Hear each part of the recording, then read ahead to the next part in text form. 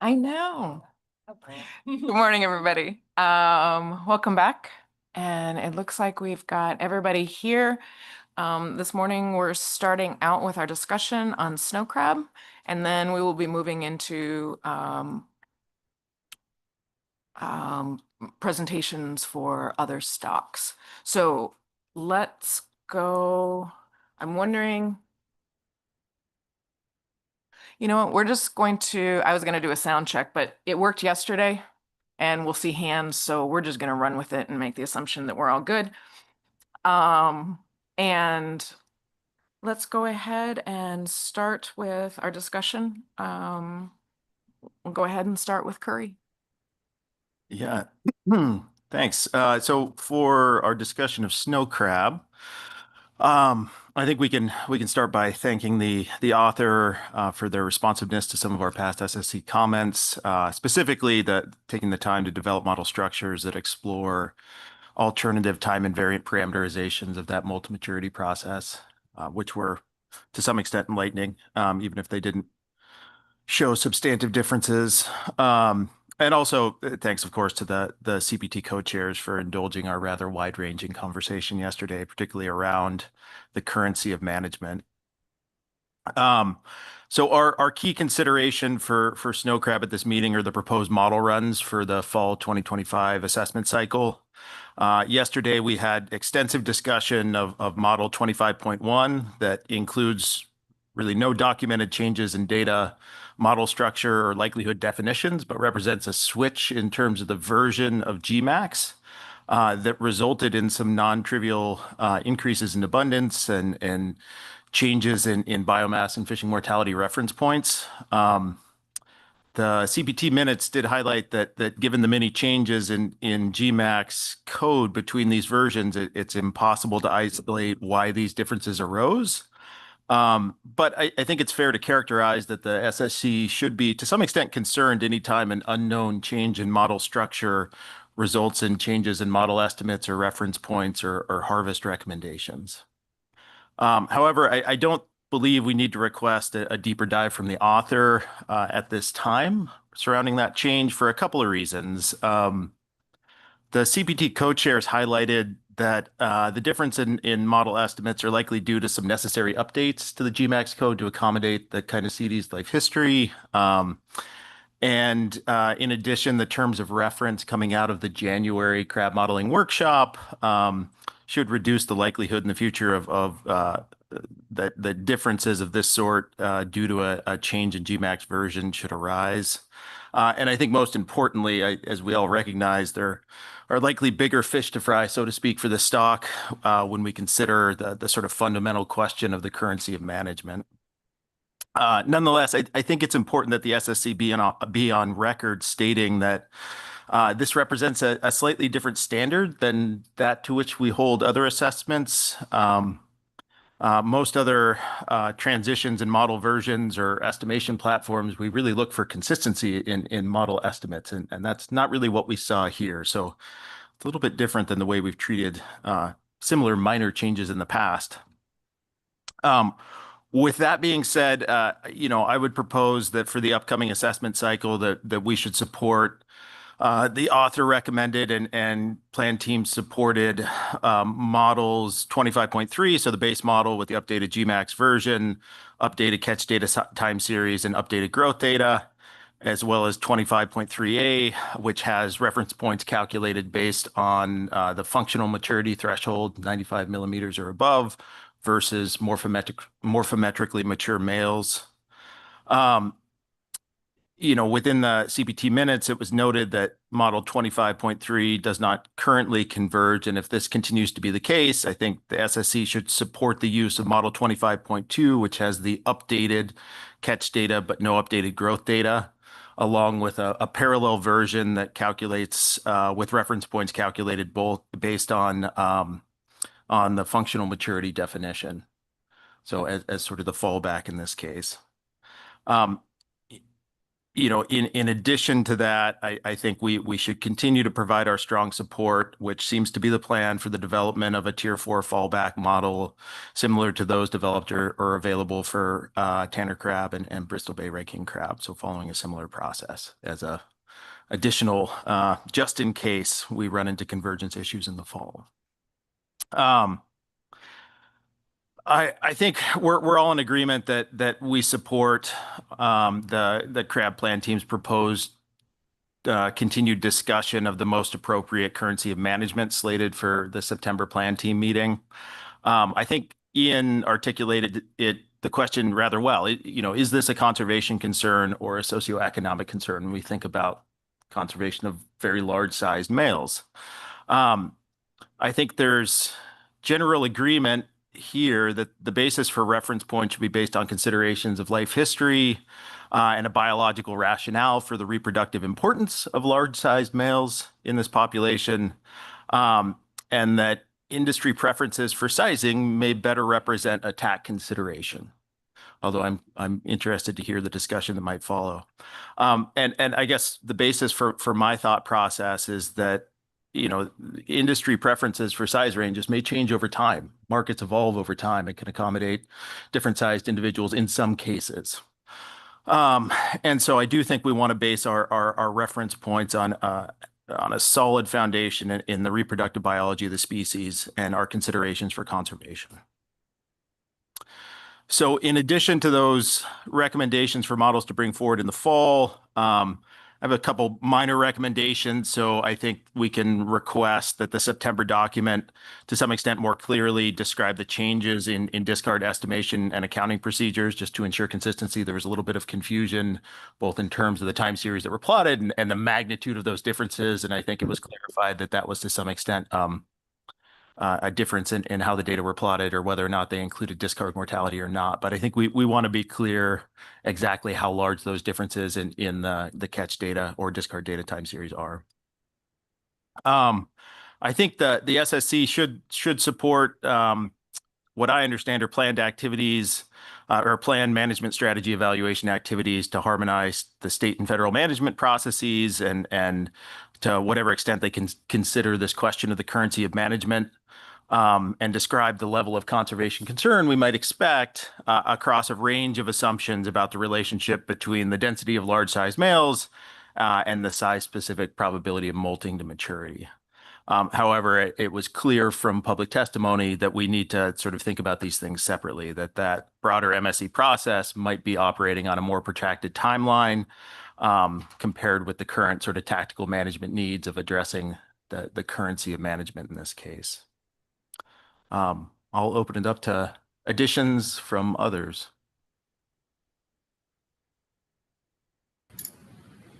Thanks, Curry. Let's go ahead and go to Dana. Thanks, Curry. And again, thanks to the authors and the chairs for our vigorous discussion yesterday. I agree with the proposed models and kind of along with what Curry was saying, because of the difficulty in getting convergence in this model has not been uncommon in the past. I'd recommend estimating the growth outside the model with a mixed effects models to deal with this unbalanced data, and also maybe strive toward that single molt probability curve just to keep things simple.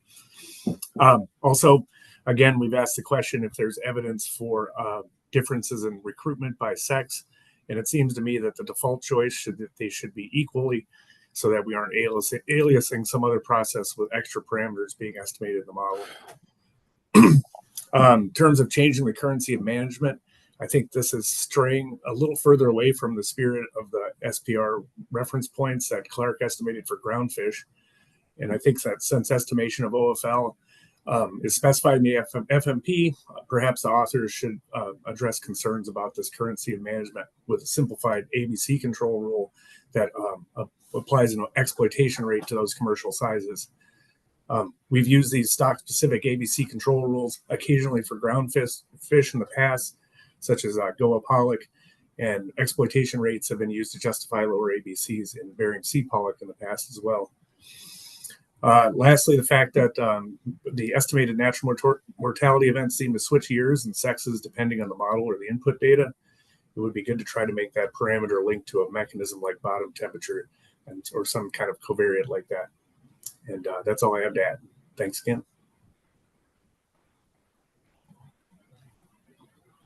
Thanks, Dana. Can you just repeat which parameter with a covariate for temperature? I just missed it. The natural mortality events by sex.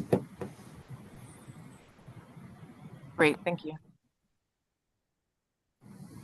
And the only other question was the harvest control rule.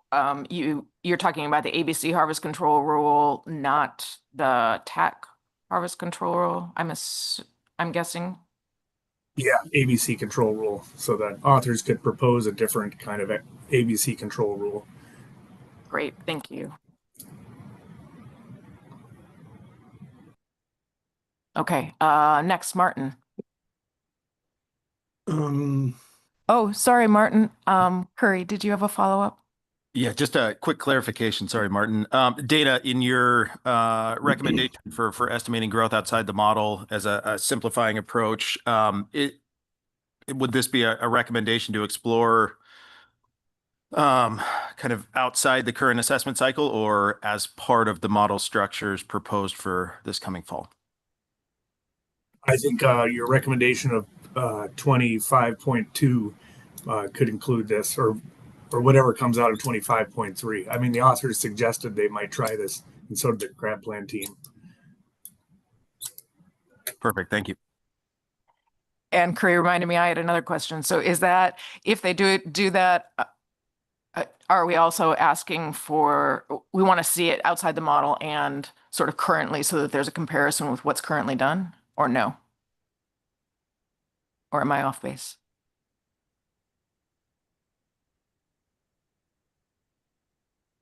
In other words, if that's a new development that we haven't yet seen and the impacts we haven't yet seen, are we seeing, yeah, go ahead.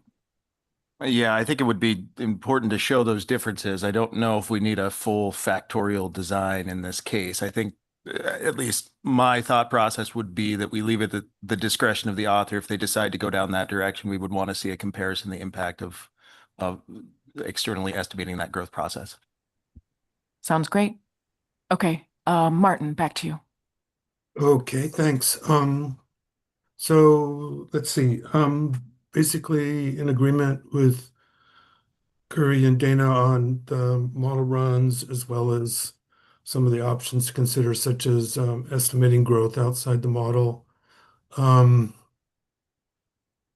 I think I'm having a slightly different perspective on the currency discussion, and I felt like we really had a really robust conversation last October, and the SSC did make a decision at that time to continue with the morphological maturity as the currency. And since we didn't really, we had continuing discussion, but we really didn't receive any new information that would sort of bring into question that decision. I'm wondering about the benefit of sort of moving forward with a model that looks at the 95 millimeter cut point as an alternative. I mean, what more do we think we can look at or discuss that will give us a different perspective than what we decided last year? And I'm wondering if this is just going to be an ongoing thing where each year we have to remake a decision like that. It seems like we're using a lot of time and resources to debate these issues, and I'm not sure how productive it is.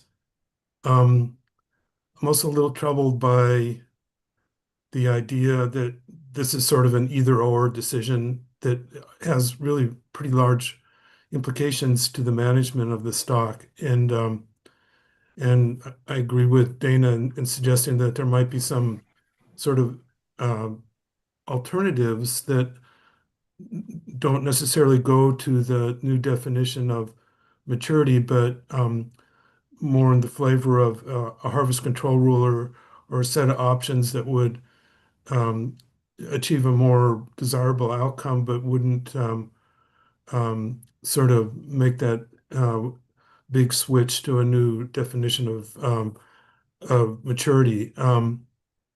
And I mean, I think we have to be pretty clear that we're really not seeing the types of analyses that we would expect to see if we were making such a large change in the management of the stock. We're not seeing any kinds of simulations. We don't quite understand how the rebuilding plan would be affected for snow crab. And um, it was mentioned that the change could potentially be a choke point, result in snow crab being a choke species, but we really didn't sort of see that scoped out in any kind of thorough way. And that there was also information that suggested that the the new moving to the new definition of maturity would result in uh, a um, federal management system, ABCs and OFLs that would constrain the state's tax setting process. And I think we need to sort of understand the extent to which that would happen. Um, and so it seems like there's quite a bit of work that we're just not seeing that would be really helpful.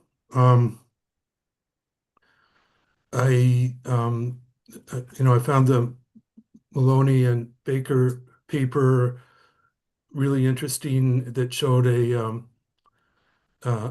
reduction in size at maturity under heavy exploitation rates, but um, we haven't seen that type of analysis or evaluation for the Bering Sea, and we have lots of data. Why aren't we looking at whether there's been a long-term change in the size at maturity for our population? I so a few of my concerns. I wonder if I could briefly share my screen here.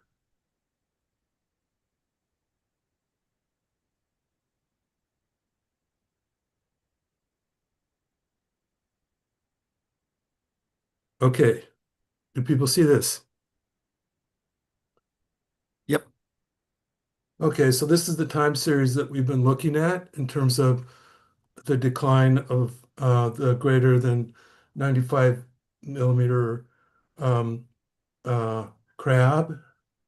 But I just looked at a simple other way to look at the data, which is just, and this is in biomass, not numbers, but it shows a similar trend that we've been looking at quite a bit yesterday. And so this here is just a different way of looking at the data. This is the proportion of the survey biomass that's greater than 95 millimeters. And this is straight out of the tech memo table that comes out of the survey. And this to me sort of crystallizes maybe one of the major issues I have in that we're not necessarily seeing such a remarkable decline in as a proportion of the stock of the larger males, but it's really just the stock itself is very depleted. And our understanding of that is that that is being driven by um, climate change and not so much the impact of a a a flawed management system. And so I'm just sort of wondering how we're contemplating making a large change in our system where we don't really have the same level of, we don't have that type of analysis that would, indicate that overfishing is occurring presently. Um, Okay, so that's kind of my perspective here. I, I have a couple of recommendations moving forward. I'd like to see the max min analysis in October with Ricker curves that are the same compensation rate ratios as in the original Clark analysis. I think it might be useful to just recommend a yield per recruit analysis, um, which would be really straightforward and I think really illuminating um, because our current sort of situation with the OY or the OFL calculation is that it's a very high F that's and the yield curve from what I've seen in the work that Cody has showed is relatively flat for a long way. So you're not getting a lot more yield as you ramp up those Fs. And it suggests there's some kind of potentially viable option at a much, much lower F that would give a high percentage of the yield that you would get at F35%. And the sort of idea behind this is the old school idea of something like F0.1, which was recommended in historically in somewhat similar situations where you have this very flat yield curve and the target fishing mortality rate is very, very high on that curve. So maybe something like that could be looked at for snow crab. And just following on with a couple of other supporting some recommendations by the CPT to fit to total catch rather than retained and discard, as well as fitting to mature plus immature males rather than separately as currently the situation. And have and finally just support for the MSE process, which I think is really the kind of um, uh, evaluation that we would need to do this, both try to harmonize both the state and federal management of the stock, as well as address the concerns about the metrics for reproductive output. Okay, that's what I have. Thanks. Thanks, Martin. At this point, I'm looking for, I guess, other comments for this discussion. Thank you, Curry. Dana. Yeah, thanks, Martin. I think you more eloquently said what I said very quickly. Is that I think rather than switching the currency of management for how we're doing the current modeling, addressing the concerns about the potential overexploitation of larger males could be addressed with ABC concerns, and possibly using like that F.1 method or something way lower down on that flat yield curve. So yeah, thanks.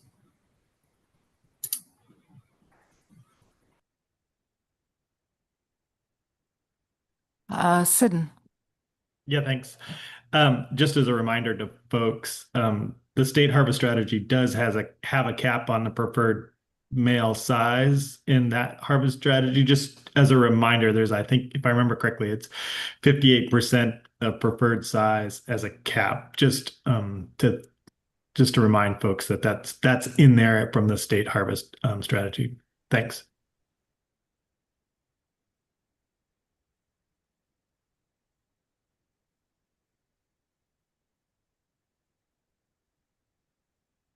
Dana, you've got your hand still up. Is that legacy hand?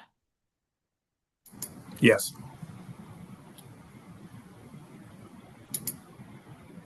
Curry. Yeah, thanks, Martin and Dana and Chris as well. I guess the question for us is in terms of our recommendations for this fall, do we want to see models that or at least recommendations calculated based on the alternative 95 millimeter definition for maturity, or do we want to sort of suggest that that's not warranted at this time? I guess I could see it both ways. On one hand, I sort of share your concern that these really do have remarkable impacts on harvest recommendations, and our presumed level of concern. On the other hand, if they're having a discussion about the currency of management and new analyses are going to be brought forward in September, it would be a shame for that discussion to lead in one direction and not to have assessment model estimates in the event that there is consensus around a change in the sort of assumed currency. So yeah, I guess I'm curious to hear if our recommendation is that those calculations are only brought forward based on morphometric maturity, or sort of the alternative is brought forward at the discretion of the author and the plan team. I guess I have a question, and this is for Dana and Martin. And it could just mean that I'm not quite understanding, but is approaching the maturity question through a harvest control rule sort of on principle, what's the difference? Are we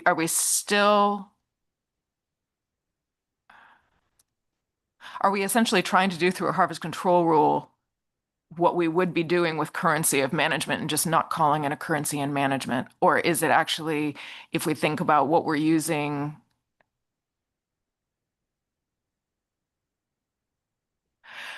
I guess what I'm coming back to is I'm trying to figure out, I think one of the questions that came up in our question and answer session is, is this a biological question or an economic question?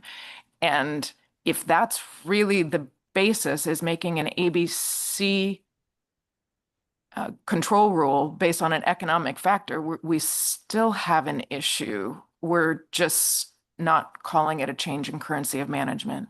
And I'm wondering if I'm actually on target for that, or if there's a maybe the question is, what's the benefit to doing this in a ABC harvest control rule rather than a currency of management? And that just helped me understand sort of what the difference between doing the two would be.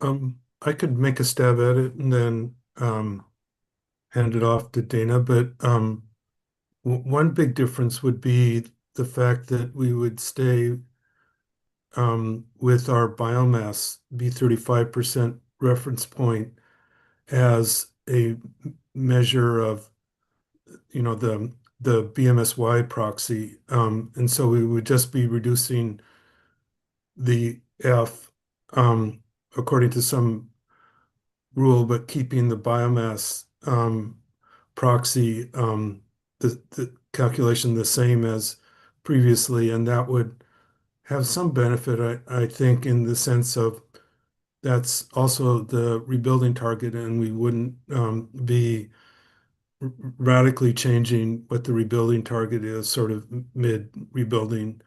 And so that seems to me potentially a benefit. Great, that helps a lot. And Dana? Yeah, I was just going to add that the whole point of the buffer between ABC and OFL is to address scientific uncertainty.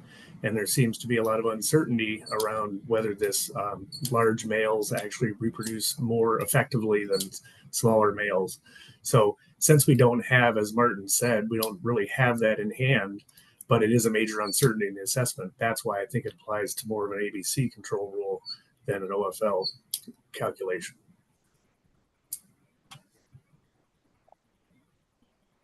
No, that's great. Let me ask you another one. So what would be, if we're dealing with uncertainty and it's uncertainty in, sort of mating potential, and that's not something that's measurable, is there a reason that we would put that in an ABC harvest control rule rather than in, say, a risk table, which I realize the struggles with a subjective risk table. I'm just curious what the difference would be, or where it would be best put. Well, I think there's a space there where you're going to have to come up with an objective, what you're really trying to accomplish with your ABC control rule. But at least you can link it to something like what Chris said. For example, say you want to cap exploitation of large males to 60% because of some hypothesis that these large males need that many to reproduce successfully. Great. Thank you very much.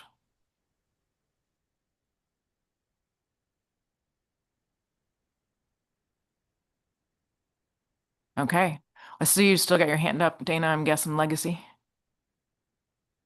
Awesome. Okay. Yeah, go ahead, Curry.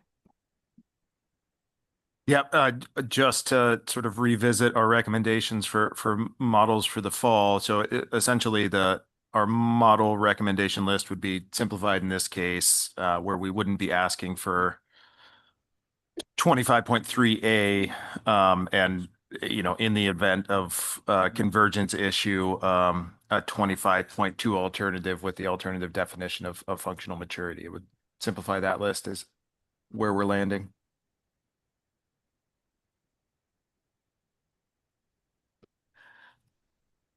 Thank you for bringing that back up. I mean, personally, I agree with you. It's a little bit odd to have the discussion about a change in currency for management and then not have any numbers there. So it almost seems like either our recommendation is that that's not a recommendation that energy be put elsewhere, or both. I guess it's just off the top of my head. And Curry. Yeah, perhaps a better way to articulate that is that we're not requesting models that include the alternative currency of management until that discussion at the September plan team meeting is completed and there's consensus around the table that that's a direction in which we want to move. Okay, got it. That makes sense as well. Is that where people, I see Bob, go ahead.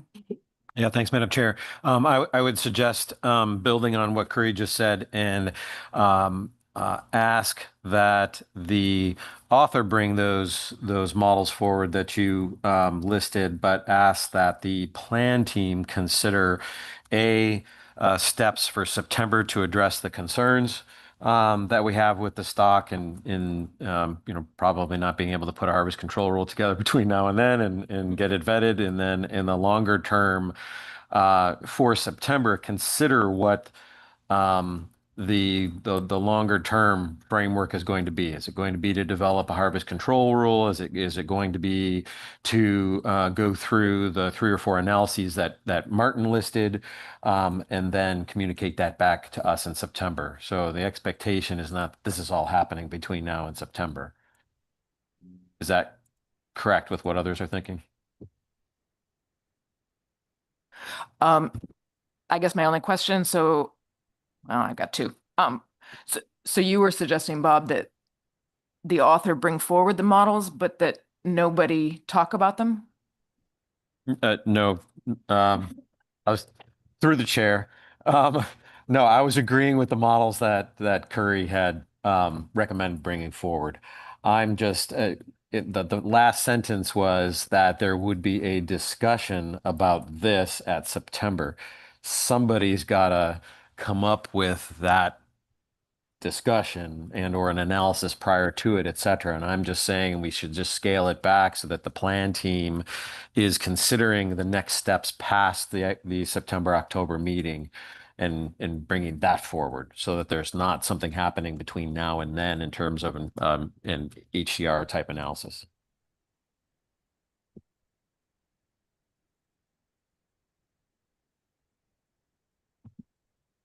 Okay, so if I understand, it's the models which Curry suggested, but Curry, you revised from your original. So can you summarize for me what you are thinking just so that I can write it down?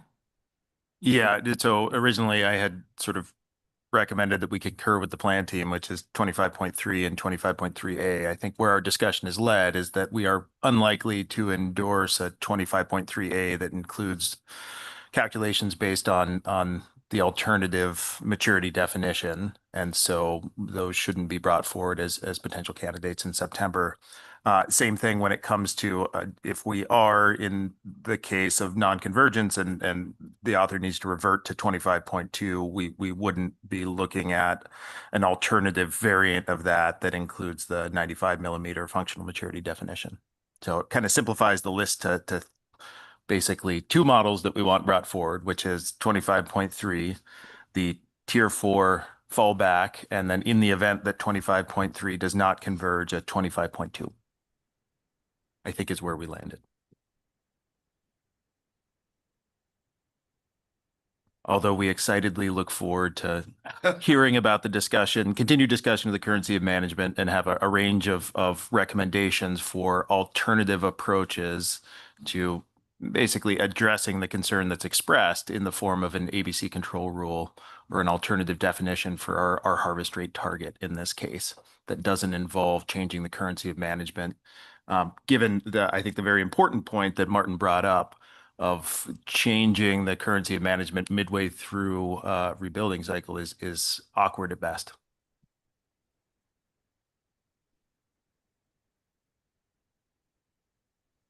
Great. And then I had one other question, and that was, I think that I might misstate you again, Bob, that September, we look at either look forward to a discussion of a harvest control rule and sort of plan for the upcoming year, or analyses that we asked for, or is it and? So in other words, the piece that I'm curious about was the recommendations that Martin had for the different analyses. Are we still going with those? And either one. Oh, I'll do Curry and then Franz. I guess from my perspective, and I don't know if this is the consensus of the group, but if an alternative fishing mortality target were used to adjust the ABC, I mean, we would look forward to sort of any analyses in support of that sort of meet the objectives that are implied, and maybe to some extent, sort of in response to Chris's comment, might be a way to kind of harmonize the state and federal management practices in this case. But I would assume that if an alternative fishing mortality target were put forward, there would be some analytical basis for that.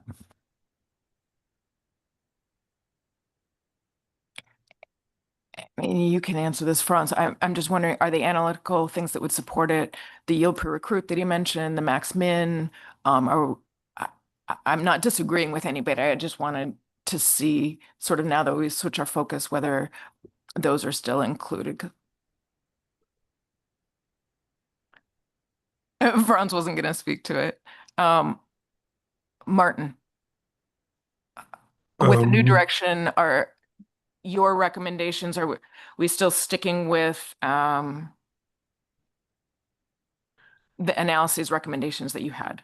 Yeah, at least that was my sense. Although I think what Bob was suggesting was that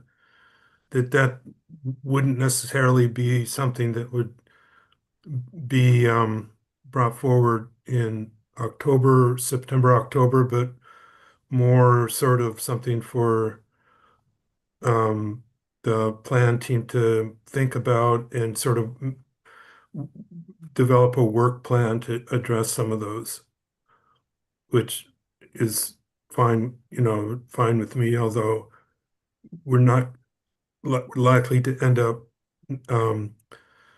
this year like we were last year without a really solid alternative to setting ABCs, which is kind of where we want to get to.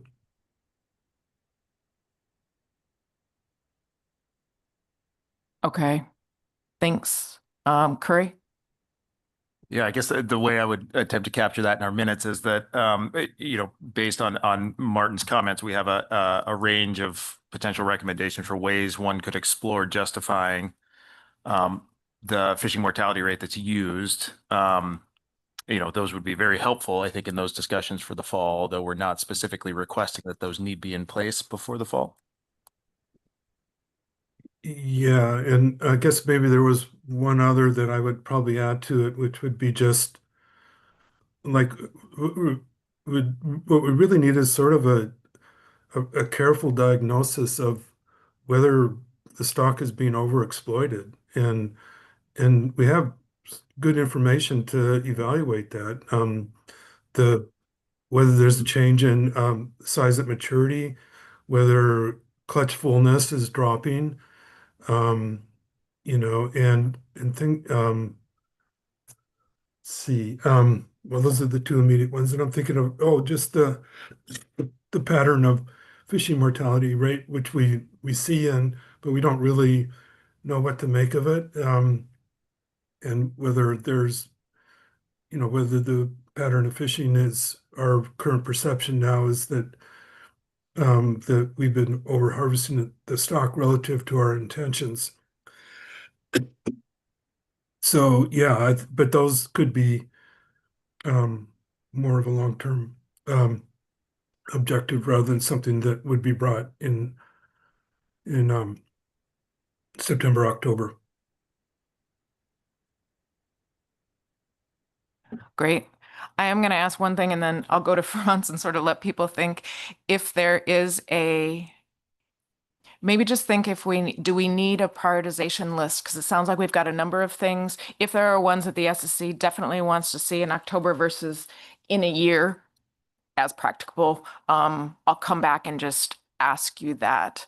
And if not, then we can just leave these and leave it up to the author's discretion. So your choice. I'll go to Franz next, so you guys have time to think. Yeah, thanks. I think that was to some extent already addressed. I was just gonna highlight again Martin's comment, and he brought up the two specific examples that I had thought about in terms of some of the, trying to understand the biology better in terms of looking at size of maturity and specifically perhaps at the probability of maturing of a smaller or intermediate size male relative to the number of large males out there to even, kind of test that idea that's been floated based on the Canadian patterns. And then also the clutch fullness. Is she looking at clutch fullness maybe on a spatially explicit basis? I don't, I'm not that familiar with the data, what's available, but looking at clutch fullness relative to the proportion of small versus large males or something along those lines. And then in terms of the harvest control rule, there's the issue that Martin discussed. Is this, a climate effect, or, are there other dynamics going on? Is it being overfished? And to the extent that we consider changes in the harvest control rule for the stock, we might want to keep that in mind in our discussions at the workshop tomorrow, just to the extent that there's potentially a climate impact.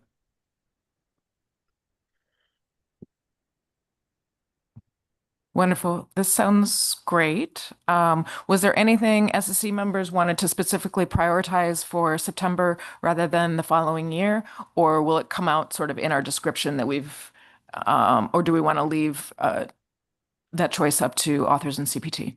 Or actually it would be author because CPT won't have met. Dana.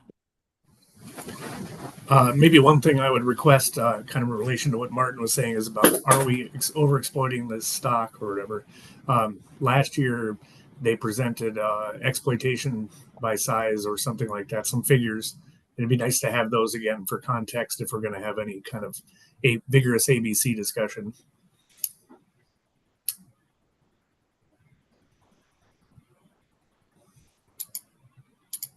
Thanks, Dana.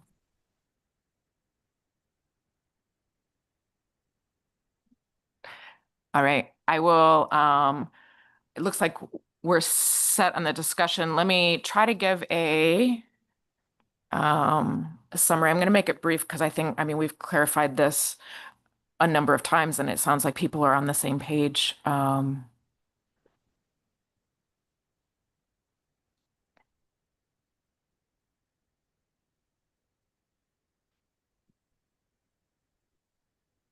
So it looks like the SSC supports bringing back in September models 25.3, 25.3A,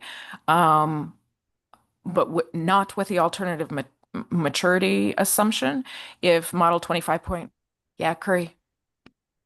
Yeah, so 25.3, but not 25.3A, which was the one with the alternative maturity assumption. Thank you. Okay, we support bringing forward 25.3 and then not the alternative maturity option, and also a fallback of tier 4. If 25.3 does not converge, then we're asking for 25.2 to come forward. Awesome. We are looking for alternative approaches in the form of a harvest control rule or a harvest rate target that won't change the currency of management. That will help keep the currency of management the same through the rebuilding cycle. We're also looking forward to any analyses that would support having an alternative fishery mortality target for the ABC.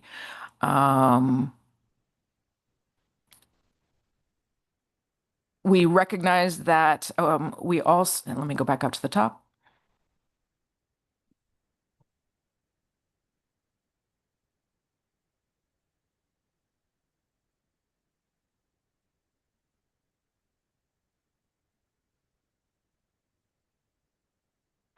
We also noted that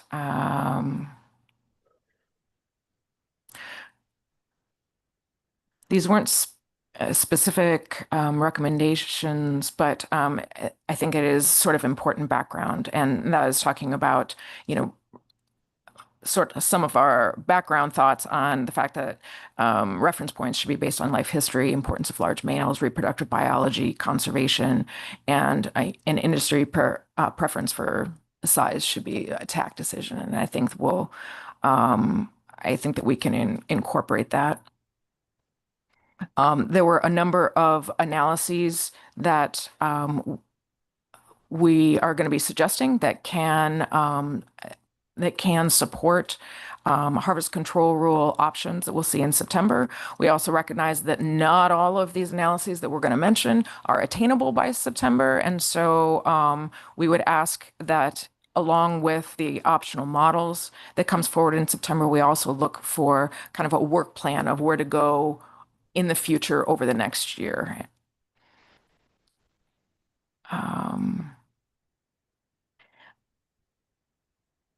There are a number of ways, you know, there will be a number of ways to consider justifying an F rate that's used. Those would be helpful. They're obviously not required in the fall, but they would be helpful. It would be helpful. One of the priorities for September will be having figures of exploitation rate by size. That will be helpful. We also talked about, you know, one of the analyses that we're talking about in general is to have a careful diagnosis of whether or not the stock is overexploited, whether there's a change in size and maturity, clutch fullness dropping, patterns in fishery mortality rate, and whether the pattern of fishing that we've been seeing has been over harvesting the stock. And so what we're doing, we're trying to understand biology better for the size of maturity, probability of maturing relative to large males. You know, those are things that we can use to test Canadian patterns, and also looking at clutch fullness, like I mentioned, relative to a pattern of small versus large males.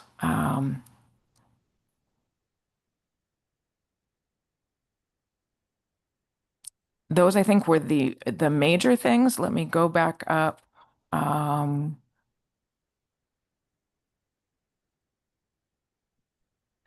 We also had some other recommendations, like clearly describing discard and accounting procedures. So how large really are these difference? We have named that we support the proposed management strategy evaluation. That will look at processes potentially to align the state and federal harvest control rules and address conservation.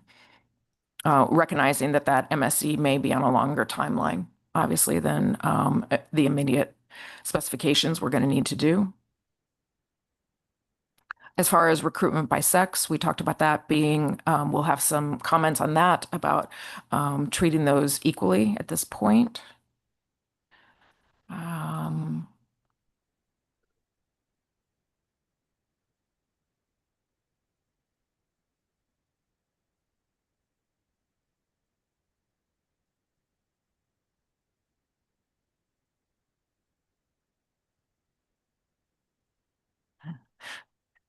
Still working on it. Just give me a sec.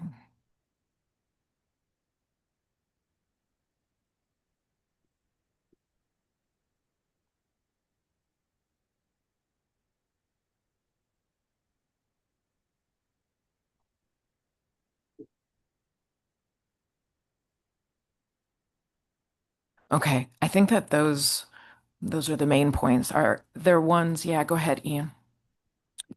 Yeah, perhaps just a clarification. I thought I also heard suggestions from Dana that if possible, um, added to, I guess, 25.3 or maybe 2 would be to estimate growth outside the model and use a single molt to maturity. I don't know if those were necessary or optional for September. I think the growth outside the model is probably one I would say for sure. The single mold, it sounded like they hadn't resolved exactly the best way to do that between some new Kodiak way and the old way. So maybe that's a work in progress. Great, thanks, Ian. And there was also a description, I remember Curry mentioned that, growth outside the model, there would be some sort of diagnosis of the difference or why the difference.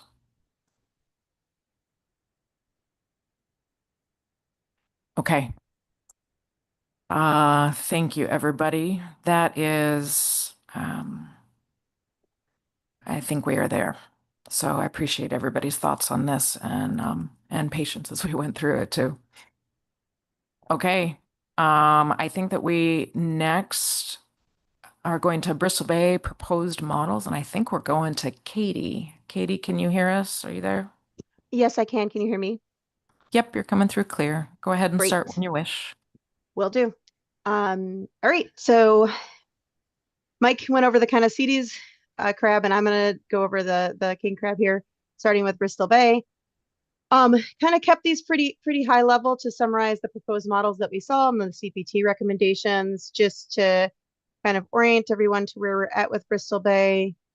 It has been in a pretty stable model in GMAX since 2018. The directed fishery has been open the past 2 seasons after being closed for the 2 seasons before that. And we did hear from some stakeholders and also from ADF&G that this last season, the CPUE was above the last 10-year average. So that's at least good fishery performance compared to the previous year opening. We are, however, seeing just low recruitment in the stock, and we don't really not seeing the recruitment events that we've seen in the past that kind of have propagated through and allowed for the stock to grow and continue to have good growth inside Bristol Bay. Model exploration theme centered around 2 kind of overreaching themes. One was just kind of what I called some housekeeping updates. This include updating to GMAX versioning, updating the catch time series, and that was like we mentioned already for snow, just updating that time series coming out for crab coming out of ADF&G.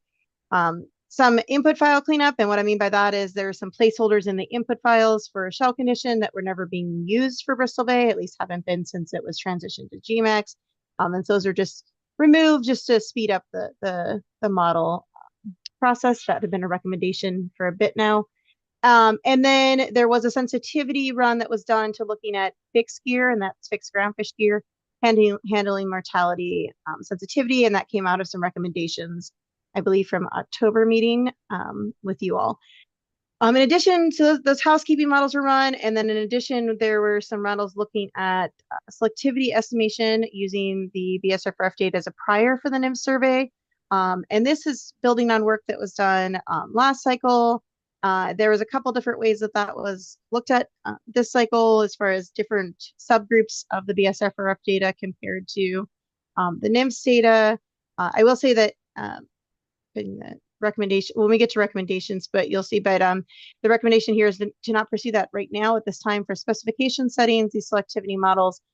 Mostly that's due to the fact that there needs the way that's being incorporated into the model currently doesn't have a correlation between the estimates for each size bin, and it should be more of probably a spline or something like that. So that was a recommendation for future work. In general, let's move to the next slide here, maybe. There we go.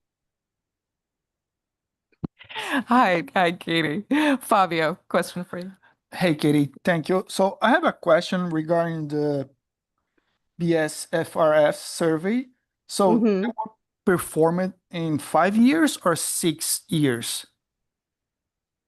Great question. So the full data set is 6 years. Oh, sorry, through the chair, Sherry. Fabio, the full data set is 6 years. There was a subset, so there's two selectivity curves that were performed that were estimated outside the model to use as a prior.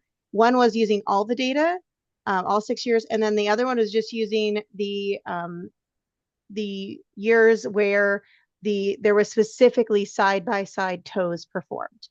And that was just using to establish a prior the tows in which the BSRF data, survey and the NIM survey were able to perform tows side by side. Okay, thank you so much, Katie. You're welcome. Sorry about that. The slide wasn't advancing, but just a brief summary here for what I was calling housekeeping models here. No large changes in the likelihoods or reference points or model output. There was a small change and very small change in reference points due to the updated catch time series, but there's only a few years where the catch time series was noticeably different when you're plotting that with model fit. As far as the selectivity estimations coming out of the selectivity models, like I already mentioned, the current parameterization lacks correlation between size bins. There was also some talk of the larger size bins and some of the kind of, if you look at the earlier time period where selectivity is being estimated on the left here from 1975 to 91, kind of you see this decrease at the higher size bins. There was some talk of that at CPT because Buck Stockhausen was saying that is kind of an artifact he's been finding of the BSRF data, and he's not sure if that's actually truly lower selectivity for higher size bins or more due to an artifact of that sampling. The other thing that was pointed out during the model exploration and the author's response to SSC and CPT comments was kind of a look at size frequency over time for males and females, and if we should be increasing the size bins, the plus group size bins for this model. And it was found that specifically for females, the size distribution does seem to have shifted into larger size bins in recent years. And so that was something that the author was not able to address during this cycle, but is a high priority for getting all the data sets and increasing the size bins and also re-examining the growth data. And so at this time, because the author was suggesting that and the CPT concurred, we felt that that was something that may address some of the differences in the selectivity curves coming out of the BSFRS estimation prior for use in prior at the higher size bin. So that should be something that should be done in conjunction, and that making changes to that methodology now before being able to look at the expanded upper size bins would be could potentially be misleading in that selectivity relationship at those higher size bins. We have a okay, question for you, Katie. Yep, go ahead. From Bob. Thanks, Madam Chair. Thanks, Katie, very much. So in thinking about the plan moving forward for the size bins, are you thinking about looking at expanded size bins, multiple expanded size bins in the larger size classes across the entire model time series? Are you looking to work within the BSFRF data only? Could you explain a little bit more about where you're thinking about going with that? And my understanding is this was, you're proposing to move forward with that. CPT agreed. So I'm just curious about some more specifics there. Sure, through the chair, Bob. Yeah, I think my proposed method for that moving forward would be to increase the size bins for males and females by, I think when I was looking at the data, just kind of looking at where that distribution seemed to fall off. I know for males, I was thinking adding 3 or 4 size bins and then having the plus group, and I think the similar for females. So I think that at least the methodology would be to look at the data and then to increase the size bins for both males and females, and to utilize that in the whole time series. That was my plan, and that was one of the reasons that it didn't occur on this time scale this year is looking back at that data and what data was available, I had available to me, and which ones I had to kind of prod to get to be able to put into the model. So I think that was my feeling, was that if I was going to increase the size bins, it would be for the entire time series, for all the data sets that I have size composition data for, and that would be kind of a first step in that analysis. Did that answer your question? Sure did. Thanks, Katie. Okay, thanks. So the CPT's recommendation was to basically bring forward the updated base model. And so that happens to be model 24.C.2. And if you look at the documentation, that is essentially the base model that was accepted last fall. The updates are to a new GMAX version, the updated catch time series, and the kind of input file cleanups that really had no effect on the model because they weren't being used. And then also the tier 4 option, which I put here from 2023, that's when it was first brought forward, but it was brought forward last year in 2024 also. And then as we just were discussing, kind of really focusing on increasing size bins for the plus group.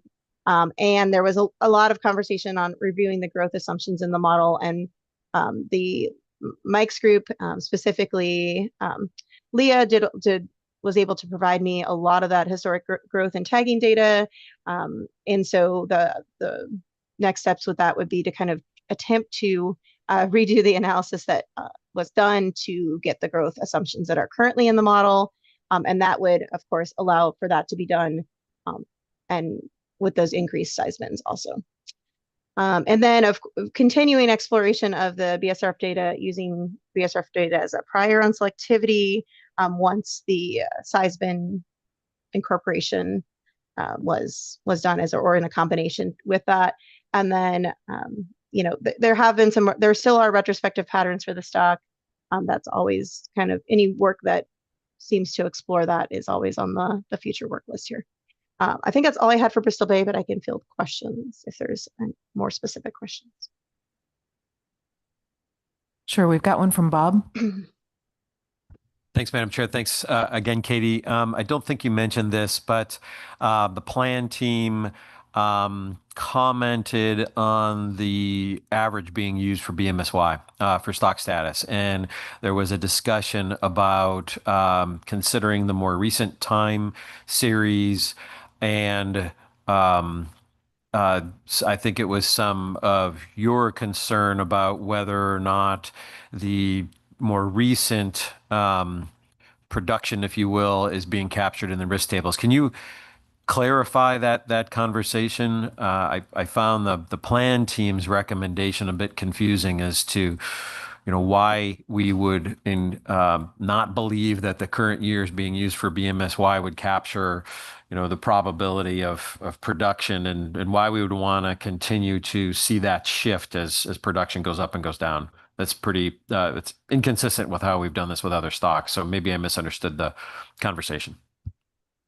Through the chair, Bob. Yeah, so I would essentially say that, don't recall what we actually put in the minutes for the recommendation. I have to go back and look at that.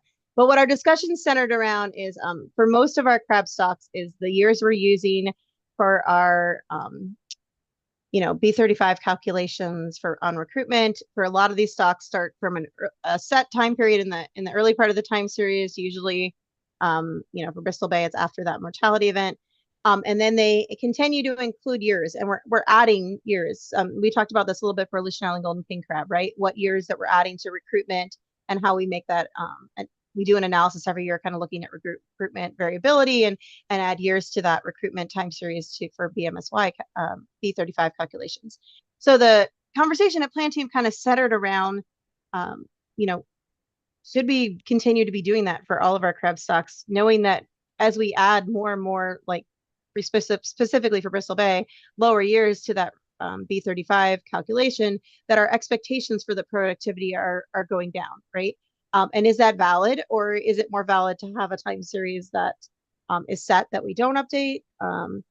And we didn't really get to any conclusions or recommendations based out of that, but I think I'm going to kind of link it to what you guys are doing tomorrow with the harvest control rule workshop. I think that's something that, at least for crab stocks, would be good for us to kind of figure out, you know, right now it seems like our accepted practice is to keep including years moving forward. But is that a good representation, or are we just kind of chasing our productivity down as we include lower and lower years, more lower and lower years over time? And I think specifically for Bristol Bay, the reason this kind of came up is some of the concerns for the stock, and how actually came up somewhat in some of our risk table conversations, as to not the recommendation to not double dip our uncertainty, and that so one of the things for this stock has been this low recruitment, and that is captured in the assessment model, in the sense that we have low recruitment being estimated in the assessment model. But some of the concerns that I have is that our B35 calculation is based on the entire time series. Is that really capturing our expectations for low recruitment moving forward? And that was some of what that conversation centered upon. So I don't recall us making any recommendations necessarily during this conversation for Bristol Bay, but I think it is something that we continue to kind of to look at as we're thinking about our reference point and harvest control rule specifications for crab stocks. Great, thank you, Katie. That covers it. It's been a perennial issue. So thank you for clarifying. Pat. Great. Thanks. Thanks, Katie, for the presentation. Let me just, this is a little bit of an aside, sorry, but can you tell me about the concern about spatially aggregated stock? It seemed like that was resolved, but if you could just touch on that briefly. Through the chair, Pat, just that this is a spatially, I guess I'm not, can you clarify that question a little bit more? What was? Right. So in the write-up, there was a statement about public comment about a concern that the higher CPUE is a representative of the fleet fishing on a concentrated element of the stock, but that the CPT noted something about indicators of the degree of spatial aggregation of the stock would be useful. Is that still the case, or? Through the chair, Pat. Yes, thank you for that. Yeah, so that actually came up in some of our stakeholder input, that the stakeholder that was was participating at the meeting indicated that this last year's fishery, where they saw pretty good CPUE, it wasn't just in one area, but it was throughout the fishing grounds that they were fishing on.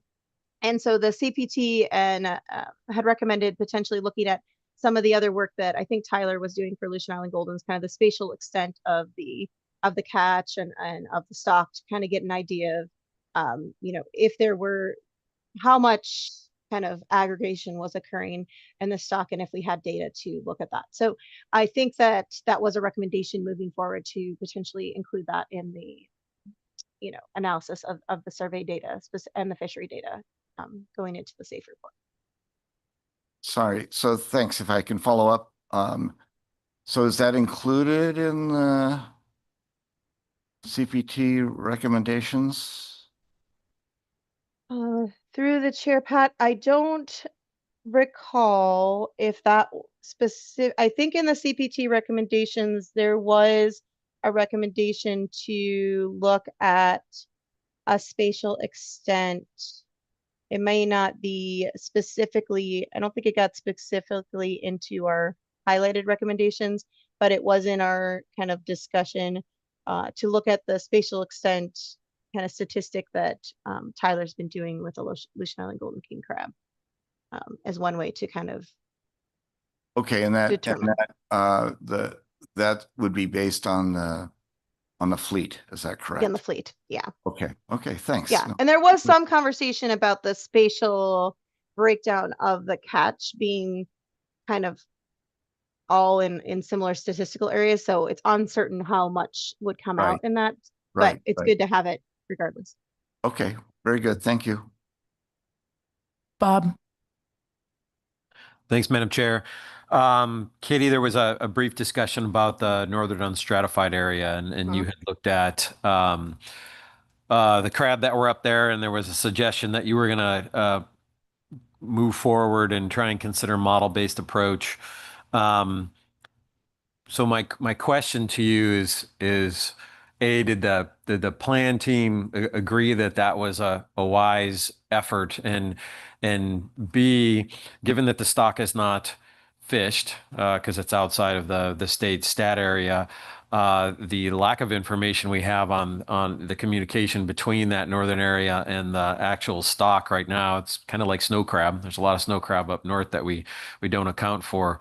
Do you still feel like it would be a high priority to consider in future modeling?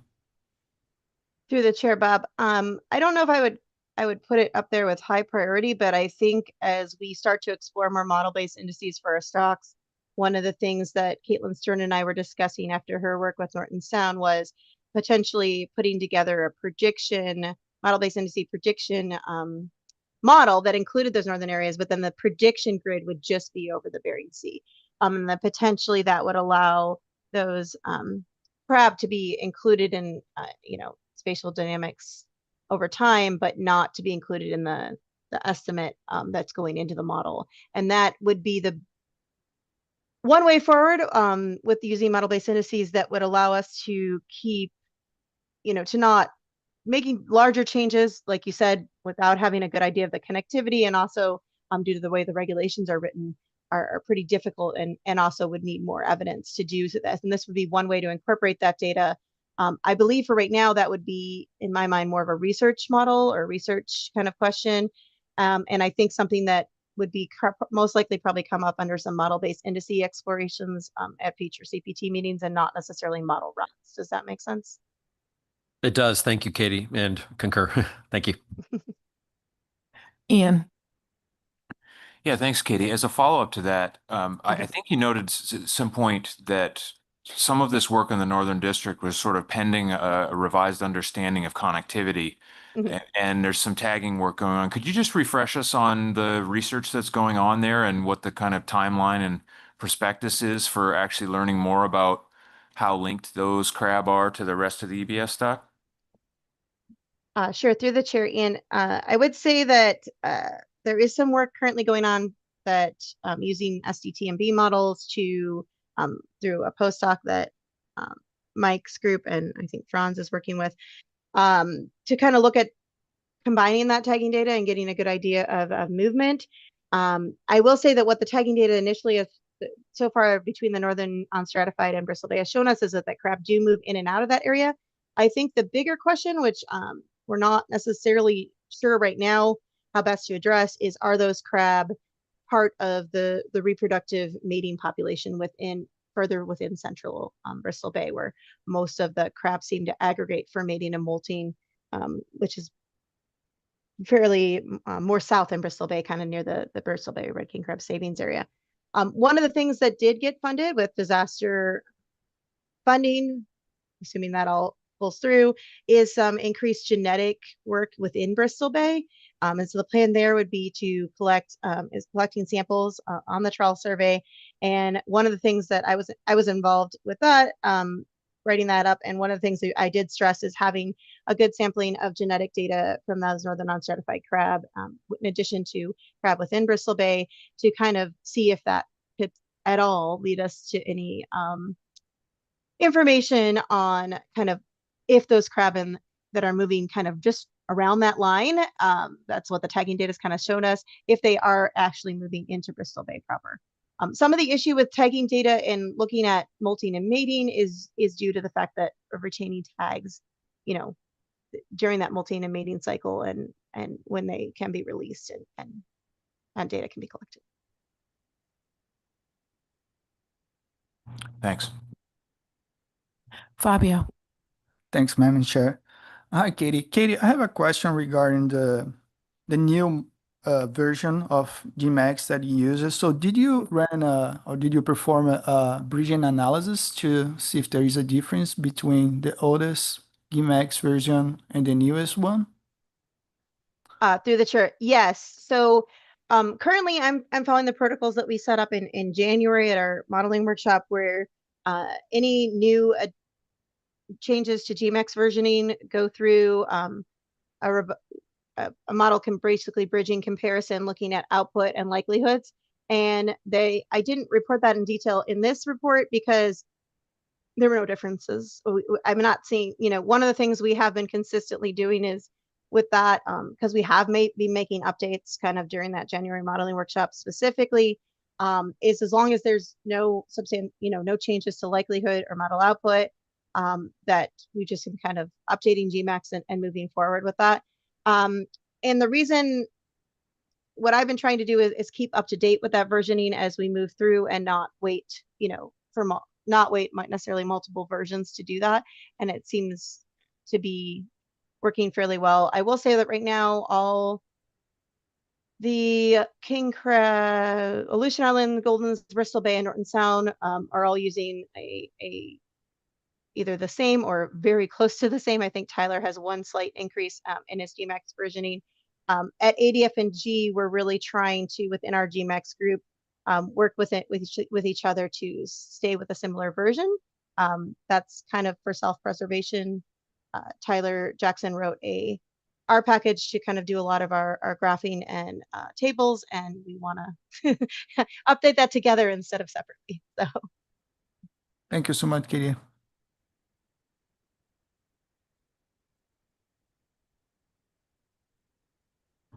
Great. And I think we're done with questions for, we are not, Kristen. Sorry, I wanted to make sure we were close to done. Hey, Katie, can you remind me, is there a plan? I think I know the answer, but is there a plan, if needed, that the survey will be doing retos? And if not, do you have a plan as the author, how to move forward without those in a reasonable way? Thanks. Through the chair, Chris, we did not address that at CPT. Mike just put his hand up, so I'm going to let him jump in there first. Yeah, thanks. Through the chair, yeah, the plan is to stick with our status quo protocol for retos.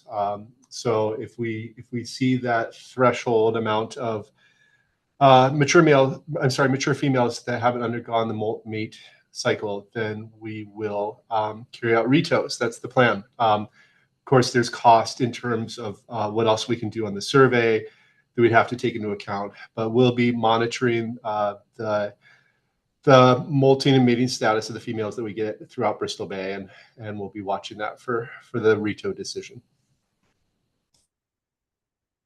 And through the chair, Chris, for the second part of that question, I as the assessment author, I don't necessarily have a statistical plan in place to account for that, but I think that we'll just do what we've done in previous years and look at the data that we do have and potentially look at comparisons between previous years and kind of make the best informed decision that we can moving forward. So I've got a follow-up question. So Mike, can you tell me what threshold you're using? I remember the CPT and the SSC were at different places on that at one point. Yeah, thanks to the chair. I'd have to pull up the plot and see where we're at. We've talked at different times about 10% and 25% of females not having undergone molt mate as a potential threshold. I think the important context there is that in the large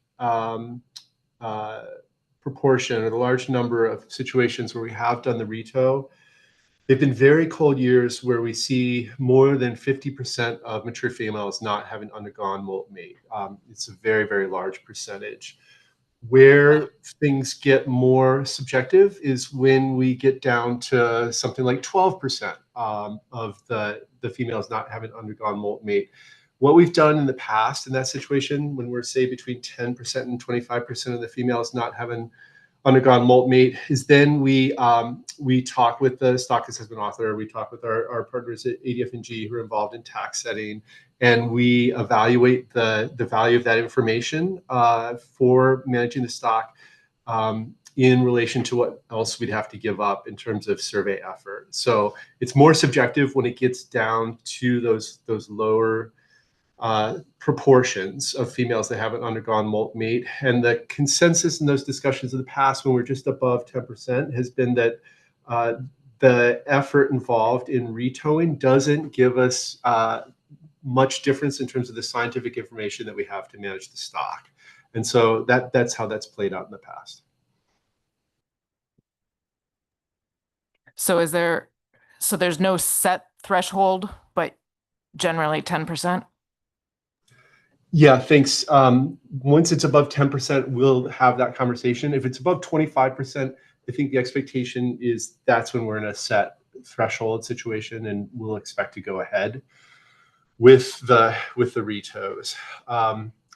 Again, it's really easy historically when we're above 50%. It's just obvious that we haven't captured the information that we need to support the assessment in this cycle. When we get below 25%, that's when we want to have that conversation with the ADF&G folks to see how valuable the information would be. Great. Thanks, Mike.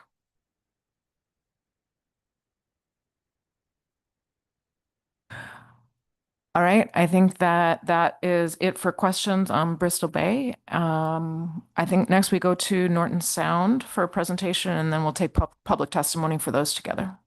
Okay, great. So Norton Sound proposed model work. This is one that we normally had been seeing in September.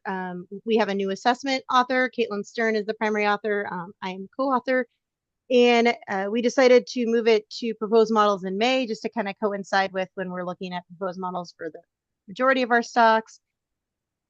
This also allows us in years where we do not have, so the two data sets that go into this model currently, ADF&G does a trawl survey in Norton Sound that has been on an annual basis, but maybe biannually in the future, depending on funding availability.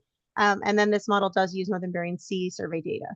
And so the idea is if we did propose models in May, in years where we may not have Northern Bering Sea data, potentially we could be doing final models in September with the rest of our stocks and not have to have an additional small meeting in November and then have, Crab take up another one of your meetings, even though it would be small in December. So that's the kind of timing difference there. For this year, hopefully there will be Northern Bering Sea data going into this model, so that the plan is for this to be a short, potentially virtual half-day meeting for a CPT in November with the final specifications set in December. So before the author transition, this model was moved into GMAX at the last assessment cycle. And then the author in the GMAX framework this time around was able to address some of the longer issues that we had kind of been punting a little bit for until we were into GMAX. So there's some model explorations and combinations of these model explorations that were done looking at use of shell condition within the model estimation framework. And then looking at natural mortality. There are model runs looking at both size dependent, which is the current base model, as a higher M estimated for the larger size bins, and then also size independent estimates of M.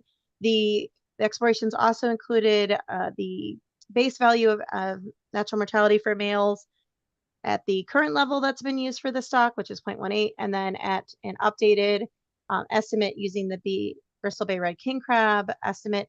This was done kind of to coincide with what we accepted for St. Matthew's blue king crab, our other king crab stock that we have a GMAX model for, where we recommended to bring in the Bristol Bay red king crab estimate of natural mortality as the base M instead of sticking with 0.18. So this is the only stock I believe that still uses the kind of historic estimate of natural mortality at 0.8.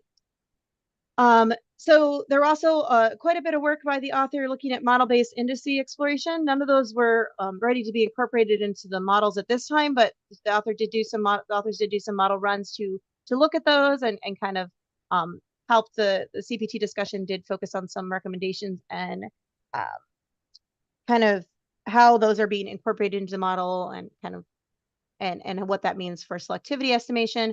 I will say that one of the recommendations the CPT has is for those model-based indice explorations to kind of continue in a research track model, but kind of the CPT would want to provide feedback on the best way forward with those and also how they should be incorporated in the assessment model before we're ready to see them in our models for a specification setting. So with that, I'm just going to kind of summarize high level kind of some recommendations here. First was that shell condition be included or not, and the two MMB graphs on the left represent the base model from 2024, and then a model 25, which removes shell condition from the model. And this was a recommendation that the CPT had moving forward, was to remove that shell condition in the estimation process. It leads to, well, not comparable between the two models due to the dimension changes of the modeling framework. It does seem to lead to overall better size composition fits. It also is more consistent. Our other king crab stocks do not fit shell condition within the modeling framework. That's being incorporated somewhat in molting probability. The other explorations that were done with a couple different combinations here were on natural mortality exploration. And I show here the graphs that are without shell condition. And the I will say the recommendation from the CPT is to, of course, bring forward the base model and then bring forward a model that does not fit shell condition and uses a size-dependent natural mortality similar to the base model, but with a higher M for the lower size bins at 0.23 to match Bristol Bay. I will say that if you listen in or read our minutes, one of the things that we did talk about quite a bit during our CPT was that the base model, model 24.0b, we did, during the jittering analysis, did find an MLE that was, for this model, that was not the MLE that was accepted in 2024. However, there was much discussion over the F values that were being estimated for a smaller winter commercial fleet and the validity of that. And so the CPT did make some recommendations for the authors to explore the parameter space and kind of the penalties on F in that, and ensure when that was brought forward, and any models based off that were brought forward in the fall were at the MLE through the use of jittering as a confirmation for that. And I will say, well, the CPT did not, that was the CPT's recommendation. Since the CPT meeting, Caitlin and myself have looked at that, and currently right now for Bristol Bay, there is a F penalty being used for that stock, and some of the model runs that we did borrowed some of those F penalties and looked at, what that base model configuration would be. This came up as an issue, partly because when we transitioned to GMAX, one of the differences between the bespoke model that we were using and the GMAX framework is is the estimation of Fs. So the bespoke model that was previously used under the previous assessment author subtracted catch from the population model and did not estimate F.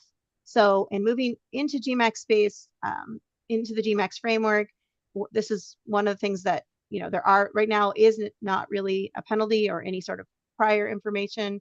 It's a pretty wide uniform prior on F.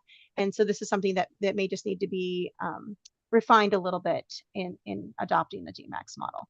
So that was, the CPT had some good suggestions there, and we will ensure that we're bringing forward the MLE in a reasonable parameter space for the fall. And the other model that the CPT recommended was model 25.0A, which is removing shell condition from estimation. And then, like I said, having that size dependent M similar to the base model, but having the base value for that be at 0.23 to match the estimation from Bristol Bay and consistent to what we recommended for St. Matthew's Blue King Crab. And like I already said, we recommend future work on the model-based indices, but in research models, and specifically kind of reviewing the prediction grid for that and assumptions on catchability when applying to these assessment models. And that was what some of our larger work, in addition to, just explorations on that base model to ensure that the F values are being estimated in a reasonable parameter space. I think that's the last slide I have for Norton Sound.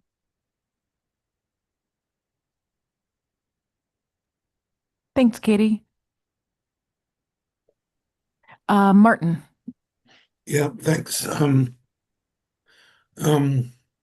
Couple of questions, I guess. I think at some point the SSC had recommended, I mean, I like the movement towards the the the Bristol Bay Red King Crab M, but I think we had suggested at some point whether a model that used that as a prior rather than a fixed value would be viable, and in particular whether that would sort of reduce the need to have that extra mortality estimated for the larger males, which never made sense to anyone. So I'm wondering if that a model of that type was considered this time around, or whether that was just considered not feasible. Through the chair, Martin, at this point in time, none of the natural mortality model explorations include estimation of that base model, that base M value. And that could be something that could be explored in the future. I think at least for the transition to the new assessment author, the author wanted to provide those different variations, kind of looking at size dependent and size independent, that had been asked for. And had been done in the past, but we didn't do any estimation of that base M in this cycle. Okay, thanks. And I guess the other question is, since it's a tier 4 stock, we would use the F equals M.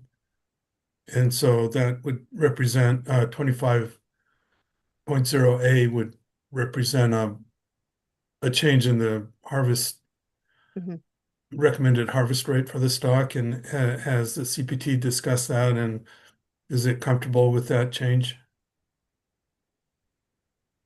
Through the chair, Martin, that did not come up specifically in our CPT discussion at this meeting. I imagine that might happen at final specifications. I also think that we've I think tried to be careful in how we characterize those conversations, in the sense that we should be doing what's best representative of the biology of the stock as we know it, and not necessarily, like we always are, not making those decisions based on the management outcomes necessarily, but on what's best characterizes the biology of the stock. But that particular discussion did not occur at this. Okay. Yeah, I was just thinking about how we actually do have a pretty good record of successful management for this stock under our previous sort of M assumption. And it's a little, I guess, worrisome to head in a new direction without sort of thinking it through carefully. Through the chair, Martin, yes, I agree there. I think now that I'm having this discussion with you, one of the things that could come out of a recommendation would be to provide, in addition to these two models that the CPT recommended, would be the model that just had the shell condition consideration and didn't necessarily change them, to have that as a comparison. That at the CPT discussion, I think we were pretty. We supported moving to the higher base M value of 0.23, just for consistency's sakes for all our other red king crab stocks. This is the only one where we still have the 0.18. But that being said, that comment that you just made about careful thought process in how we're moving forward would lead to potentially having that other model option, so that we can make some progress on the shell condition consideration without changing M if that was appropriate. Yep, thanks.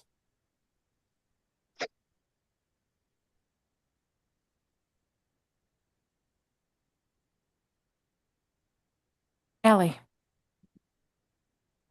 Yeah, thanks, Katie. I wanted to ask if the CPT discussed any backup options for a base model if the convergence issues can't be resolved prior to final specifications.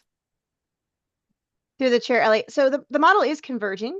That's not an issue. It's just it's just the MLE was showing that there was one solution that was a lower MLE, so that therefore is the new maximum, lowest maximum likelihood.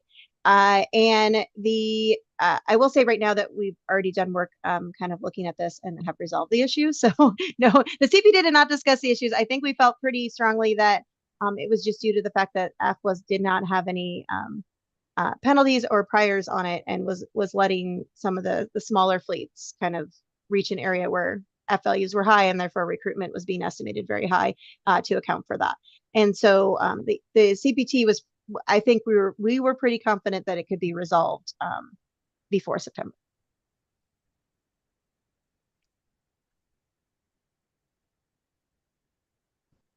Ian. Yeah, thanks, Katie. Did the CPT have a clear recommendation on combining or not combining the three surveys in potential future model-based analyses? Through the chair, Ian, great question. I would say we did not have a clear recommendation on that at this time. I think some of the concerns that were brought up were kind of really ensuring the selectivity estimation in each of the surveys that if they were similar, if they were the same before we are combining the surveys together, right? And so I think the assumption right now is that they are, but I think that the CPT was concerned with that assumption and just wanted to see that kind of played out a little bit more and fleshed out as far as the assumption for that. And I will say that one of the things that we did spend quite a bit of time on and didn't necessarily get a great recommendation for, but hope to kind of look at in the future, is what the prediction grid should look like for these surveys. Should it be the same for all? If the surveys are modeled separately, should the prediction grid be the same for all of them? And how does that relate into our selectivity assumptions that are going into the model? So I think there's some discussion without some good conclusions necessarily on the interplay between prediction grid area and selectivity estimations and how that those model-based indices would then be incorporated into the assessment model without much. So I think we recommended future work be done and to look at different options, but we did not have a strict recommendation on either of those.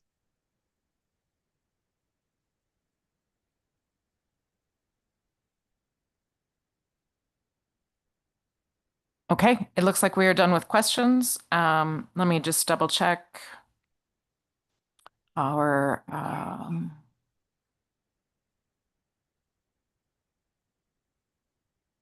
this may take me just one sec. I am in the wrong place. I'm just going to check for public testimony.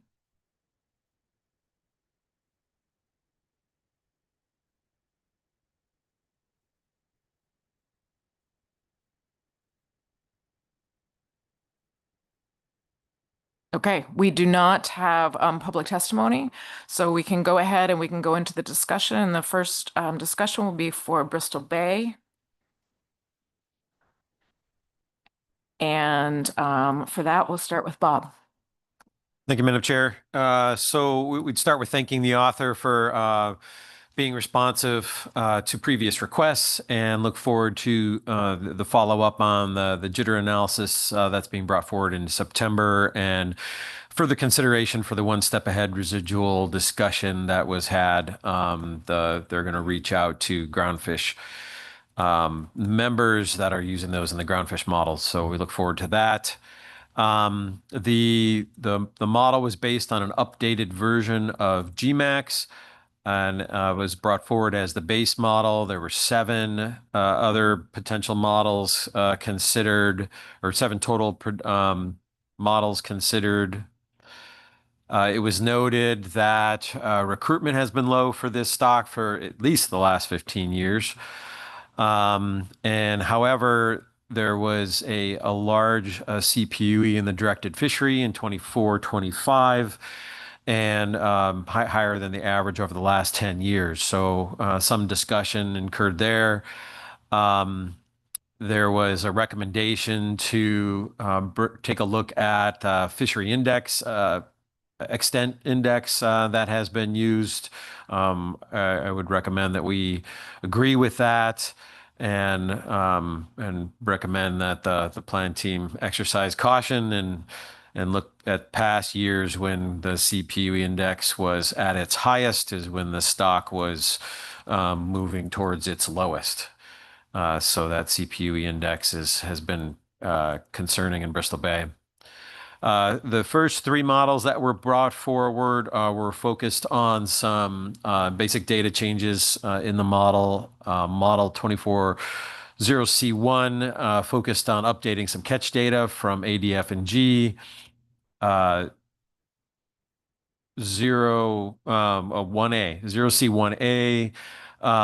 fixed handling mortality at 20%, and 0C2 removed shell condition placeholder that wasn't being used in the model.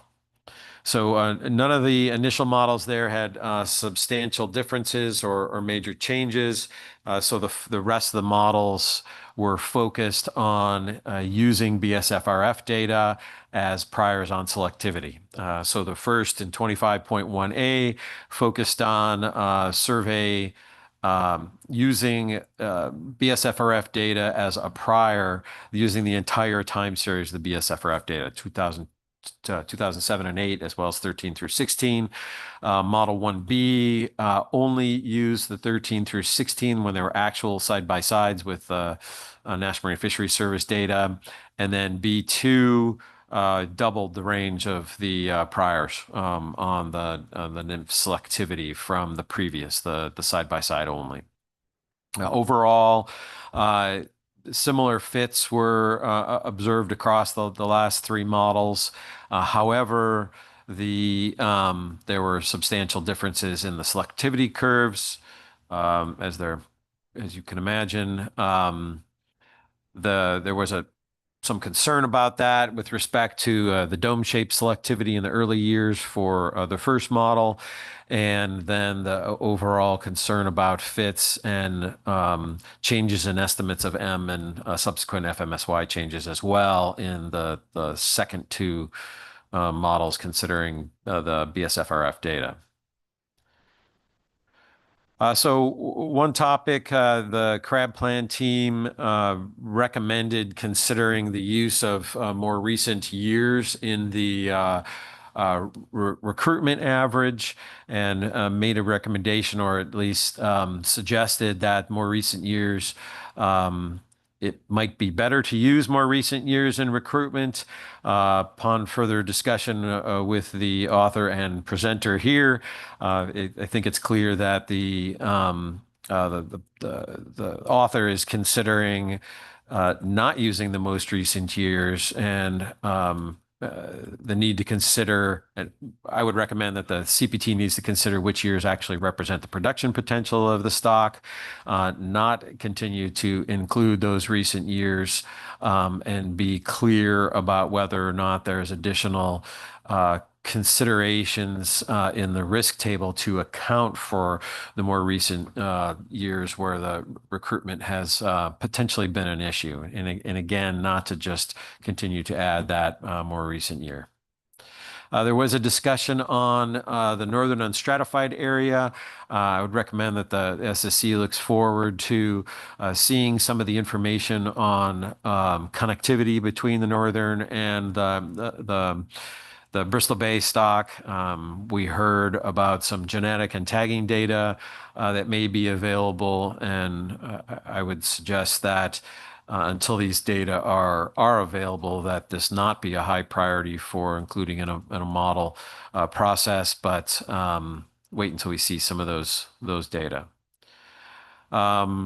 There were some assessments for size compositions. I would recommend that we agree that extended size compositions for all data sets be considered for some of the historic growth data that were provided, and be a priority for models in the next cycle, not for this year. And overall, I would agree with the crab plan team and the author's recommendation for going back to the M240C.2 as the main model to bring forward. Bring a tier 4 model as a fallback as well. And in addition, based on the conversation that we had, bringing forward the bridge in the GMAX model prior to M240C.2. So there would be 3 models coming forward.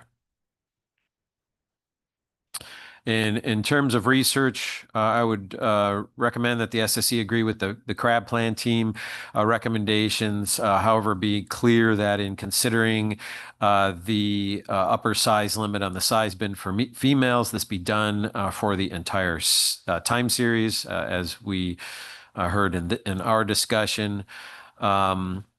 Considering the incorporation of new tagging data in the future growth matrices, and then lastly, I would recommend that we request that the crab plan team consider, and Madam Chair, perhaps this is an overall, a general statement, and I haven't heard it come up in any of the other stocks, but it doesn't look like we've considered distinguishing between full and update type assessments in the future. So we had asked for that. I don't believe it's been discussed yet at the plan team, unless I missed it. So maybe that's a general recommendation. I think it's a good idea moving forward for this stock and others. And then lastly, and similarly across stocks, there was a previous recommendation to consider how the BSFRF data could be used similarly between Kiona-CITES and Bristol Bay. There's some initial work that has been done by Buck Stockhausen, and I would recommend that work continues so that we're being consistent with the use of those data sets. That's all I have, Madam Chair, and look to my colleagues to add.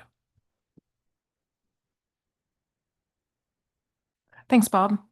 All right, next is Fabio. Thanks, Madam Chair. Yeah, I don't have much to say, but first, thank you, Katie, for the presentation and the author for all the work put in this work. Thanks, Dr. Foy, for providing a thoughtful review. That's why I don't have much to say. I also appreciate most of the comments addressed from the previous SSC comments. I also endorse what Dr. Foy pointed out in terms of discussion in the CPT about it's a full assessment or update assessment is important to bring that. And finally, I support the crab plan team and the author's recommendations to bring model 24.0C.2 forward in the fall for the 2025 assessment. Thank you. Thanks, Fabio. Pat. Great, thank you. Thanks, Bob and Fabio, for the summary. I only have really one thing to add, and that is regarding the fishery extent index recommendation made by Tyler. I might suggest expanding that to a spatial comparison of the National Marine Fisheries Service survey metrics, such as CPUE, average size, sex ratio, potentially, relative to the corresponding fleet metrics to the extent possible, in order to see if fleet aggregation, now relative to the past, is influencing elements of the assessment, such as fleet CPUE and selectivity, or even influencing the retrospective patterns. This should be a fairly straightforward comparison, I would think, which might prove to be insightful by exploring this spatial dimension of the data. That's my comment. Thanks.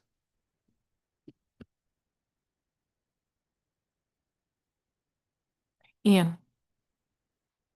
Yeah, just a minor follow-up to the discussion about the reference period for BMSY. This is probably something that's going to come up during our harvest control rule workshop, and certainly came up in our reference points workshop a couple of years ago. I guess I would suggest that we suggest caution when truncating the reference point period to not include the most recent years. I think we've made some efforts in other stocks to actually go the opposite direction, to try and better reflect the prevailing environmental conditions by truncating some of the earlier years.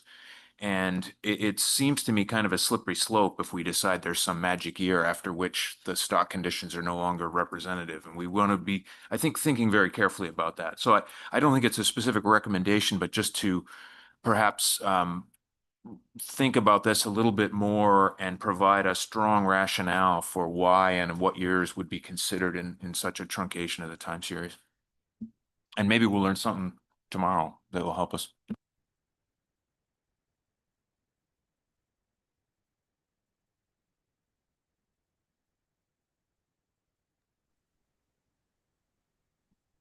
Thanks, Ian and Martin. Yeah, thanks. I just maybe support Ian's suggestion and maybe try to fill in the thoughts a little more about that because it is potentially a pretty wide-ranging issue and one that I don't know that we've have a really systematic approach yet. So I guess I would suggest at some point, and maybe it is something we can talk about tomorrow, to potentially think about what just develop some guidelines on factors to consider when thinking about uh, time periods for estimating temporal time periods for estimating biomass reference points and I think it's important to have some flexibility there, but at the same time, maybe rather than to just have a single approach, but to have some flexibility and to try to think about what might be unique about a particular stock that would cause us to do something different or for that stock relative to sort of a general approach, which might be just, I mean, the general approach now is to use all the years, but it'd be good to sort of think about when we would think that situation would be not appropriate and do something different. But thanks.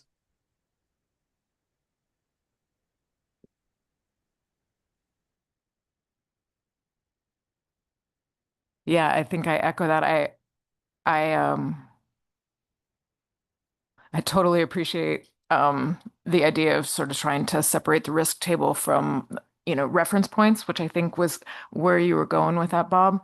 I am a little concerned about inconsistency because we have moved the other way. And so, yeah, so I think that bringing forward justification for why to go in what way. I think maybe we leave it at that for right now and hopefully address some of it tomorrow. And you may have a way to rephrase that, Bob, whether we justify one way, both ways, different ways, however you wish to adjust that. So go ahead, Bob. Yeah, thanks, Madam Chair. No, I would agree with the discussion, and that was kind of my point about uh, discussing the reproductive potential of the stock, because as the author mentioned and the CPT discussed, if that reproductive potential is declining and we just keep adding a year, you just follow the decline into the hole. And this is a conversation we've had for 20 years with the crab stocks. So we used to, when we first put in biological reference points, we picked particular years that we believed represented the production potential, and we have since started changing that, and both have their pitfalls. So we just have to be purposeful about it each year and not just blindly add information because it's more information. So again, I think this will come up tomorrow. I think there's some value in just making sure we're being purposeful about it and agree that it represents the or that there hasn't been a change in the reproductive potential of the stock. So I do have a question, and this may be for Ian.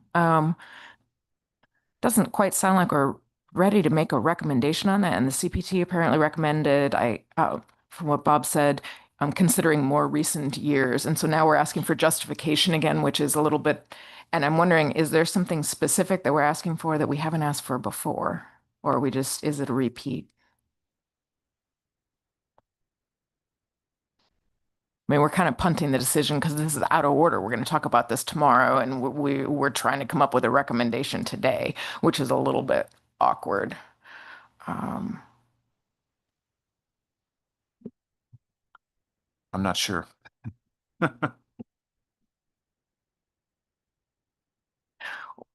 Yeah, go ahead, Bob. Yeah, thanks, Madam Chair. I guess I don't see that we're changing our process here. We're just making sure again that we're being purposeful. So I don't think that we're asking for anything new here. I'd say it's still consistent. It's just making sure that we're articulating the rationale for the ad, not just blindly at it. That's I think all I'm saying.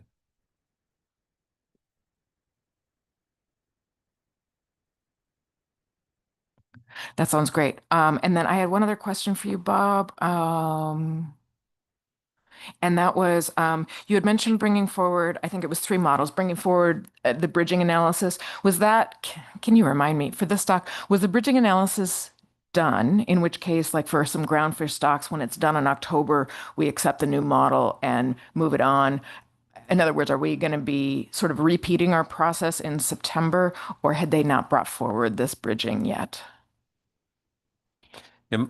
Thanks, Madam Chair. My understanding is that we haven't seen the bridging because 24.0C that was brought forward as the base model already had the updated GMAX. And I'll pass it to my colleague Fabio, who was tracking this as well.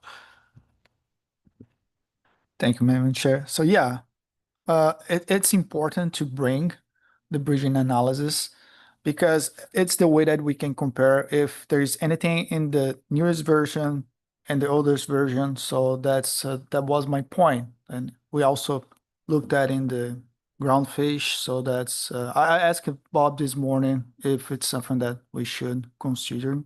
Yeah, thank you. Thank you, Fabio. I'm trying to track model numbers and having maybe not keeping up with you guys. All right. It sounds like, so I believe that we are, I don't see any other comments for this discussion. Let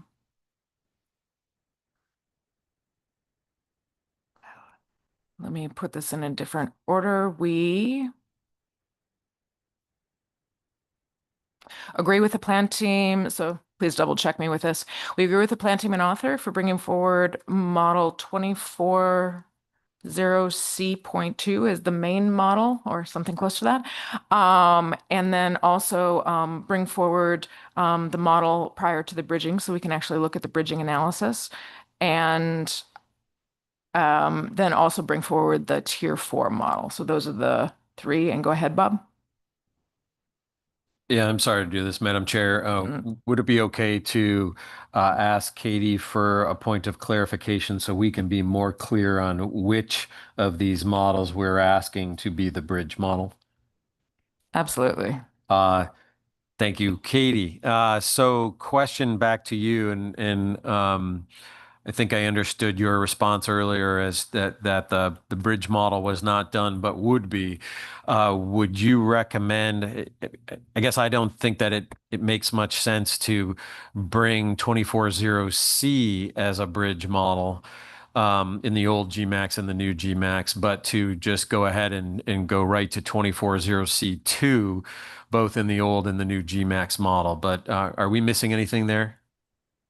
Through the chair, Bob. So the bridging analysis was done. It just was not included in the documentation for this meeting. And that kind of is a broader, like kind of best practice that CPT's been doing. When we've been updating GMAX, which can occur quite a bit during our January modeling workshop, I think we can have like 6 or 7 versions. As long as we're getting the same likelihood values and model fit, we've just been moving to the new. We've only been kind of explicitly providing, I guess, a bridging analysis if there are differences in the likelihood table estimates coming out of the version updates. So I guess that's a question that I don't know how the SSC would want to weigh in on. That's been CPT's best practice moving forward with GMAX, is that unless we're seeing differences in model fit or likelihood values, we're not necessarily providing a bridging analysis for every single GMAX version update we're seeing. A lot of those are housekeeping updates to fix this input value or a version of selectivity that the model is not currently using, things like that. You know what I mean? So I guess that's a question for you. I mean, it's something I can provide. I have done it. I have the figures. They're just not in that documentation, just due to kind of trying to be concise in what is being presented. And Katie, just a follow-up question from me is, am I correct that, so updates to GMAX are happening relatively often. So if we ask for these bridging analysis, we would be asking for multiple bridging analyses, even possibly each year for each stock. Yeah, maybe multiple ones for each year for each stock. Okay. I think what we'd established at our generally modeling workshop is we have some R code that will go through and run the most accepted models, previously accepted models on all the stocks, and basically does a comparison of likelihood tables and reference points. And if they're getting the same result, then we're assuming that that version has no effect on the model output. So that's kind of what we as GMAX assessment authors had decided would be a best practice, and that's how we set up the GitHub repository, is to allow for that. It does rely on the authors uploading their most recent models to that repository so that the person that's doing updates can run that code before pushing the model from a development version to a new version. Ian. Sorry, it's not Bristol Bay Red, but I'm just trying to understand the process. So where in that process did Snow Crab get away from things? Because that's the one, that's the bridge that didn't match up. I think that through the chair, Ian, I think that there were some longer time periods between updates to GMAX versioning for Snow Crab that had to do with when there were some concurrent updates that were being made by Cody on a version that to deal with the terminal molt and kind of CDs. And that was being done while the base GMAX version that the rest of the king crab stocks was being used. And so when all that was combined and updates were made, I think that's where things got a little out of cycle for Snow Crab. I will say that is our plan moving forward, is to make sure that we have updated models. So I think the version of the Snow Crab model that was being utilized for the bridging or version checking happened to be an older version, and that was some of the issues there that I think we cleared up during our January modeling workshop, and then subsequently Cody has updated that model to a more recent version. I will say that one of the things we did point out was that if there were changes, that we would need to see the bridging analysis to kind of track down where those changes were. Can you say that last part again? Yeah, if we saw any, like if we were trying to, if we updated GMAX and we saw a change in likelihood or model, if we saw that the update to GMAX made an effect on the model, then the CPT would request a comparison of the versions so that we could track down what's occurring. I will say that most of the time in our GMAX development, if we're seeing a change, usually we're tracking that down before we're uploading that as a new version. Does that make sense? Like usually that's being done in the development phase and the version control. The only question that I have is, you said that, if there's a difference, then the CPT would ask for a bridging. And I'm just wondering about time. Is that something the author does before you come to the CPT, or do you bring forward the differences? I'm literally wondering about the timing of it. Yeah, so I think that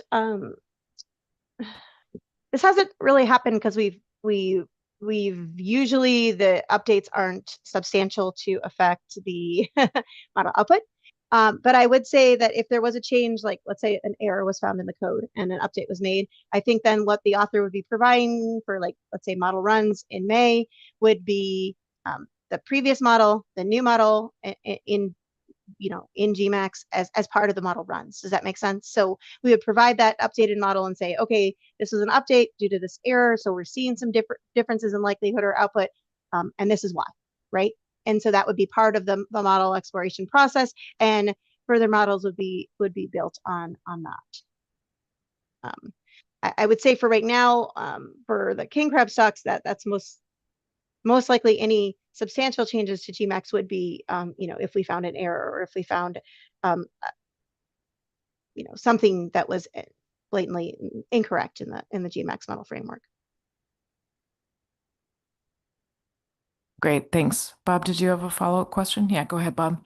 Yeah, thanks, Madam Chair. Yeah, and thanks very much, Katie. I'm glad we dug into this a little bit. I do think that it's difficult for us to see a base model that doesn't have a bridge, given what we saw in snow crab. So, and I hear what you're saying there. So I think that we should, at the very least, recommend that the authors be clear about which GMAX model was used, as you did in your document here, Katie, and then highlight what has been changed from the different versions of GMAC, and so that we don't have to rely on a modeling workshop and go back to those minutes to figure out what the new GMAX model is and whether the changes we would expect there to be some, impact on whatever stock we're looking at. So I think we can put some language in our minutes to that effect without forcing multiple bridging models along the way.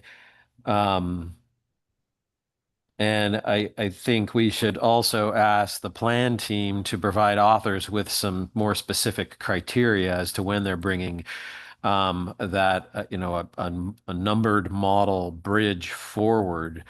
It sounded like there were a number of different recommendations along the way, but without some more specific criteria, the author gets to the meeting without the bridging model, and it's a little too late, to your point about the timing. So I think we can make some recommendations in this regard. From my perspective, I don't know about my colleagues, but from my perspective, I'm good with not requiring the bridging model based on what the author has said about the impacts of the changes in GMAX to this particular model for September. But I do think we need to tighten that up a bit. So, Katie, I got another question for you. And that is, you said that this is already sort of standard protocol for the CPT. If there's no change in likelihood, no change in other output metrics, that you don't bring a bridge. So has there already been a protocol for this, or? And I'm doing this because I don't remember sort of past years, past modeling workshops. Through the chair, Sherry. Usually, I don't know if we have a set protocol per se. I know that in January of this year at the modeling workshop, we did establish kind of some guidance on this.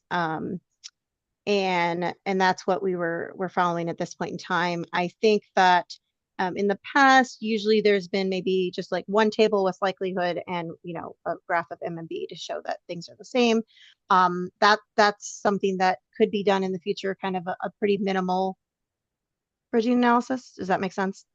Or at least like, hey, things aren't different. But right now, the CPT guidance coming out of the January modeling workshop was that we would be running this comparison on any updates to GMAX before they were moved from a development version to an accepted. Thanks, Katie. So I know that I was in the summary, but let me go back to the two of you and just see, is that sufficient protocol that if the likelihood and the output metrics are zero, that you don't need to see anything, or do you want further criteria?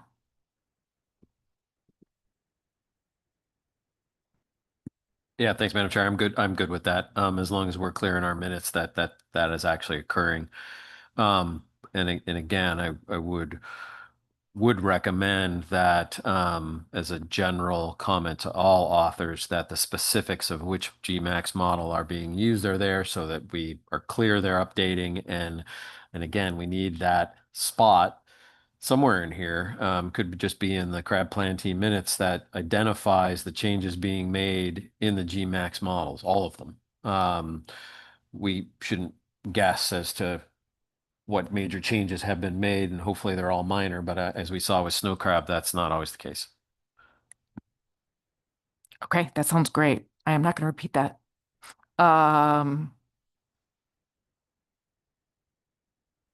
Okay, wonderful. Let me go back to, so those are, okay, let me repeat this then. So then we are doing 24.0 C2 and tier 4. We're down to 2. Okay.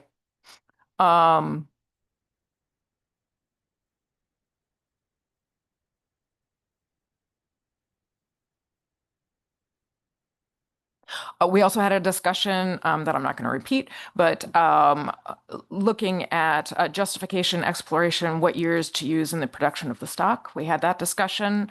And we also talked about we support the recommendation to use extended size comps for all data sets for historical growth, and that is a priority for next year. We agree with the planting recommendation for upper size limit for females, doing that for the entire time series. We wanted to consider tagging data in the growth matrices.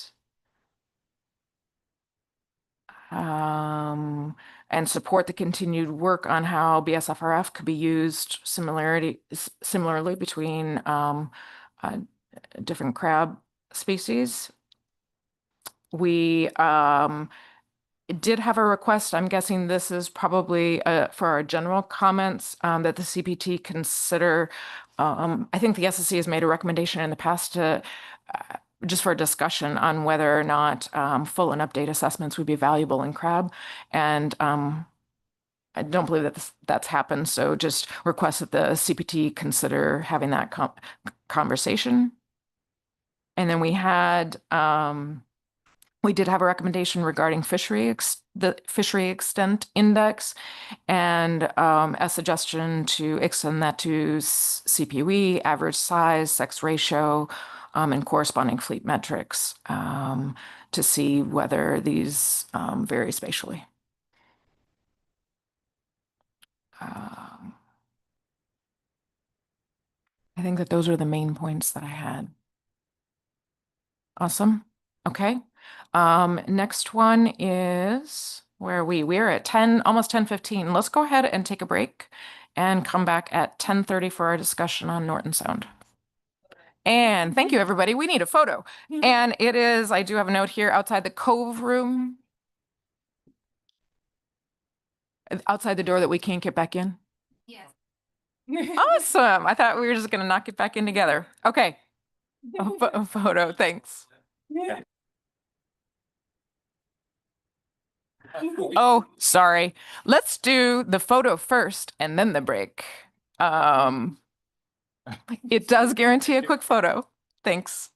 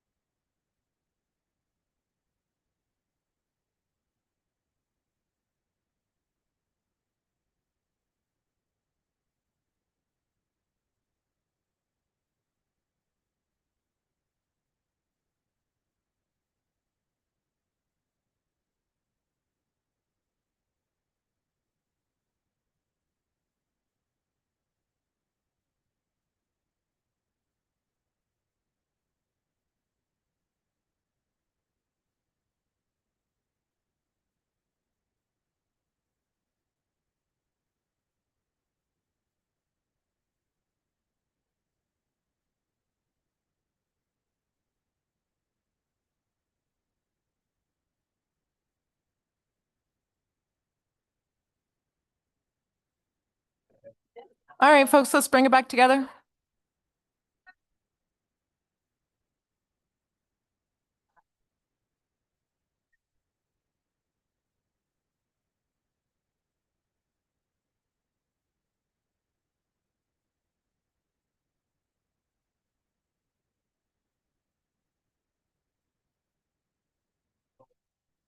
All right, we are at, hi, folks, let's bring it back together.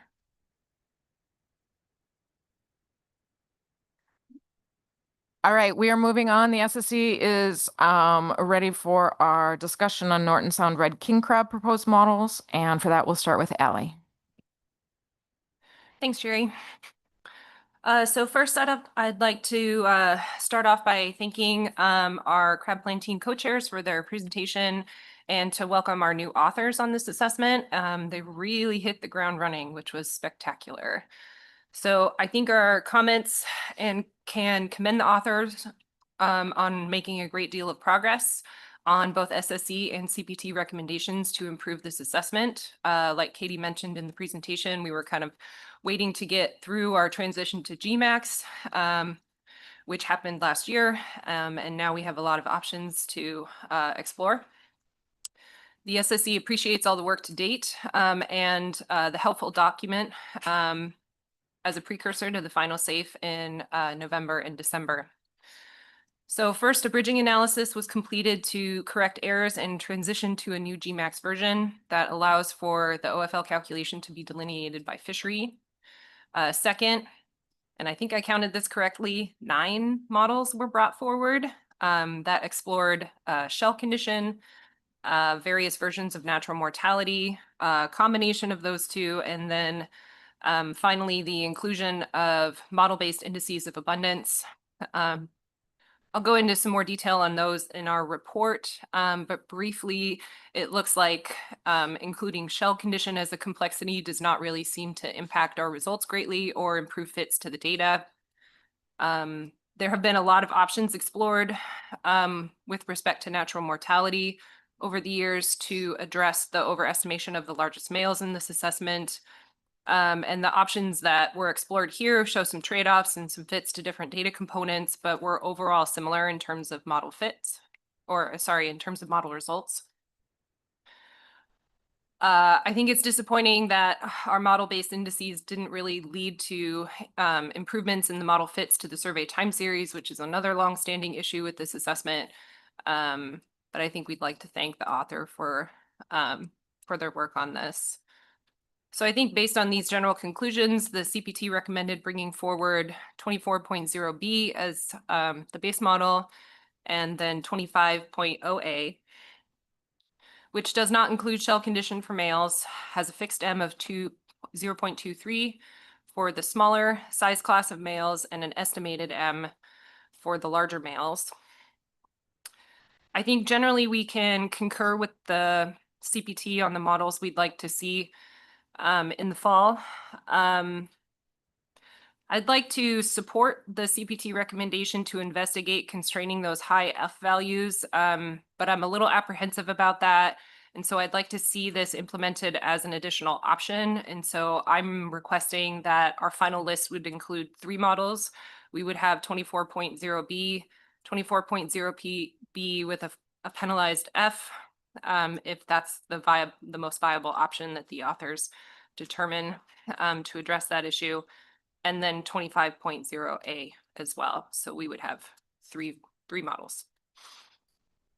And then the last thing I had was, the longstanding issue of the development of model-based indices of abundance for this stock.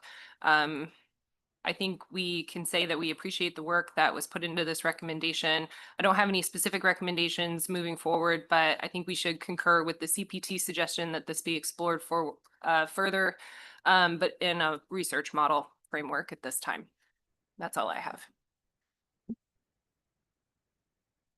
Thanks, Allie. Next is Ian. Yeah, thanks, Ellie. I don't have much to add. I reiterate our thanks to the author for picking this assessment up. I would note that often new authors gladly take a 1-year pass on a lot of development, and it was great to see so much work right away out of the gates on this assessment. On natural mortality, The large males are either hard to catch dead or out of the area, and I think we still don't know which of those three is the leading hypothesis. I think in the future exploration of the area and the survey indices, as well as natural mortality, are all going to continue to be linked because they're all potentially contributing to this lack of observation of large males. With regard to putting a prior or penalty on the Fs, I'm generally not in favor of this approach. This can affect the scale of population estimates in a kind of an indirect way that's hard to track. So I would suggest for the fall and for future development that authors first explore alternative parameterizations. For example, how's selectivity being treated, and is there a selectivity curve that might help to address this penalty on F? If they need to use a penalty or a prior on F, that might be something that has to happen for this year. But I would suggest a little deeper exploration first, and then potentially again in the future if we're stuck with a prior on F. With regard to model-based indices, I note that in the document, we had some discussion about it, but in the document, the selectivity is assumed to be the same for the three surveys. And so I would suggest, as this is developed further, to have at least one model-based standardization that combines all three surveys and includes a broad prediction grid that best approximates the stock boundary that's being used for the assessment. So something that would be more or less comprehensive across the survey data and the area over which the assessment's occurring. It might not be the model that they've settled on, but I'd like to see that alternative in the mix moving forward. And that's all I have.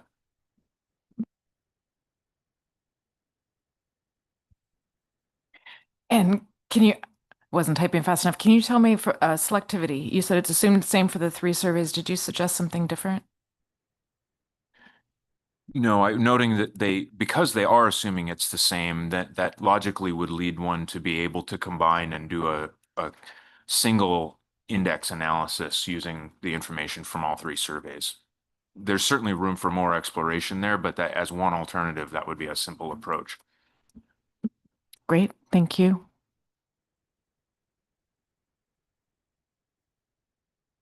Okay, so I think the part that as a summary, the part that I'm going to name would be the SSC recommends bringing forward 24.0B and 25.0A. The SSC suggests exploring alternative parameterizations, and if that doesn't work, bring forward penalizing F, but have that be in a separate model, which would be 24.0B. Is that a fair combination of the two of your? Okay. And then as far as the we're supporting, let me look at that. For the development of model-based indices, appreciate the work, and suggest as at least one of the options be a combination of three surveys, broad prediction grid that best approximates the assessment boundary as a single alternative, and then there can obviously be others. And I think that those are the two main recommendations we're coming up with. Okay.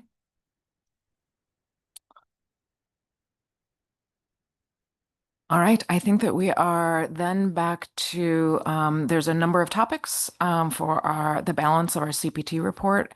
And I think that we go back to Katie for that, maybe? We need to go over Pervalfell and blue king crab and red king crab next, and then we'll do the balance. Oh yeah, forgot about those two. Okay. That's okay. My notes page is out of order. Great, why don't we go back and do that? Sure.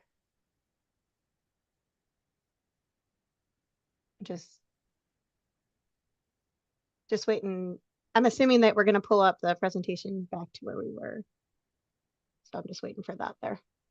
Thanks for a reminder. We're working on it. Okay. You were right. We are getting there. All right. All right. Pervalfell and blue king crab is the next stock up. Both blue and red are on assessment cycles that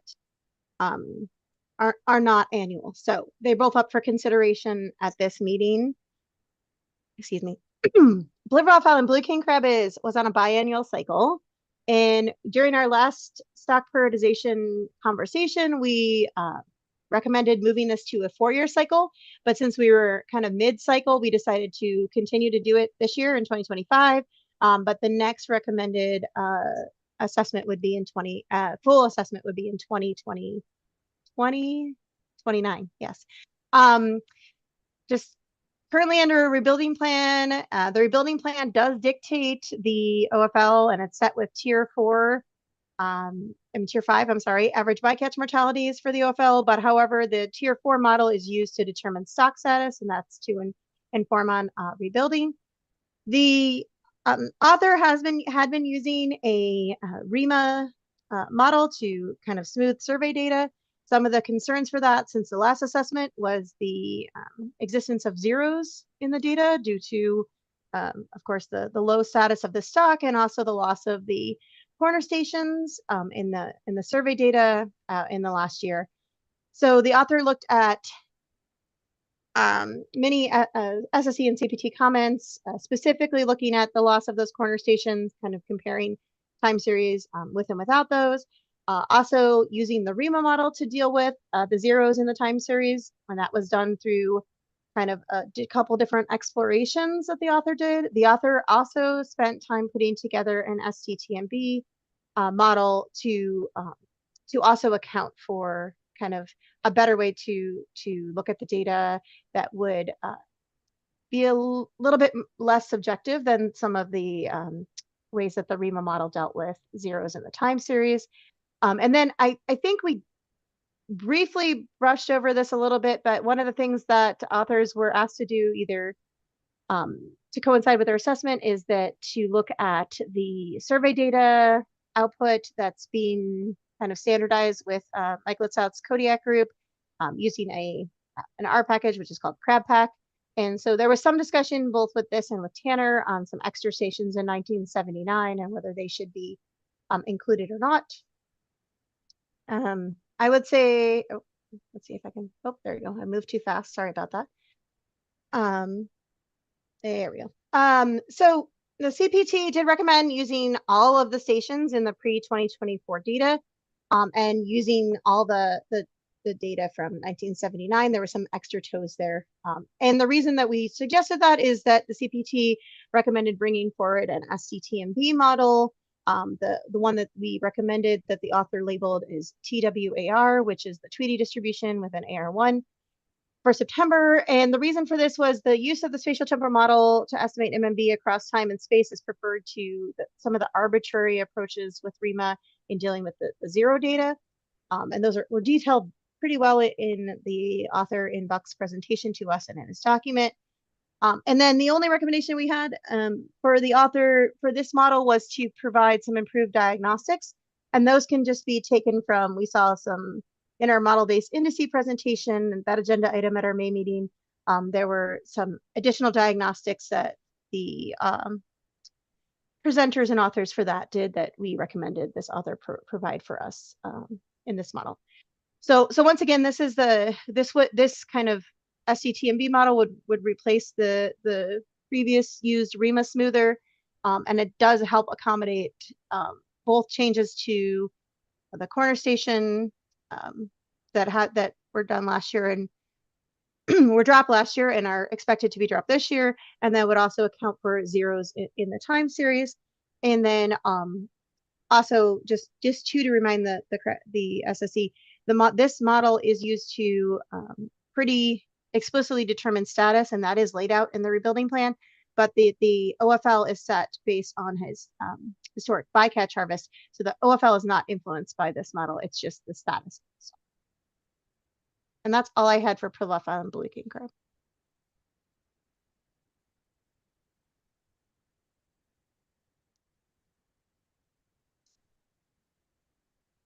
Great, Katie. It looks like we don't have any questions for that. Okay. So we'll go to the next one. Great. I can always take questions in Red King Crab too. Privilephone Red King Crab is on a triennial cycle. It is a tier 4 model. It is in the GMAX framework, but most of life history information for this stock is borrowed from the Bristol Bay Red King Crab stock. Just There is no currently no open fishery and hasn't been for this stock for much of the for many years due to the fact that would be a interaction between Pribilof Island blue king crab and potential for amount of bycatch in the red king crab fishery would preclude would go over what we would have in the rebuilding plan for Pribilof Island blue king crab. The author addressed some SSC and CPT comments, both looking at existing growth data that's in the model for Bristol Bay and using that as a prior in the assessment, and also the variability of the growth estimate compared to what was coming out of the Bristol Bay growth data. And then the author did add, there was a pot survey that was done in 4 years, years listed there, that the author did add to the model. So there were 6 models that were presented to CPT. Base model from the last time the assessment was done in 2022, base model that was updated in GMAX, the addition of the ADFMG pot survey data, and then there were a couple models that were just explorations on weighting and growth assumptions that the author performed. The CPT recommended bringing forward 2 models, and those 2 models were the updated base model and the current version of GMAX, and then a model that included the ADFMG pot survey data with a weighting to accommodate that. There was some model fit issues with including that pot data, mostly due to scale of pot versus trawl. Anytime you have those 2 sampling methods in the same model, it's a little bit of tweaking of the model weighting to get the best approach to incorporating those 2 different scales of trawl versus pot data. The CPT did have some recommendations for the author on kind of future ways to look at the growth data, potentially fitting outside the model, and which is what the author did at this time, but not putting it into the model due to the fact that growth data may swamp the other information in this model, since it's a pretty data poor model specifically for this stock. We also spent some time at CPT discussing kind of the level of assessment that would be appropriate for this stock. It is, like I said, it's not a currently open stock, open fishery due to interaction between Pribilof Island blue king crab. And there was some conversation of, whether more of the tier 4 fallback option using REMA would be appropriate versus a GMAX length-based model, and also the frequency of assessment. The CPT did not make any strong recommendations on that. We did consider that this is one that maybe we should look at with stock prioritization, especially since we've moved Pribilof Island blue king crab to a 4-year cycle, that it would be appropriate to potentially either align this with that cycle or to at least bump it to a 4-year cycle versus a 3. But the CPT did not make any recommendations at this time for that particular assessment timing. We did have quite a lengthy discussion on how much less time, doing any sort of model and document would take a certain amount of time for the assessment author. So we didn't really know if switching back to a tier 4 fallback would really lessen the time the author would spend putting the document together. And as the SSC has already mentioned a little bit in our previous discussions, we at the CPT have not yet addressed kind of the difference between a full and an update assessment. And this may be one stock where, and Pribilof Island blue king crab may be one stock where we need to kind of flesh that out and see what that might look like. And potentially these might be candidates for doing more updates versus full assessments in the future. But that kind of came up in our conversation, but the CPT did not make any recommendations or address that particular topic at this meeting. So I think that's all I have for this stock. Thanks, Katie. I have a question for you, and you mentioned the assessment cycle and prioritization. Can you remind me when did the move to a 4-year cycle for Pribilof blue king crab come up? Through the chair, Sherry. I'm trying. I kind of thought you might ask that question. I couldn't recall. And I didn't look it up. I was just thinking about it when I said it. I feel like it happened between the last time it was assessed and now, but I don't remember if that was something we looked at last May or if that was something that we looked at I guess either in 2023 or 24. I know it was more recent. We were asked to do a stock prioritization maybe last year or the year before, and it was one that we felt like would be appropriate to push to a 4-year cycle. I will say that because it is in a rebuilding plan, we do have to report back on rebuilding every 2 years, but we felt like the changes that we see in the stock would be appropriate to do an assessment every 4 years. But I don't recall the exact year. I can look that up for you and get back to you.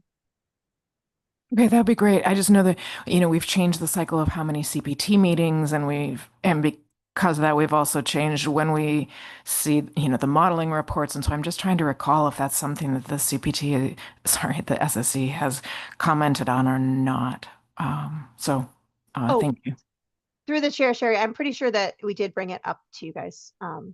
So I know that we did present it to you in when we did recommend that change, but I can go back and confirm what meeting that was at. Wonderful. Thank you. And I am not seeing any additional questions for Pribilof Island Reds. So I think then, yeah, let's go on to the other topics. Our public testimony is combined for all of these. All right, I think I'm going to pass the baton to Mike, assuming he's there. Yeah, thanks, Katie. I'll start us off with the balance of the CPT report. I think I still can advance, so I'll ask you to advance the slides, please. Thanks. Okay, I'll begin with 2 slides on our discussion for general recommendations for ESPs going forward. We started off with a discussion on the challenges that face us as consumers of ESP information, if you will. Generally, I think these challenges are the potential for information overload, and also the challenge of potentially sort of engaging in pattern finding behavior as we're making recommendations for ABC buffers. And so to go down the specific challenges that we discussed, what we often find is that there are hypothesized relationships with recruitment to crab stocks in the literature that, when evaluated with available data, don't bear weight statistically, don't show a quantitative relationship. And so we discussed the perspective that we should expect to see a robust quantitative relationship if we're going to use those sort of predictive relationships to justify management action. Another specific challenge was the difficulty in understanding which indicators are potential candidates for qualitative on-ramps for use in risk tables versus those that are candidates for quantitative on-ramps, for example, use in research models. Another challenge that has been identified through a number of cycles is that the qualitative plotting methods that we use in ESPs, the traffic light plots, assume that there's a known direction of the relationship between the indicator and the stock response, and often that direction is unclear with the qualitative indicators.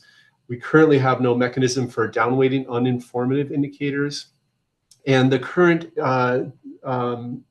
organization of ESPs organizes indicator by life history stages rather by indicator importance, and that makes them difficult for the team to interpret. Next slide, please. So these are the recommendations that, previous slide, please.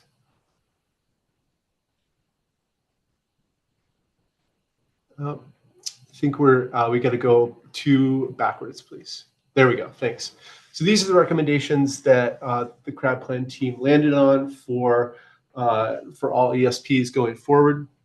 First of all, we requested that indicators that are proposed as having a predictive quality for understanding variability in recruitment or other population parameters of interest, we should highlight those that actually do show a robust statistical relationship with the stock. Then we discussed this further distinction that we'd like to bring to indicators, where we categorize indicators either as predictive or as more contextual. So begin with the predictive category. Here we'd be looking for that quantitative demonstrated relationship with a population process. And we're looking for a relationship that can be evaluated with a range of different analytical methods that are currently used in the ESPs. And an example that we put forward is the temperature occupied for juvenile snow crab.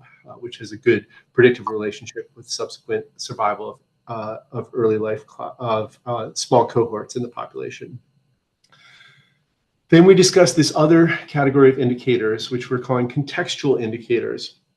And here we're looking for information that may not have demonstrated statistical relationship with the stock response, but it's still important for highlighting potential red flags related to the exploitable portion of the population. So here an example might be the area occupied by the mature male component of the population, or changes in the center of abundance of the population that might raise red flags about unusual behavior in say the distribution of the stock as revealed by the survey. We also discussed contextual indicators as potentially being able to provide anticipatory information or a direct measure of the status or health of large pre-recruits to the fishery or effective spawning biomass. So here, for example, if we saw declines in female clutch fullness, as we just discussed for snow crab, that doesn't necessarily have a demonstrated statistical relationship with subsequent recruitment to the stock, but that would be an obvious red flag for us to consider when we're discussing the ABC buffer. And then finally, we discussed a class or category of contextual information that might give us information about management concerns. And here, the example was the proportion of the red king crab population that's in the Northern District versus in the Bristol Bay District. That's what we have for the general ESP discussion. I'll just pause for a second, see if there are questions before I go on to risk tables. Thanks, Mike. We do have a couple. First is Martin. Yeah, thanks. Mike, I guess this seems to be a little different than the way the ESPs are put together for groundfish, and I'm wondering, I'm struggling a bit with this emphasis on robust statistical relationships, and I'm just sort of thinking about things that, based on our sort of understanding of the system, it'd be reasonable to conclude that it's important for a stock's dynamics, but we don't necessarily have that type of robust statistical relationship, and sometimes these relationships are not linear or easily characterized with the types of statistical models that are available. And maybe an example might be something like, productivity or something like that. And okay, well, this doesn't correlate at all with this crab species, but I mean,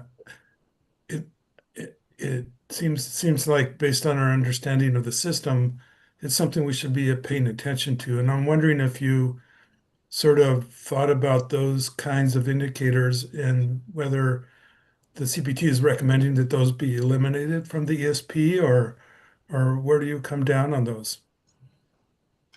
Yeah, through the chair. Thanks for the question. And I think that's a good perspective that you're putting forward with that question about indicators that we expect to be important based on our understanding of the system, but that don't necessarily show that demonstrated quantitative relationship. And productivity and chlorophyll A density is a great example of that sort of indicator. So there's a long history in the literature of attempts to explain variability in recruitment to crab stocks, as you know. And I think the situation that we've run into in the past that we're trying to react to here is with the current analytical framework that we're using in ESPs, which to date is based on that Bayesian adaptive sampling. We end up with a number of estimated linear relationships for these different indicators that are proposed on our putative understanding of the system. And quite often, the large majority, or even all of those, have effect sizes that we can't distinguish from zero. In that situation, in the past, when we've been trying to interpret ESP information with an eye on the ABC buffer decision, it first of all, it can be difficult to evaluate the quality of the information that we're getting for that particular ABC decision. And then secondly, it's my perspective, at least, that at times that has led us into sort of pattern finding, where we're looking at a range of effect sizes that can't be distinguished from zero, but then we latch on one or another and talk about it as potentially important. And I think the concern here is that when we get to the point of plugging those considerations into a risk table and justifying a reduction in the ABC based on them, the perspective the plan team is putting forward is that we would like that specific sort of ABC buffer decision that's based on a putative driver response relationship to be supported by the available data. So that's where that recommendation comes from. Then just the second point I'll note is that you mentioned the difficulties, say, with nonlinear relationships and the complexity of the analyses that are involved in understanding environmental controls of these stocks, and that's a huge, analytical and ecological problem. And the crab plan team is looking forward to exploration of different analytical methods to evaluate those putative relationships, and we certainly think there are ways forward to better understand those. And so we look forward to sort of more refined analytical techniques that will refine our understanding of those putative relationships. Okay, thanks for that. That's helpful. I guess I would encourage there to be some kind of maybe sort of cross talk with groundfish, because I think they're not necessarily, this is maybe a good construct to think about. I'm a little concerned about implementation and also whether it's So question, something Martin, that, is this a recommendation for our discussion? oh, yeah, sorry, you're right. No problem. If you got a question though, feel free. No, I'm pontificating, I suppose. Sorry. You have the Yeah. pontificating tone, so I thought maybe. Through the chair, if I could just, I'll try not to pontificate, but if I could just offer a brief further response to the question. Yes, certainly. Go ahead, Mike. Okay. I just want to note that this conversation about how we're dealing with predictive indicators and the distinction between predictive and contextual indicators that we're proposing has been conducted in close collaboration with the AFSC lead for ESPs and with the nationwide ESP program. And so that interaction with the groundfish experience is built into the way that we're approaching this. So we're definitely not trying to work in a vacuum here.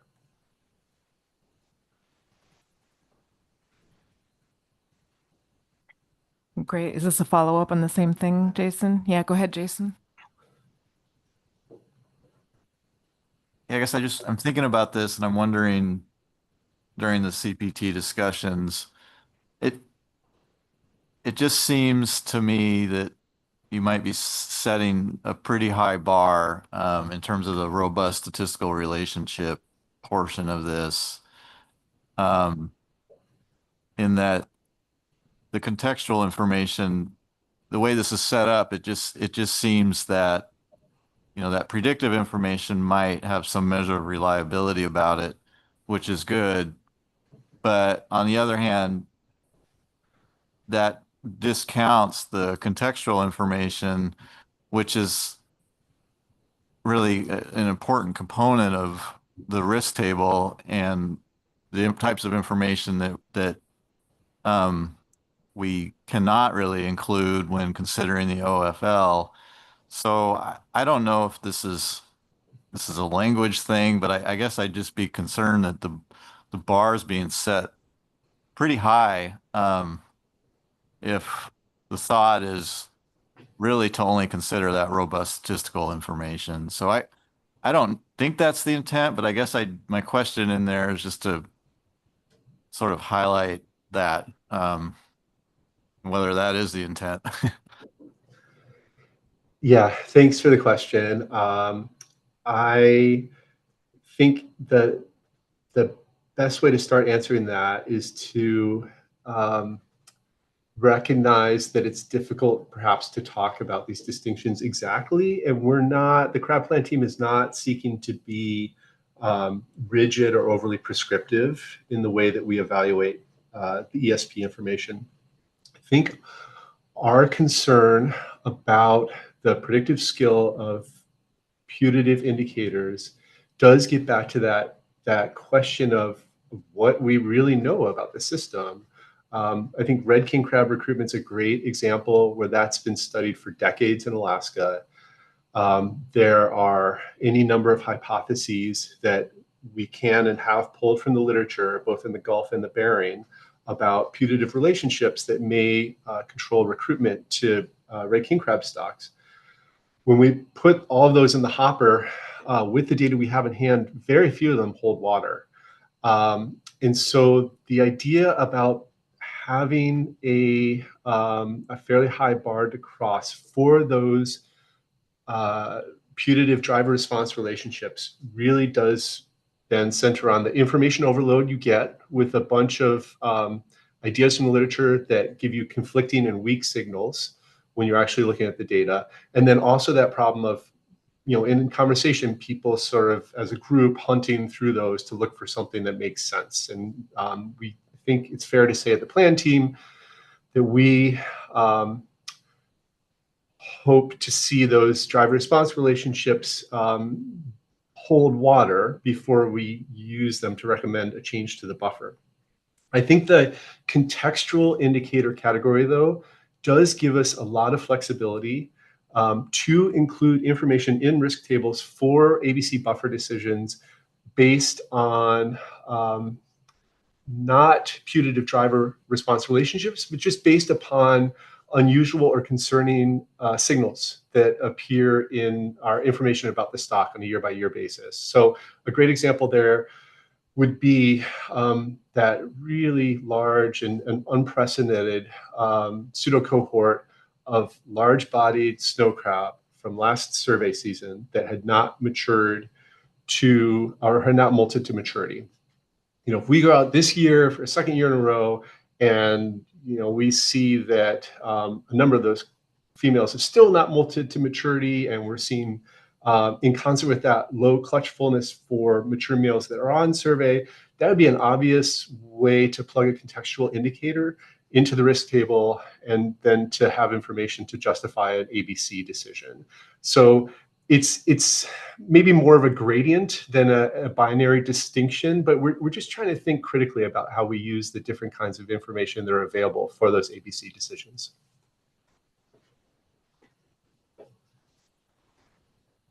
Thanks, Mike. Chris, Sid. Yeah, thanks. Mike, did you have any discussion about when a predictive indicator moves directly into a stock assessment? If you have that much information, when should that just move out of that category and move directly into an assessment? Thanks. Sure. Through the chair, we did have that conversation for the draft Tanner crab ESP. And we did discuss that as the ultimate goal. As we're looking to estimate recruitment to the survey, recruitment to the model, and then of course, the abundance of pre-recruits that are coming into the exploitable population. Eventually, the goal is to have a quantitative understanding that can improve our assessment of the abundance of those smaller size classes at the end of the time series when they've only been observed once or twice and they're subject to very low selectivity in the survey, and so a lot of uncertainty. So we did describe that as the general desired path forward. As you know, we aren't at the point with most of our crab stocks where we have assessment models that are even in the research space that are starting to incorporate that information. But that is the pathway that we identified for going forward.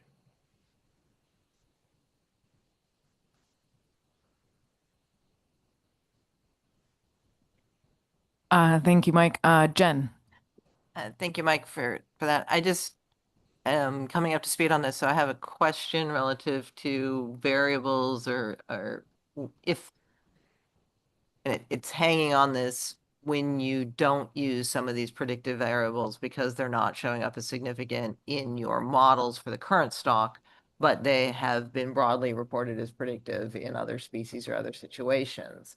And I think I understand why you don't want to include them in the predictive category, but did I hear you say that those variables that you might think would have a quantitative relationship could then move into the contextual framework? Because I'm looking at, what you've provided, and otherwise the contextual parameters are separate from those. I mean, they're just qualitatively separate, quantitatively separate from those that you might have used as predictive. So I guess I wonder if you would expect, say, temperature or, chlorophyll A or something like that to be predictive, and it's not, would the fact that it's not show up in your contextualization of the model, particularly, and would it be something like you are considering why this predictive variable isn't showing up as significant? I guess I'm trying to figure out if you're tossing the entire variable out or just moving it around, given the reason you might think it's not being predictive. I don't know if that explained that well. Yeah, thanks through the chair. Thanks, and that's a good question in terms of getting at how we're thinking about moving forward. And so the pathway that we've identified for putative driver response relationships that fail that test of demonstrating a quantified predictive relationship, say with recruitment. The path that we've identified going forward is to downweight that indicator in importance, move it to, we didn't get into this detail in our minutes, but what we've discussed is move indicators like that to an appendix outside of the main body of information that's presented to the plan team.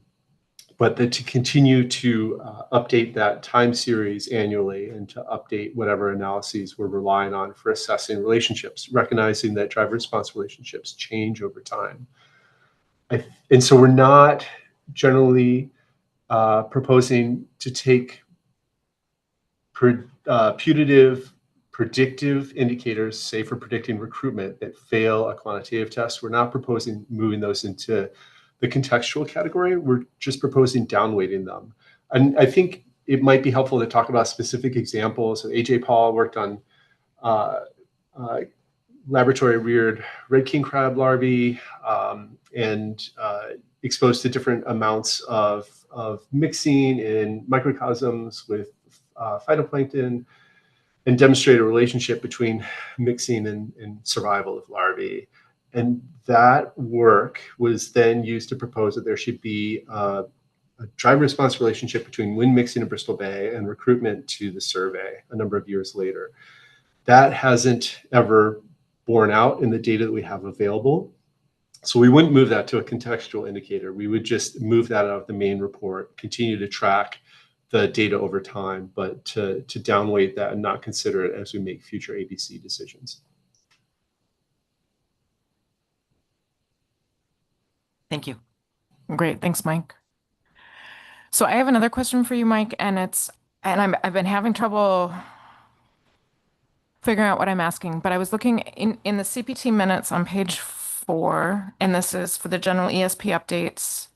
The CPT talks about the Bristol Bay red king crab fishery and members concerned about using qualitative information for decision making, and ADF and G having more flexibility with risk and TAC rather than ABC. And I think what caught my eye is I seem to recall there's some overlap, but generally I know we try to keep the risk or the uncertainty separate between the ABC and the tax setting. And so I guess I'm wondering if you can help explain the minutes and what was said. I'm just trying to double check that we're sort of I'm trying to figure out what to say about sort of where to put this decision on risk. And I'm just wondering if you can help explain the minutes to me. Sure. Thanks for the question. I think there's a pretty simple explanation. The crab plan team has kept its eye on our mandate to be risk neutral in our decision making and to consider uncertainty when we are making recommendations for ABC buffers. But the crab co-management process introduces this extra layer of consumer for ESP information, where the information that's put together in the ESPs that's used to make the ABC buffer decision in the federal system, that same information is then often extremely useful in the state tax setting decision. And we've heard that repeatedly from the ADF&G folks who are involved in tax setting decisions, that the ESP information is very useful in a number of different ways when they're making those decisions. And I think that point in the minutes just got to the point that the state has more of latitude to consider risk. And I think the decisions for TAC around Bristol Bay Red King crab over recent years and the awareness of poor outcomes historically for red king crab management in Alaska broadly have been a good example of that. So that's all we were getting at in that conversation.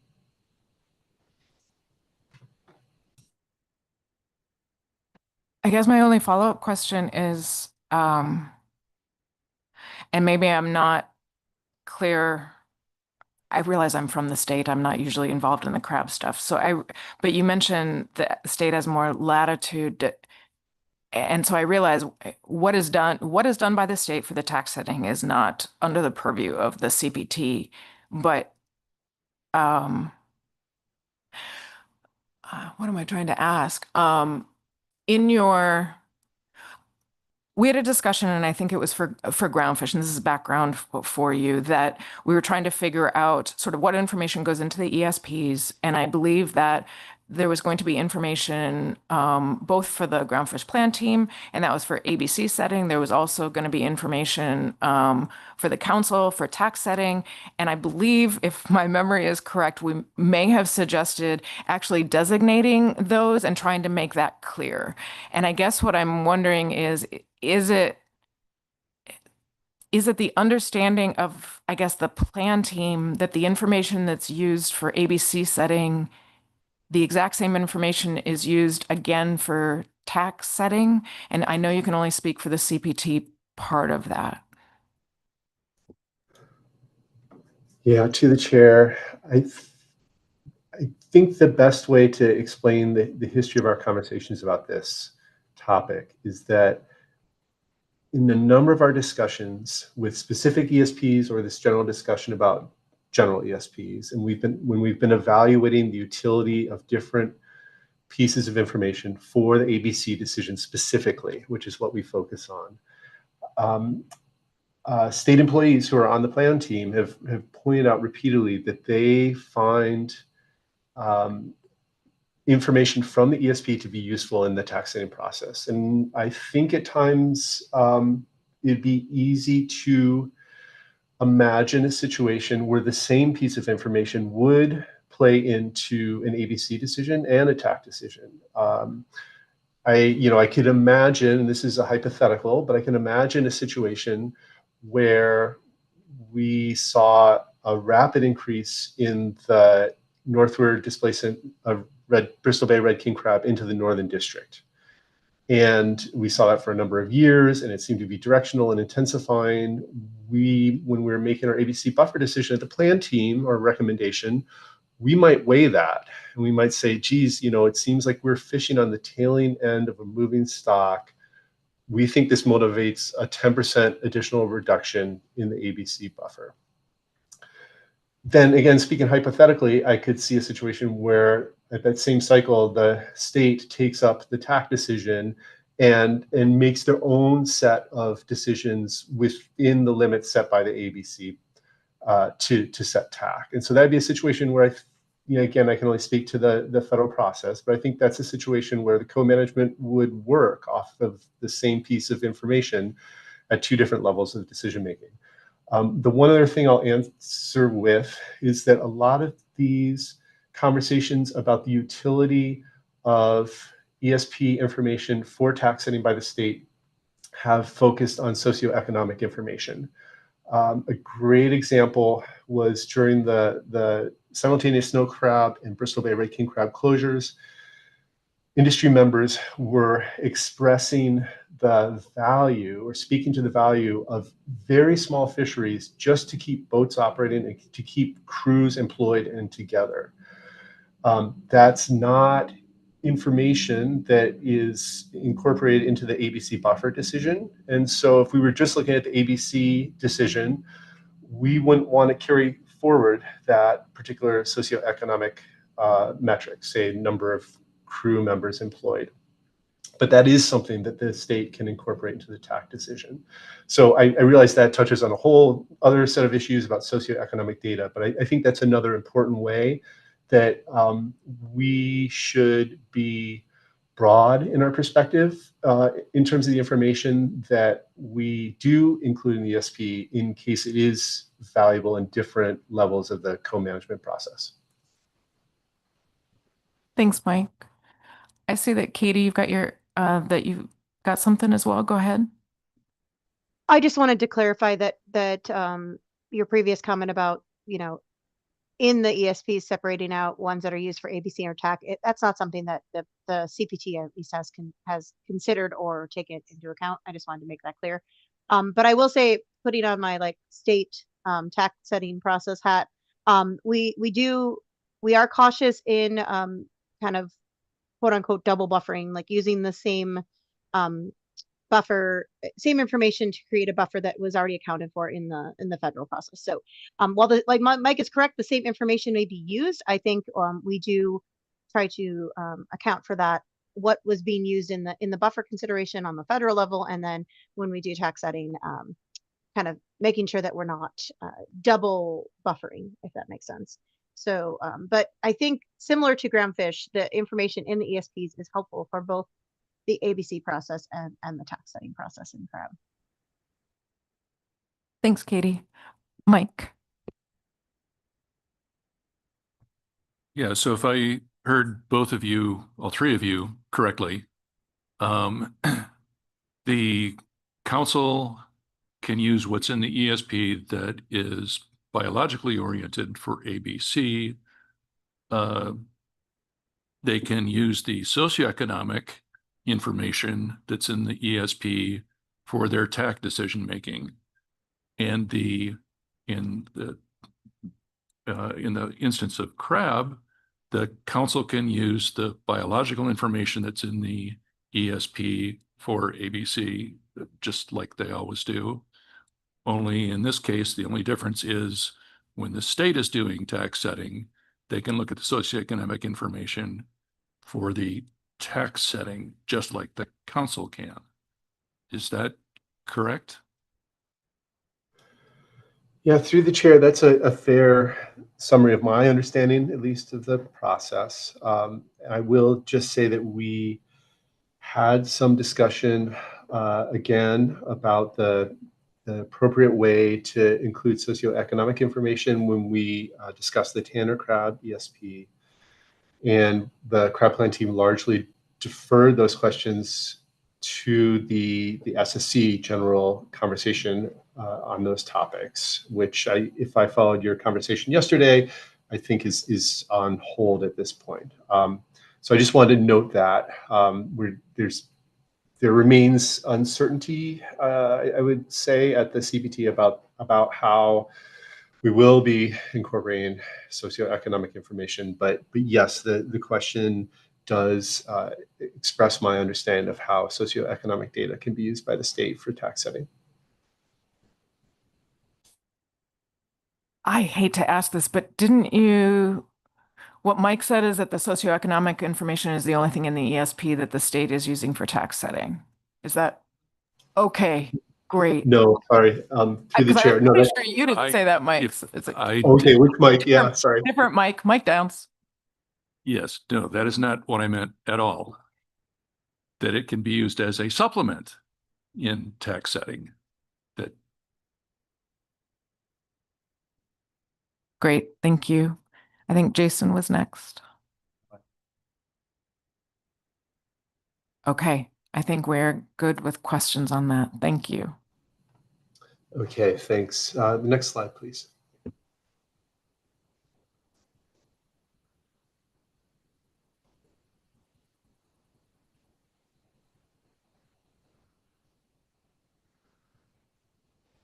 We also took up the discussion of risk tables at our meeting. I've got a single slide just summarizing our recommendations moving forward.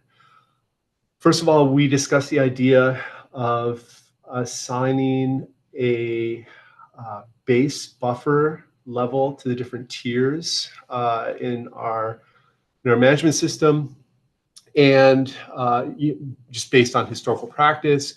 And what we came down to on that point was that since buffers are not specified in the FMP for different tier levels, that the associated uncertainty that's incorporated in the tier designation should be an active part of the buffer decision for each stock, and that we won't have a prescriptive relationship between tier level and a base buffer. The second point is that the risk table should be used to evaluate additional uncertainty on a stock-by-stock basis, just that's not already incorporated in the assessment model in the tier level or in the harvest control rules. The third point, we had some conversation at this meeting and at previous meetings about whether there should be a prescriptive, almost formulaic relationship between risk table scores and the buffer decision that comes out of that risk table. And the plan team came down on the side of recommending against that. So we're not going to recommend a situation where we have a certain numbers of twos or ones in a risk table that give you just an automatic buffer decision. We're not seeking to be that mechanistic about the process. We discussed the source of ecosystem information that'll be used by assessment authors when they put together their risk tables for presentation to the plan team. For stocks where there's an ESP, the assessment authors should coordinate sort of at their own discretion and direction with those ESP authors, or alternately with ESR authors when there's not an ESP available, to obtain the necessary ecosystem information for populating the risk table. We recognized in particular the difficulty that assessment authors are under or in for the September-October cycle when they're putting together an assessment on a very compressed time scale. So we talked about the ability of authors to talk with ESR, ESP leads earlier in the process to avoid stacking on more work in their very narrow window. We are asking for, the crowd plan team is asking for authors to bring risk tables forward for all stocks that are assessed on an annual basis. And we had some conversation about the formatting of those to ensure some consistency across different SAFE documents. And then finally, this gets at some of the conversation yesterday from the SSC. We are also recommending that we'll develop a summary table to track buffers and risk table scores and concerns, justification for the buffers for each stock over the years, so that we can ensure that we're being consistent within an individual stock over time based on the set of considerations that we have in front of us. And I'll pause to see if there are any questions. Sure. Questions from Jason. Yeah, I'm wondering, was there any conversation about the risk tables in context with stocks that are on a rebuilding plan? Through the chair, no, there was no conversation of that. We only discussed risk tables in terms of the ABC decision. Martin. Thanks. Mike, I'm struggling with this recommendation for just the annually assessed stocks, and it does seem to me that there's other stocks for which there's quite a bit of information and ability to do a risk table. And I guess I our policy for groundfish is that generally all assessments do risk tables, and the ones I'm thinking of is like maybe St. Matt's blue king crab, which I think there's a ESP that's been developed, and then Pribilof Island's blue king crab, for which there's been a lot of research done on the factors that are affecting its abundance. And so I'm wondering why the recommendation was for just the ones for annual assessments rather than a broader category of stocks. Thanks. Through the chair, I think it's fair to summarize our discussion on that point as focusing on the available bandwidth that we have for the folks working on crab assessments and ESPs. With the example of Pribilof Island blues taken up first, we didn't talk about that stock specifically to my memory, but we did talk about how to put it, like the absence of uncertainty for some stocks that have been closed for a very long time. And so for Pribilof blues, I think it's fair to say that the plan team discussion would have led to an answer that there's not a lot of uncertainty beyond what the survey and the assessment are showing us for that stock. And so the benefit of populating a risk table might not justify the effort involved. Similar considerations with St. Matt Blue.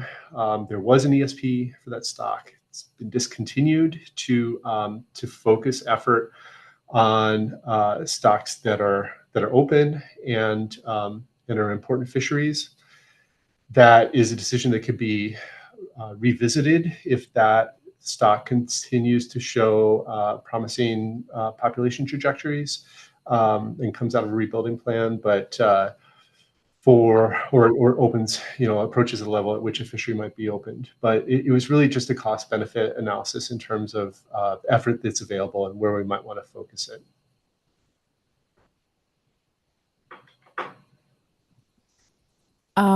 I've got a follow-up question on that one, Mike. So just trying to understand. So risk tables will be done for the annual stocks, and for the other stocks, there will still be buffers, but you'll have a buffer table instead of a risk table. Is that right?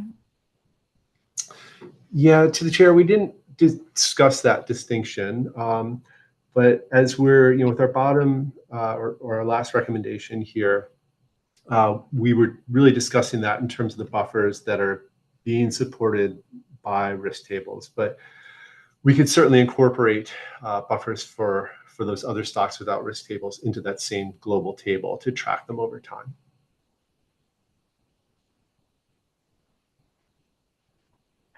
Thanks. Question from Rob.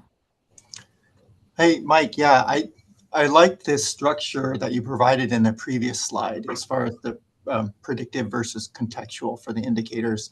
I was curious, for predictive, it's clear what would be included and what's not, but it's not so much for contextual. And I was just wondering who makes that decision of what's included for contextual, and is it more like your fourth bullet here, where the author, assessment author is working with an ESP or ESR authors, or is it more of a plan team discussion, or a little bit of both? Yeah, thanks to the chair. I think the contextual indicators really would reflect expert opinion more, and that does come out of both the expertise of the plan team and the expertise of the assessment author.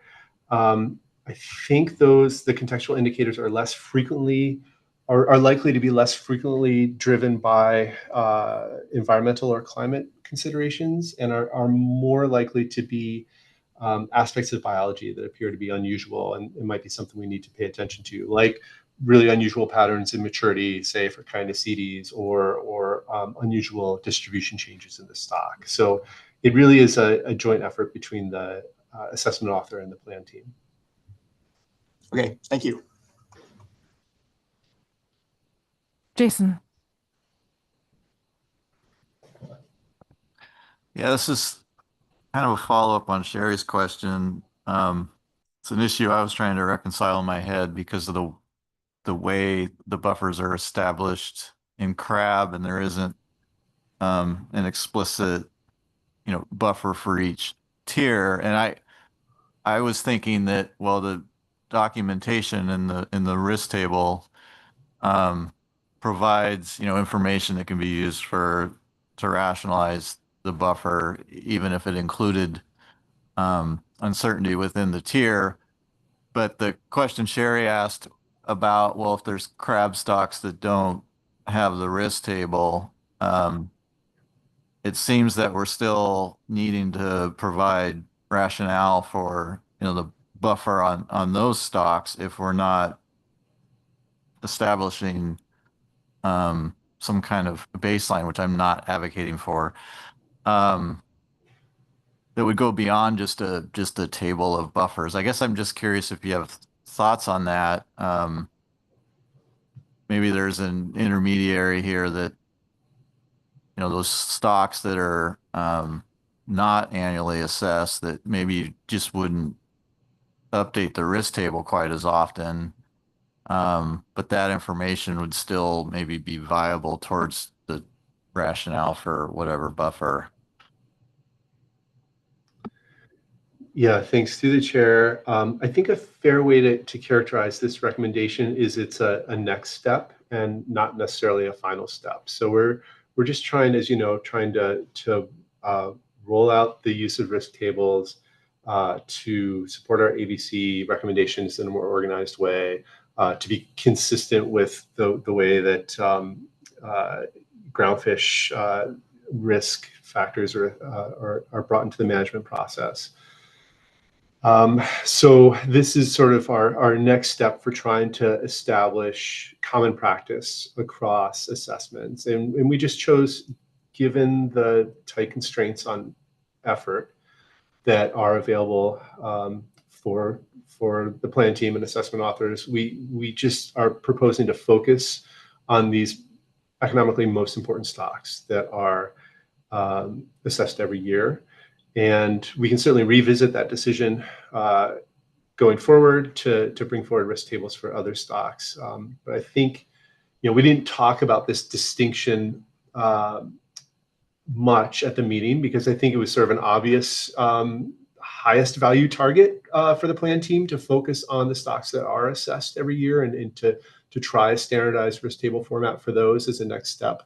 I think if we had talked about it more, we would have expressed the idea that the stocks that have been closed for decades or that are assessed unfrequently for whatever reason are typically stocks for which we have much less ecological understanding and stocks for which there's less of a management outcome from the information that we evaluate that might go into a risk table. But that's certainly something that we could take up as we explore the way to do this best for crab stocks.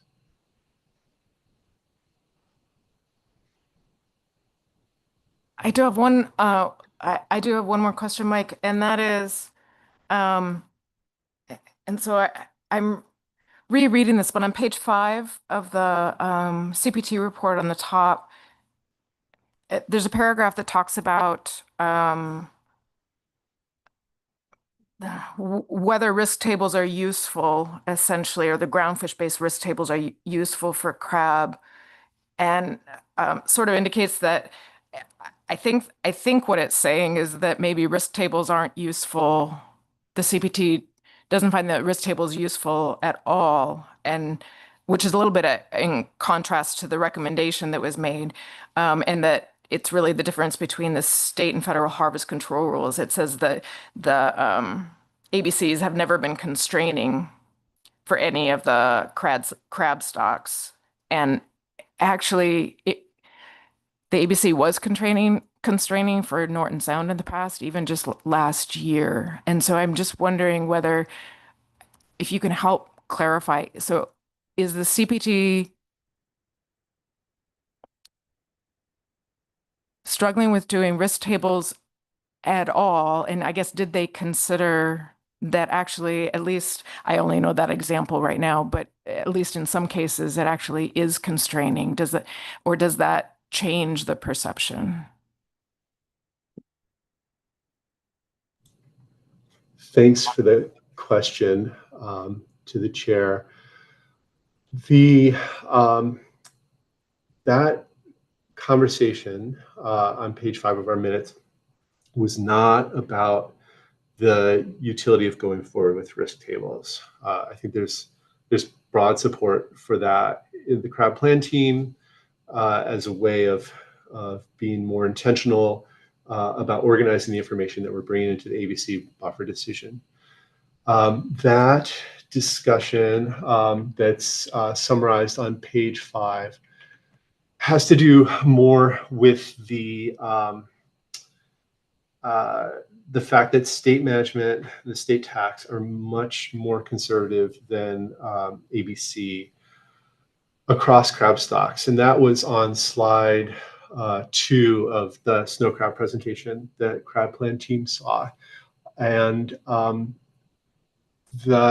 that average of 61% reduction from OFL to TAC was just an expression of the idea. I think that we put a lot of effort into the ABC buffer decision, and for good reason, but that ultimately there is, in at least the majority of cases, there's little influence then on the actual harvest because tax are set so much lower.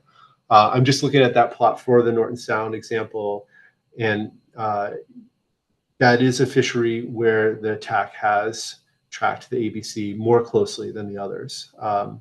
But certainly for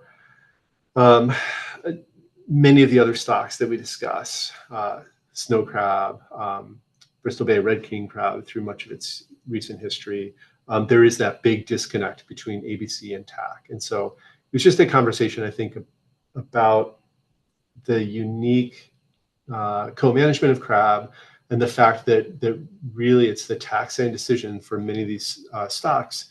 It's the tax setting decision that is constraining the harvest, and TAC is often much more conservative than the ABC would allow. So I feel like I spoke around that, but just to be more clear, no, we were not speaking against the utility of risk tables in that part of the discussion. Great. So it didn't change your recommendation. No, that's right. I think it was more a discussion, sort of a request for awareness from some CPT members about the fact that that ABC decision is often, often carries little weight in terms of what the fleet experiences in terms of quota for a year.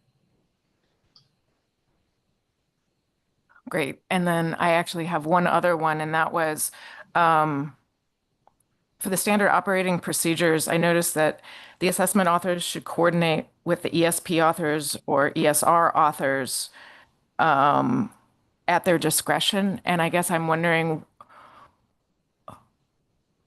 why, I guess in what cases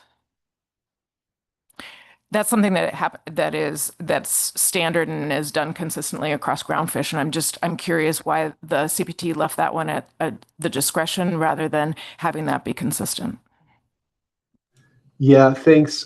Katie can back me up on this one if I get it wrong, but I think that was that I plucked those recommendations straight from our minutes when I made this slide, and I think the minutes would have been more exact if they said something like at a timing of their discretion, or in a way of the discretion of the author. The plan team didn't want to be prescriptive about when the author would seek environmental information for risk table, noting that if we wait until the most recent information is available from the summer survey for the stocks that are assessed in September, there's a very, very narrow time window. So we just wanted to give authors the ability to seek out environmental information prior to the availability of survey data, We also didn't want to be prescriptive as to whether that would be a meeting between the assessment author and the ESP author, or if that would just be a summary table that the ESP author would share with the assessment author. So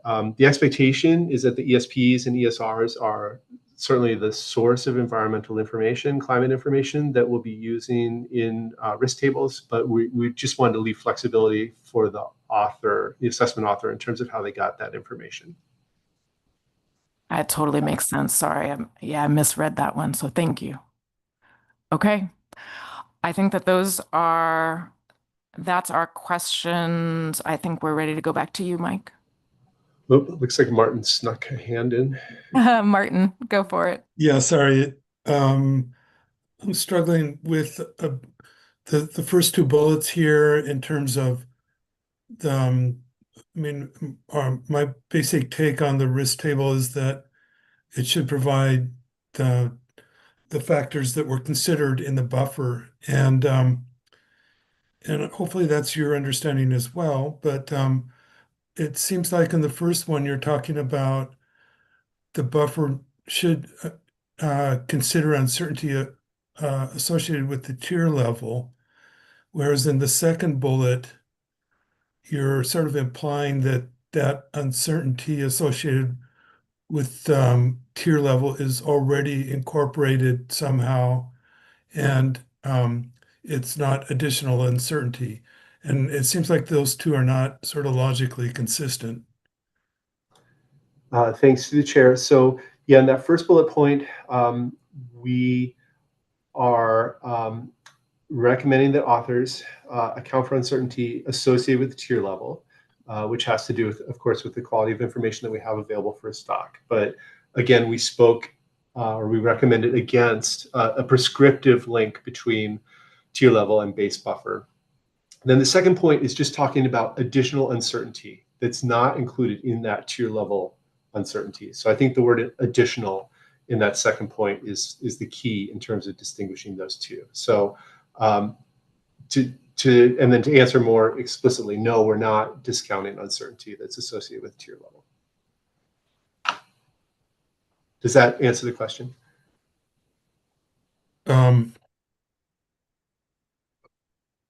It seems like you're trying to have your cake and eat it too. You're not recommending sort of a range of uncertain buffers depending on the tier level, but at the same time you are?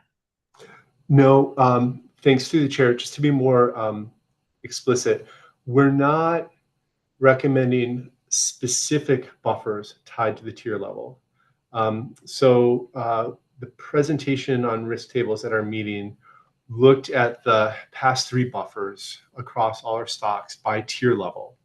And we had a discussion about whether we could assign a base buffer to different tiers. You know, tier 3, tier 4, and tier 5 would each have an expected baseline buffer that we then operate from.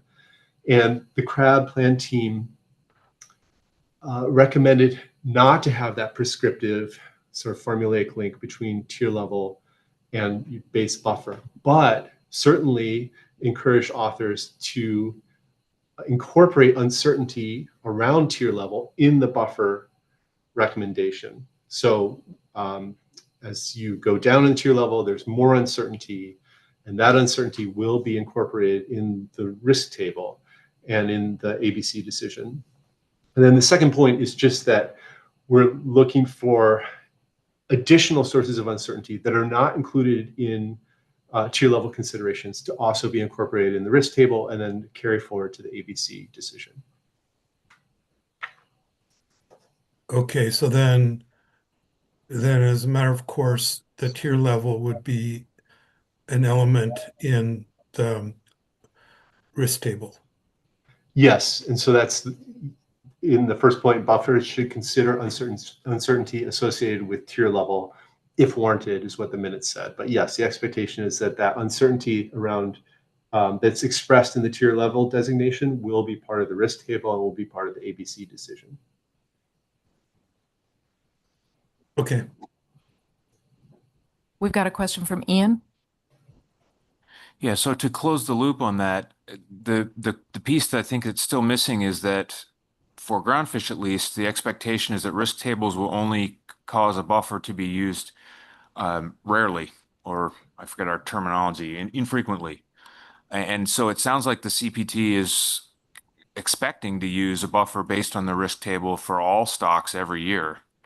Was there a discussion about how that would work and whether that's just going to be a fundamental difference between crab and groundfish? Yeah, through the chair, I think that is a good fundamental distinction between crab and groundfish, because we don't have the same max ABC harvest control rule that groundfish has. And that, I will say, is outside my wheelhouse. So I'm not familiar with the groundfish rules, but we, as a matter of course, set an ABC buffer for every stock. And so we expect that that's going to continue. And we expect that the same sorts of information that we've accounted for in the past in making those ABC recommendations will continue to be used, but that information will be organized and codified through the risk table process.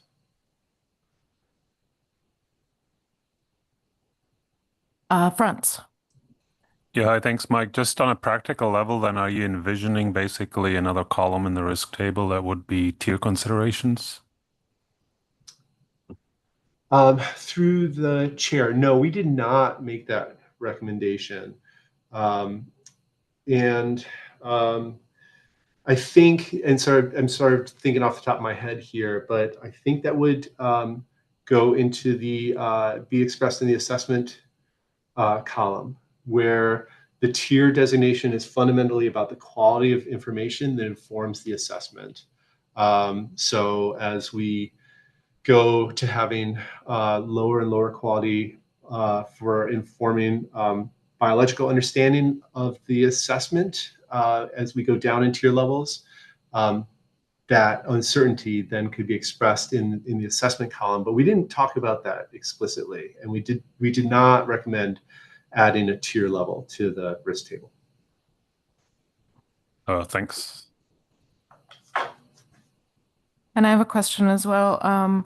So in your minutes, you talked about, the fact that currently the way crab and groundfish are handled are different, and that crab doesn't have the harvest control rule, so has, both those pieces of information together. But one of the things it also said was that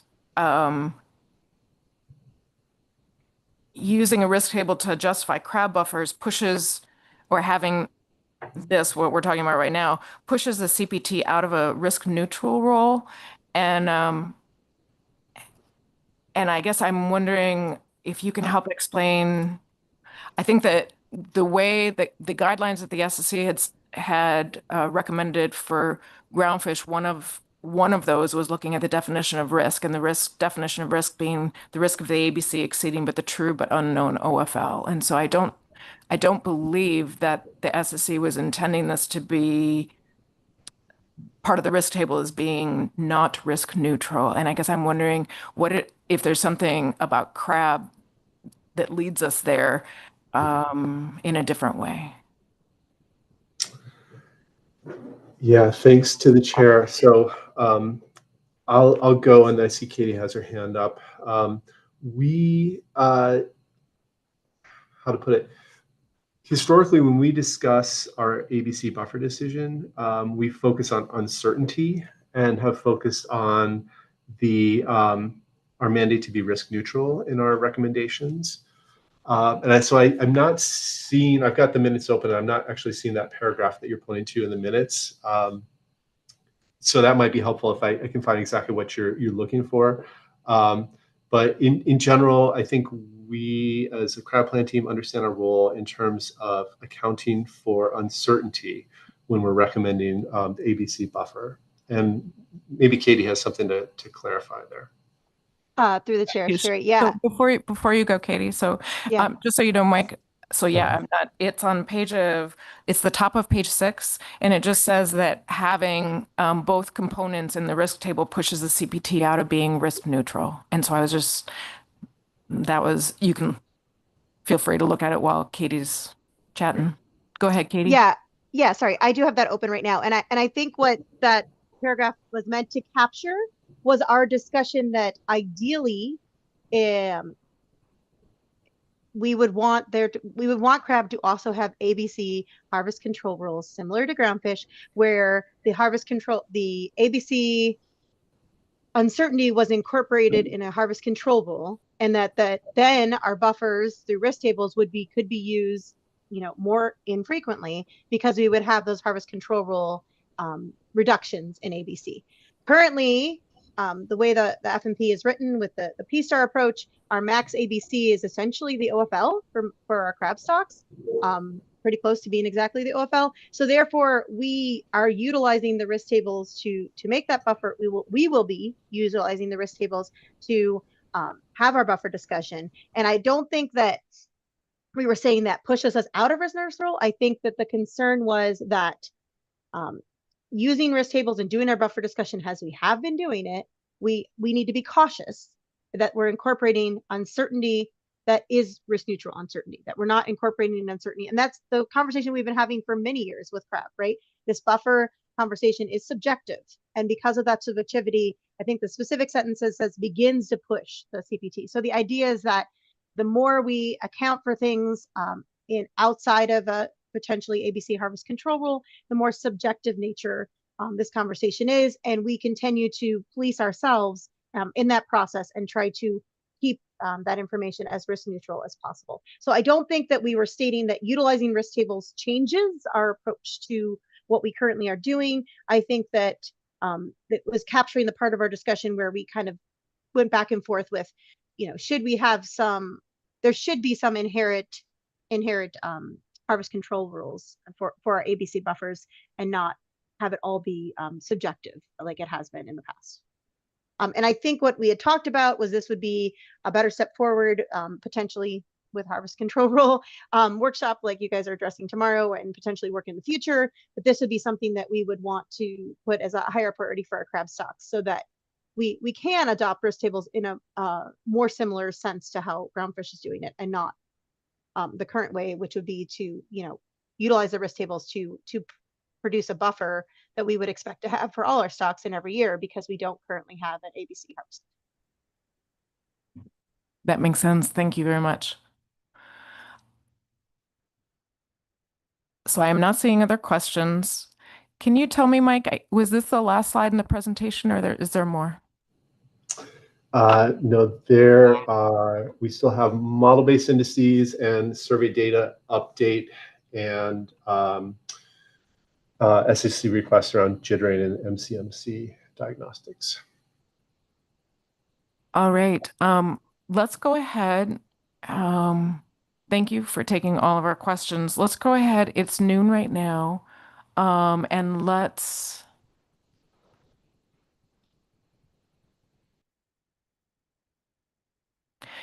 go ahead and take lunch until 1, and we'll come back and continue on in the with your presentation. Thank you.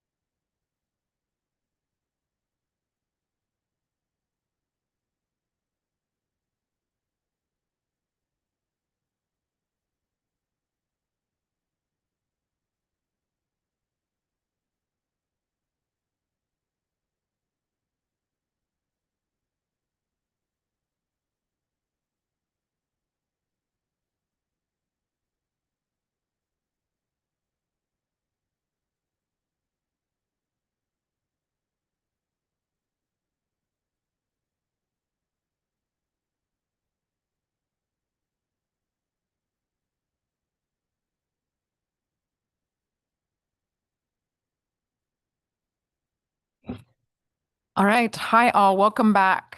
For the sake of time, I've been trying to talk to people over lunch a little bit on possibly cutting back on some slides, which it doesn't seem like we may have questions on. But I know that Mike and Katie, you had talked about doing something, but I couldn't quite understand what it was. And so I'm just going to have a little discussion here before we go into this. Mike, what were you thinking as far as the remainder of the slides for the CPT? Sure. So for the remainder of the balance of the topics, we've got model-based indices for one slide, jittering and MCMC runs for one slide. And then we have 1, 2, 3, 4, 5 slides on survey data updates. And we had originally thought of bringing those forward as just a slide, but after we talked about the meeting presentation with the SSC co-chairs, the decision was that we would bring up responses to SSC requests. What Katie and I would propose is we'll just bring forward that introductory slide for survey data updates, ask if there are any questions, or if people are happy, SSC members are happy to just refer to the CPT report and the presentations. Thank you for that. And yes, I fully realize that I was the one that asked you to put these slides in. So now I'm talking with you about taking them out, and I'm sorry about the work that was in between. Let me ask, Martin, I know you had some questions on something about the survey, and I was wondering if that plan works and covers what you need. I see you're muted right now.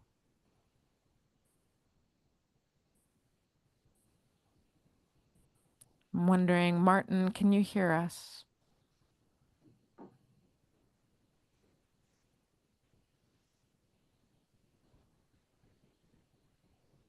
Just a second while I'm going to see.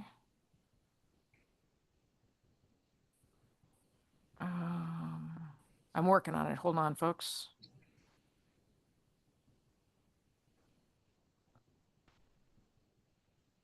We're working on connectivity here. I think it's a Martin problem. It's not the rest of us problem, I don't think. You're bold to say that online. Hi, Martin. Can you hear us? Yeah, sorry, I'm a little late. No worries. Okay. So Mike, would you mind repeating what you just said? And Martin, I'm going to ask you afterwards whether that gives you the information you need. Sure. I was proposing to just present a single slide on the survey data update topics, asking if there were any questions or if the report and presentation would be adequate. Yeah, that's totally fine. I don't have a lot of comments or questions, so we can just sort of race through that if possible. All right. Thank you for coming up with a plan. And that's great. So we're back online. We are getting presentation on the remainder of the CPT balance items. So back to you, Mike. Okay, thanks. Can we have the next slide? Okay, great. This is just an update for the SSC. There have been a number of requests for model-based indices for the survey, abundance indices from the SSC over the years, and there's been quite a bit of work that's been accomplished and presented to the plan team both at the January modeling workshop and then at our meeting in May. So that's all summarized here, the different stocks we're working on, the different model configurations we've used or examined. I should note that should include the delta log normal for model families. And then in terms of going forward, which is probably the important take home, the plan team has encouraged assessment authors to continue model development using model-based indices for Norton Sound red king crab, St. Matt blue king crab, and Pribilof Island blue king crab. And while there's not currently a plan to work on research models using model-based indices for tanner crab and snow crab, the survey group has discussed the benefit of keeping sort of a small research effort going with those model-based indices, just to make sure that we have sort of good, up-to-date model-based products available for use whenever that's needed. And so our plan is to operationalize the Tanner and snow crab models going forward, beginning after the next survey year. And I'll just pause to see if there are any questions.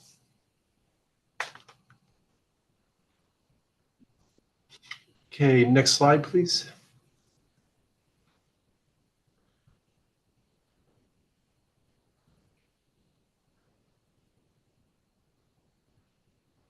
This is just a summary of the survey data update topics that we discussed. There were a number of responses to SSC requests. I can answer questions about any of those. Otherwise, I think we'll just skip through the rest of the survey data update slides.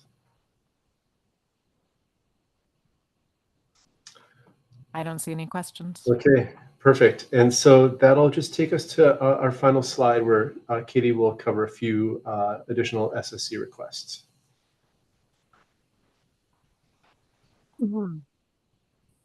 So just the last final slide here is just to let the SSC know that the CPT did have some discussion at our January modeling workshop and at our May CPT meeting, kind of putting together some general rules, or not necessarily rules, but guidance on jittering and MC diagnostics. I know that the SSC in October provided us some guidance on that.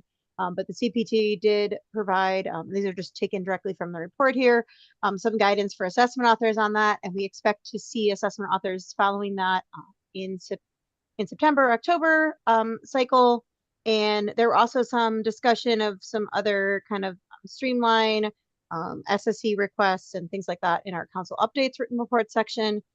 So I just wanted you all to know that we are tracking any comments or requests that you have on a CPT level or general crab level, and we'll try to address those in a timely manner moving forward. And I think that's all we have. That's actually the end of our balance. And so if you have any questions about the balance or anything in our written report, we can field those now. Great. Thank you to you both. And I know that we are going to touch on things in discussion. So we're definitely not skipping these topics. Do we have any questions from folks? One from Martin. Yeah, it's concerning the plan for snow crab and Tanner crab with spatial temporal models, and it seemed like the CPT is sort of not prioritizing that, and that's a bit of a disconnect with particularly our recommendations for snow crab and incorporating the Northern Bering Sea data into an analysis as one of the sort of more longstanding requests that we've had. And I'm just want to understand what the thinking is of the CPT and the assessment author with respect to that sort of project. Sure, through the chair. So maybe I'll cover Tanner crab first, so since it's in the same sort of situation. There, I think the path forward is clearly to get GMAX up and running before we investigate any additional development of the bespoke model. For snow crab, how to put it, the progress that we made through this cycle was just getting SDM TMB model in place to summarize the survey data. That model is informed by both the Northern Bering Sea and the Eastern Bering Sea data, but it only uses a prediction grid over the Eastern Bering Sea.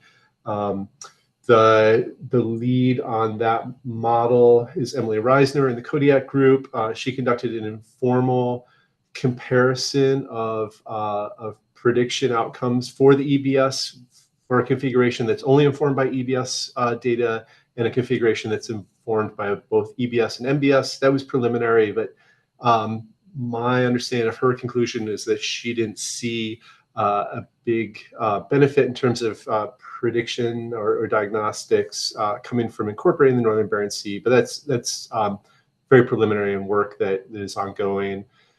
In terms of the next step, which would be spinning up a research assessment model using those model-based indices, the plan team discussion really centered on ongoing issues with models that are presented to us, largely around convergence issues due to the incorporation of the new growth data. And then, of course, quite a lengthy discussion about currency and appropriate management for the stock. And so we didn't really take up the issue of moving forward with a research assessment model that was informed by the SDM TMB inputs.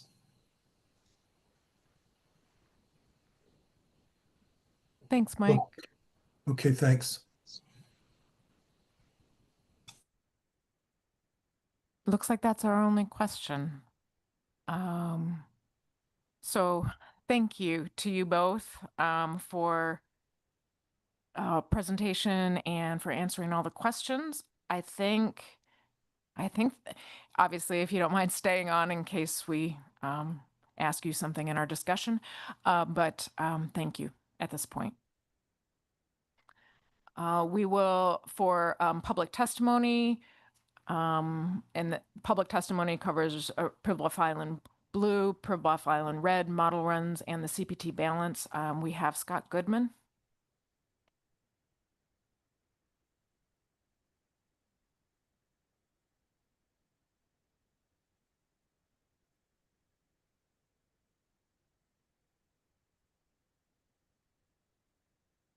Hi, Sherry. Can you hear me? Yes, we can. Go ahead. Okay, great. Thank you. Good afternoon, SSC. For the record, Scott Goodman, Executive Director to BSFRF. And I really just wanted to speak briefly, keep it relatively short, to the risk table and buffer topic for crab. And I think I'm relatively confident that the SSC understands the differences and has some depth of understanding with some of the prior CPT history there also, but just that the context between groundfish and crab are quite different. The tier system is different. The assessments, of course, are quite different. But in terms of the discussion that I think you guys had, which was quite healthy, and the material that was captured in the CPT report was also very helpful. A couple of comments, suggestions from the stakeholders' perspective. I think it is accurate to say that there's a little bit of buffer fatigue in the fall around crab as things are reviewed and discussed.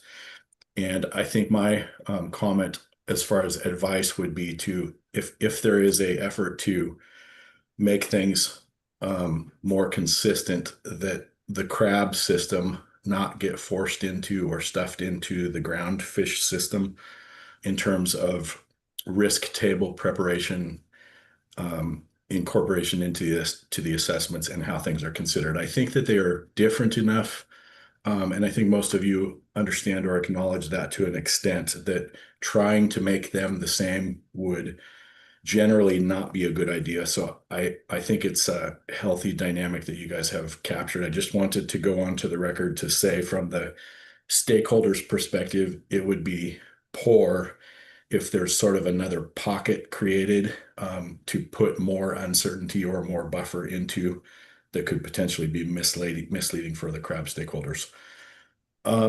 And my quick final comment would be that, looking back and recalling from the crab plan team in May, I think Aaron Fedowa's presentation on this was quite helpful. And looking again at it, it might just be good and relatively simple to capture a little bit more information on the recent history of the buffers as they are applied, both by the recommendations from the CPT and then the review and final recommendations from the SSC, so that everybody, including the peer group and the stakeholders, can kind of track the reality from year to year. I think everybody knows that in the best of times, things stay consistent, but in the uncertainties and some of the crises period, things have been for sure wonky. And in the context of snow crab, spread quite a bit in the initial recommendation and the final recommendation. So that's the extent of my comments. Just wanted to kind of go on the record with some simple summaries about the risk tables and the buffers. Thank you. Thank you very much, Scott. We've got a question for you, Curry. Greetings, Scott. Thanks for your testimony on the sort of risk tables and buffers, and I think we're all in agreement that there is a fundamental difference between the way we approach this in groundfish and the way we do in crab. I'm just sort of curious your thoughts, from the perspective of the risk tables as a tool that hopefully brings transparency to those changes in buffers from year to year. Do you see value at that end of the spectrum, or are there other ways that those risk tables could better clarify the decision process that led to the resulting buffer moving into the future, maybe outside the current categories that are in the risk table?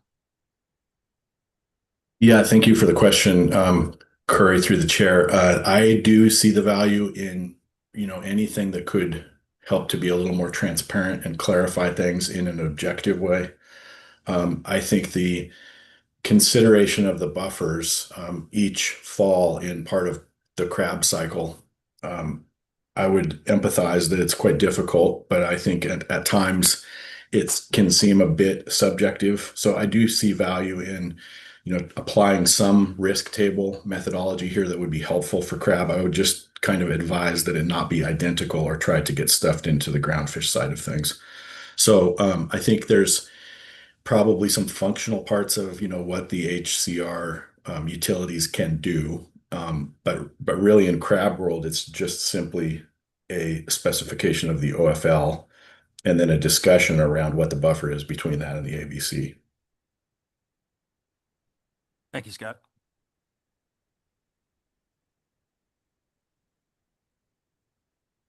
I don't see additional questions. Thanks very much, Scott. Thank you.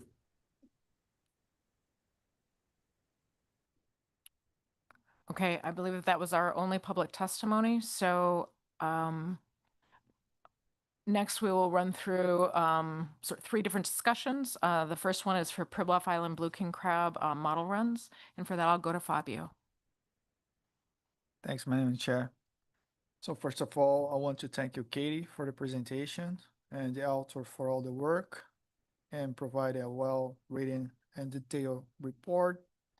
I also appreciate that the current report addressed previous SSC comments. This is a stock 2-year assessment cycle with the last full assessment taking place in 2023. After the 2025 assessment, this stock will transition to a 4-year assessment cycle with the next full assessment scheduled for 2029. This report addresses 3 topics. The first one is comparison of abundance and biomass estimates derived from crab pack. That's a newer package with the 2023 assessment. Second is dropping corn station for the 2024 survey and future surveys. And the third is dealing with zeros in the survey time series, given that no mature males were caught during the 2023 and 2024 bottom troll surveys. The analysis comparing the abundance and biomass estimates from crab pack shows slight difference in 1979 for both estimates and only in biomass estimates after 2015, supporting the use of the crab pack package for these estimates. The SSC should consider the authors and CPT's recommendation to maintain the corner stations in the surveys pre-2024 for future assessments, as they provide historical data for estimates of abundance and biomass and size composition. In terms of models and approach used to address zeros in the survey time series, 5 RIMA models were explored. 3 models with log normal error distributions and 2 models with a tweeted distribution, all configured differently for handling zeros. Additionally, 4 SDM-TMB models were evaluated to estimate the time series of mature males biomass for Pribilof Island Blue King crab, using a combination of delta, gamma, and Tweedy distributions, along with a first-order autoregressive or random walk spatial temporal random fields. I propose that the SSC should endorse the model and approach recommended by CPT and the author, which uses a Tweedy distribution with a first-order autoregressive spatial temporal model in SDM-TMB. Additionally, we should support all the other recommendations from CPT report to improve and provide the appropriate diagnostics to bring forward the SDM-TMB model in September. And finally, we also should support all the requests outlined in the CPT report for the SDM-TMB analysis. That's what I have. Thank you.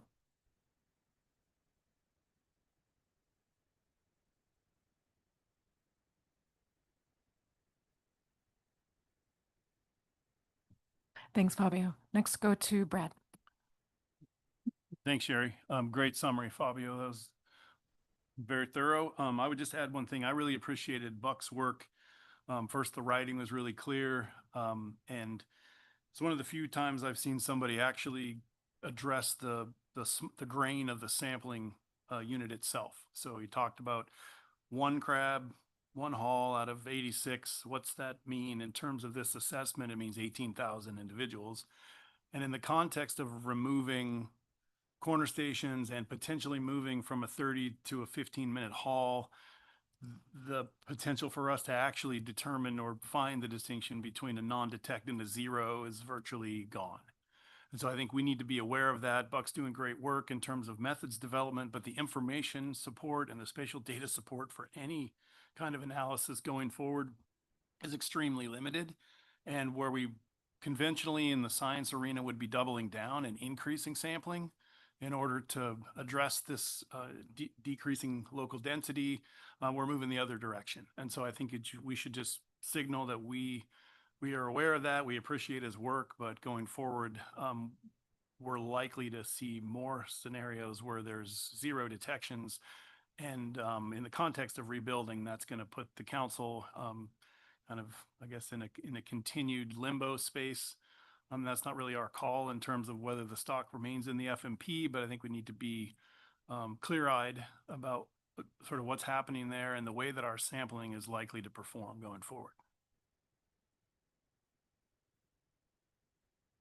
Great. Thank you, Brad. Question for Fabio. Can you remind me, what are the model numbers for bringing back in September?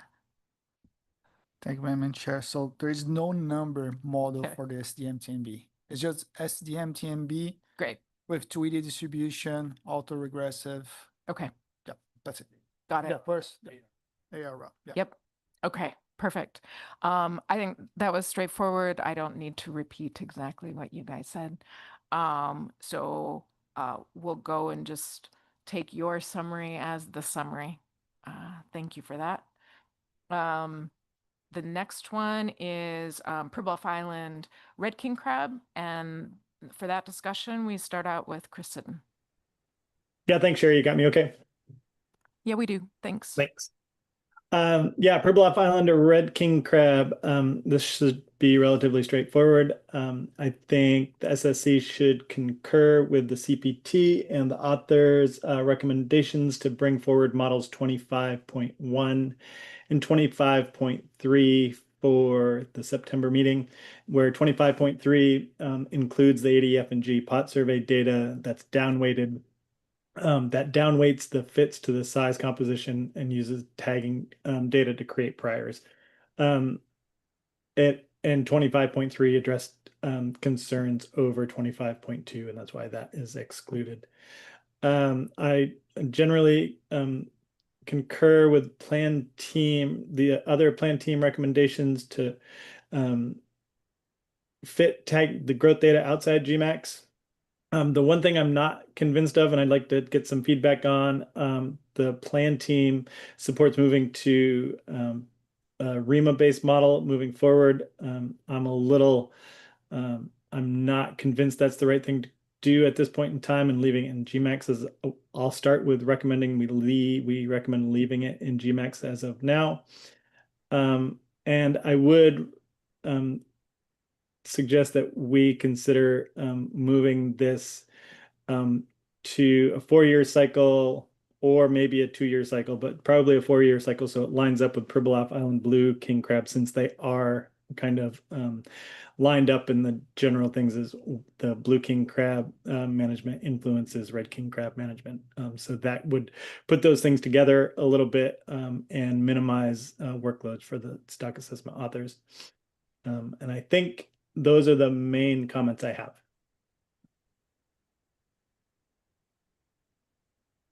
Thanks, Chris.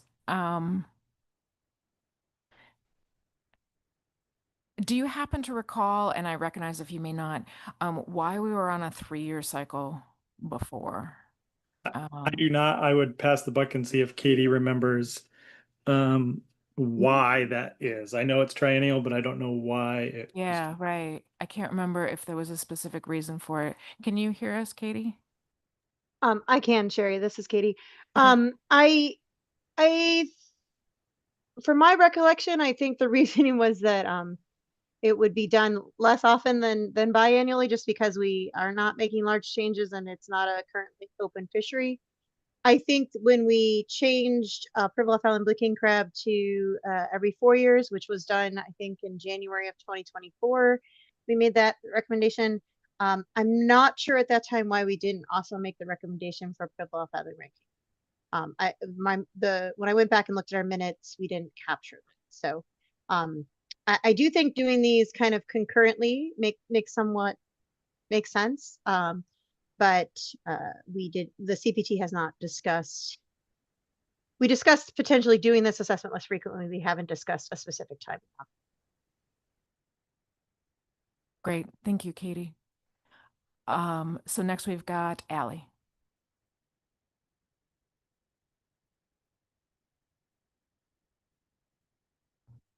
Thanks, Jerry.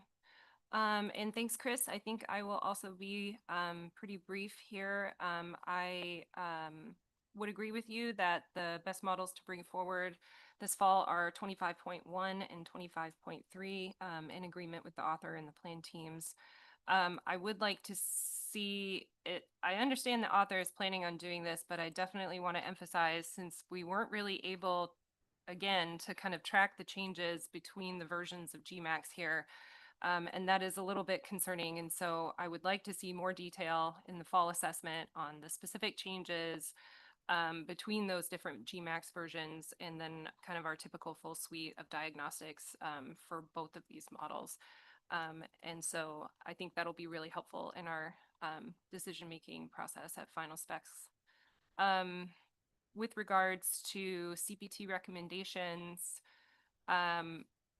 yeah, I think we can support the other CPT recommendations. I also agree with Chris that I would lean towards leaving the assessment model in GMAX, but perhaps consider changing the interval between the assessments for this stock. I think perhaps we would want to wait and let the plan team weigh in on changing it to a 4-year cycle. I think they talked about having the discussion, but didn't actually have the discussion. So perhaps they could weigh in on that in final specifications later on this year. And we can all come to a final decision at that point. So those are my recommendations.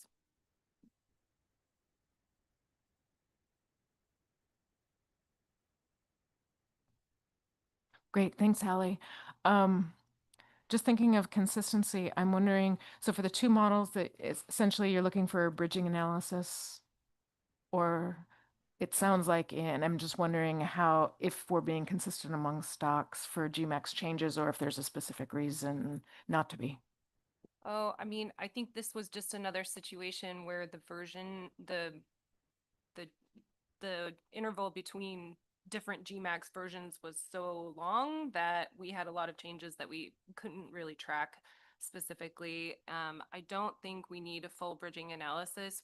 I think we just need more detail than what was provided in the current document. And it does sound like Cody's planning on providing that. So just want to make sure we have it. Does that make sense? That sure does. Okay. I didn't see other comments from folks. So supporting bringing back models 25.1 and 25.3. And everything else, everything that you suggested and supported, everything lines up. I didn't see Chris raise his hand again, so I think that we're gonna suggest the PT consider whether or not and discuss whether or not a blue king crab, it would make sense for blue king crab to move to a 4-year cycle and ask for that discussion in September. Red king crab, one of those. Sorry about that.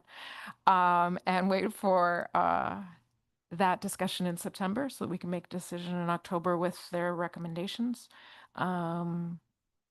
And everything else that I see, you both agreed, suggest leaving in GMAX.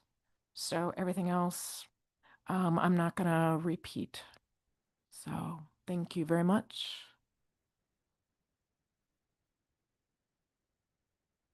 All right. So next we have the discussion on the balance of all the remaining topics in the crab plan team report. And apparently I didn't write names down in what order for that. So for the CPD balance, we'll first go to Martin.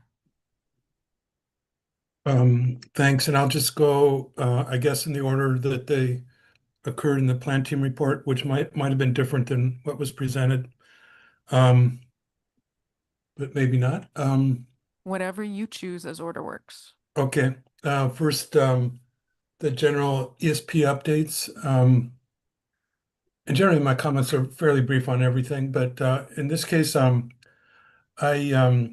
was sort of, we had a pretty good discussion, and at the end, I feel like it's not a good idea to sort of have this sort of process of banishing indicators that don't have a robust statistical relationship to the appendix or something like that.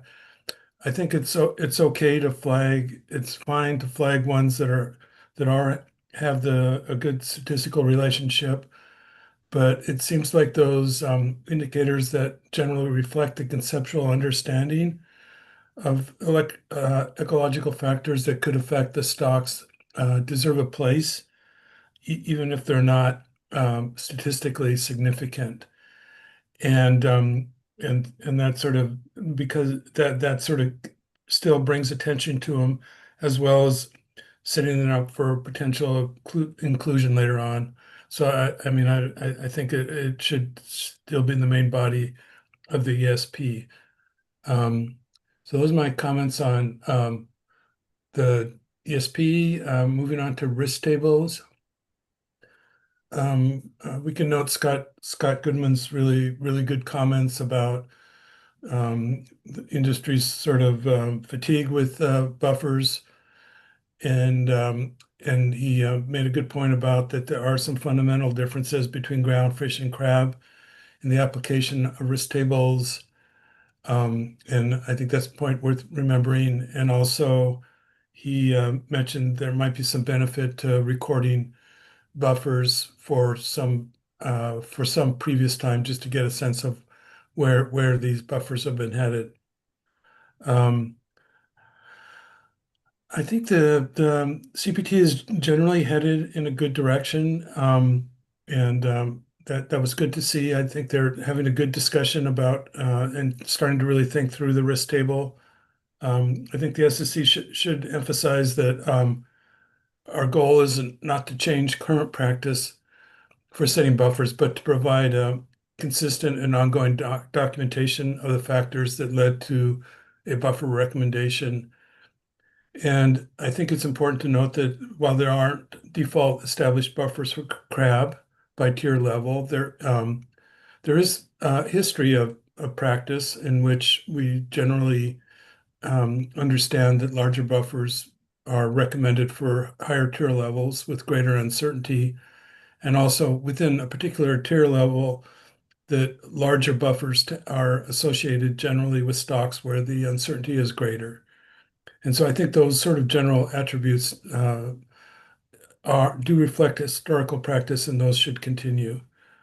And the goal of the risk tables are to help facilitate established practice, not start um, uh, creating new ways to be more precautionary or less precautionary.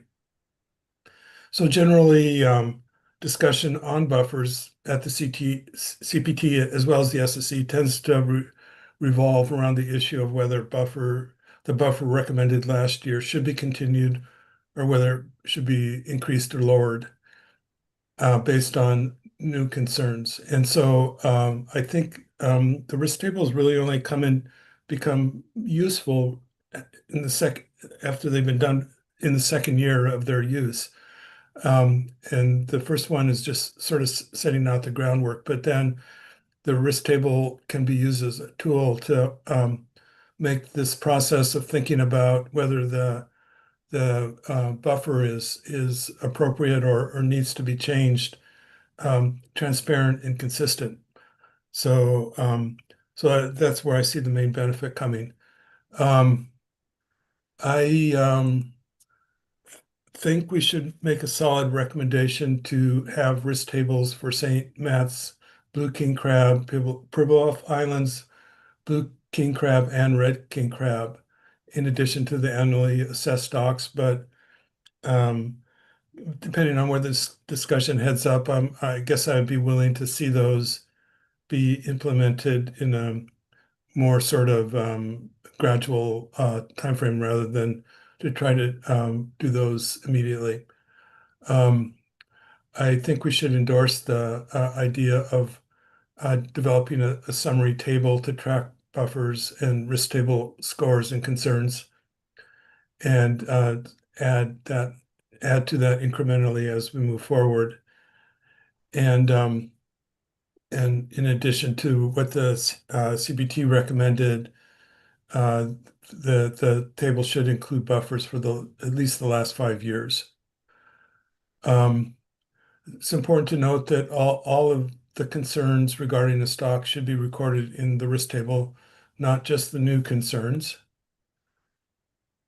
And I think that's it. The final thing I had a few comments on was on the model-based indices. And first off, I think we should indicate our appreciation for the work that's been done and the fact that some of our long-standing requests are being addressed for spatial temporal modeling. I generally in agreement with the sort of work plan for these models moving forward, with the priority be given to the models like the stocks like Norton Sound, Red King Crab, as well as St. Matt's Blue King Crab, as good candidates where there's a definite need to seems to be a definite utility for these types of models. Guess I'd encourage the modelers to work very closely with the assessment authors to identify their needs, and also keep tabs on the expertise that's being developed for groundfish. And I just note that there's a really sophisticated application of spatial temporal models now for Pacific cod that utilize both the Bering Sea and the Northern Bering Sea data, as well as an example for pollock age composition that was presented at the recent CIE review. And that's it for me. I don't have comments on the other topics.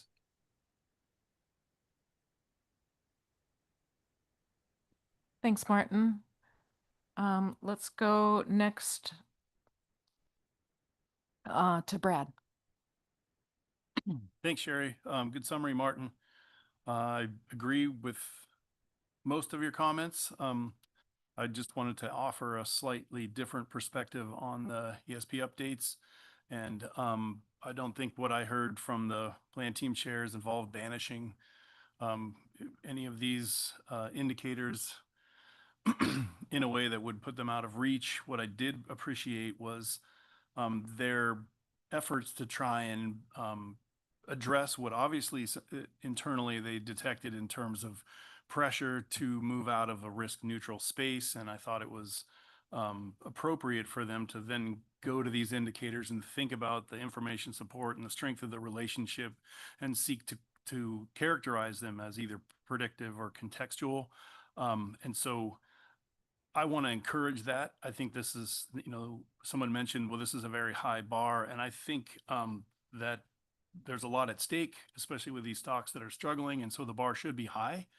I think we heard the authors and the plan team talking about struggling with patterns, seeking sort of information overload, and they proposed a way to structure and organize that information that will support their internal processes. And I think that's exactly what we should encourage, especially when we're dealing with some of these tough conservation issues when we don't understand the mechanisms that are necessarily driving these. And so I think we should endorse the CPT's proposed ESP changes in general, and maintaining those both contextual and predictive in the main documents is what I understood. And the ones that were going to be relegated to an appendix were those that didn't meet the qualifications for being contextual, and they were still going to be updated.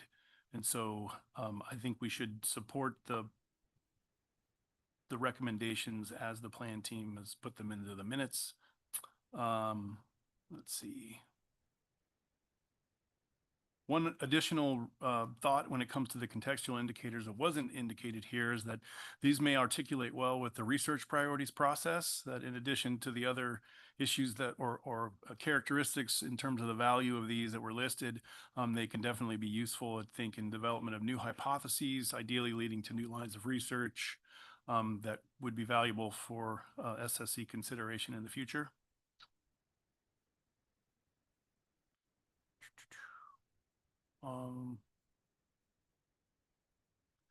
As for risk tables, I think I agree we should support the proposed SOP for the tables. And I think we should remember that in our previous risk table guidance, which there's been a large quantity of text in this regard, we've made it clear that we don't expect these tables and their application to crab to mirror groundfish, but that what we wanted the plan team to do was to develop a clear and objective process, which I think that that's what they're doing here. And so these steps that they've proposed align with our advice. I do support Martin's recommendation to incorporate those other stocks that aren't annual that he listed off, that I'm not going to repeat here. And I would just say for now, they are already going to be on a protracted schedule because they're not annual.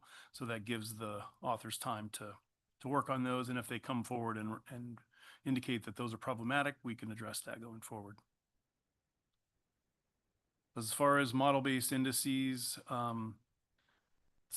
survey processing, data processing updates, and our comments regarding jittering and the MCMC diagnostics, I think we should just say we appreciate the plan team's careful responses to our comments and the consideration that they put into these different topics.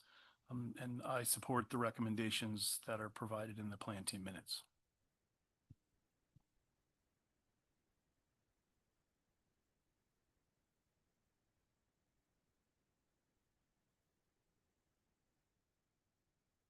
Great. Thanks, Brad. Next is Jason. I think my colleagues covered it. Maybe just a couple things to add. I support the CPT recommendations on the risk table, as well as my colleagues' comments. I guess I'd also make a recommendation that the CPT document and be explicit in the risk table about the sources of uncertainty that are attributed to the tiers, if there's specific tier level sources of uncertainty. And then regarding the risk tables for the non-annual stock assessed species. I think I'd support doing those gradually due to the limited staff resources. So I support the CPT's priority at this point to focus on those annual, but I don't think we should lose sight of the other stocks as well. We heard from public testimony about documenting recent buffers among stocks. I would definitely support that. A 5-year time frame seems appropriate to me. Maybe that's something that could be put in a safe executive summary in an appendix. I had a little deja vu because I remember back, I had to go look, but back in 2014, we went through a process that actually looked across the stocks and the buffers in an effort to improve the consistency among buffers. So perhaps there's some useful tool from that process that could be brought forward. ESP, this is a future consideration because I'm not quite clear where the line is here, but in developing the ESP, and again, we're discussing crab, which is a unique situation because of the state management.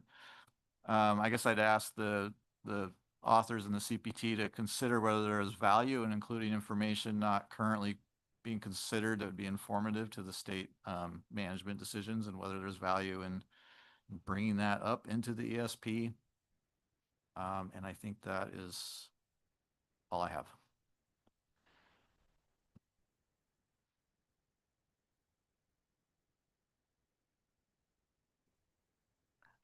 Thank you.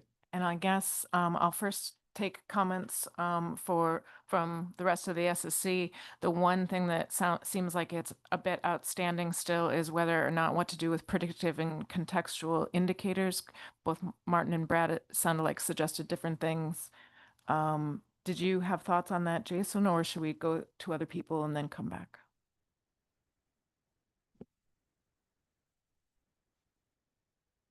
My only thought was I didn't hear the CPT saying they were necessarily going to drop them completely out. I think the ones that are important, whether they're predictive or contextual, should be in the body of the document. And I think through the process, we're probably going to be figuring out which ones those are as well. So I feel like this is an ongoing development.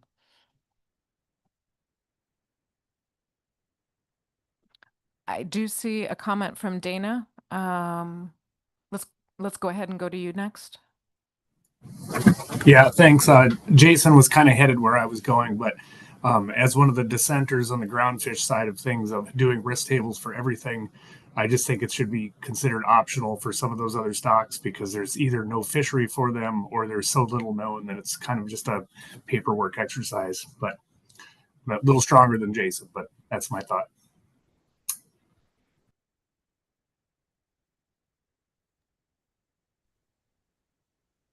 Great, thank you.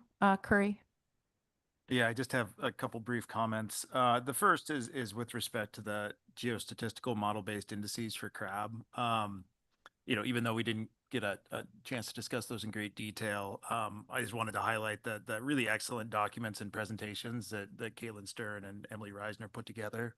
They're really clearly written and with sufficient detail to be fully reproducible. So great job. To that end, I have two recommendations that are somewhat captured. And the first is, save for times where we're trying to fill in clear gaps in survey coverage, such as the case where we have Eastern Bering Sea versus Northern Bering Sea. Short of that, we should be striving to the extent practicable to have complete independence in terms of the spatiotemporal fields, because that's sort of part of the core assumption in the index usually that we feed into our stock assessment. And the other recommendation is that if analysts do move forward with trying to intercalibrate multiple surveys in the context of Norton Sound red king crab, that they consider, in addition to having a survey overall factor type effect that sort of controls for the scaling difference, to also consider whether or not there's spatial variation and catchability amongst these different surveys, which is fairly easy to incorporate. Great, thank you, Curry.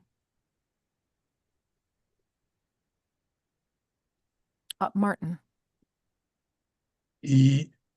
Yeah,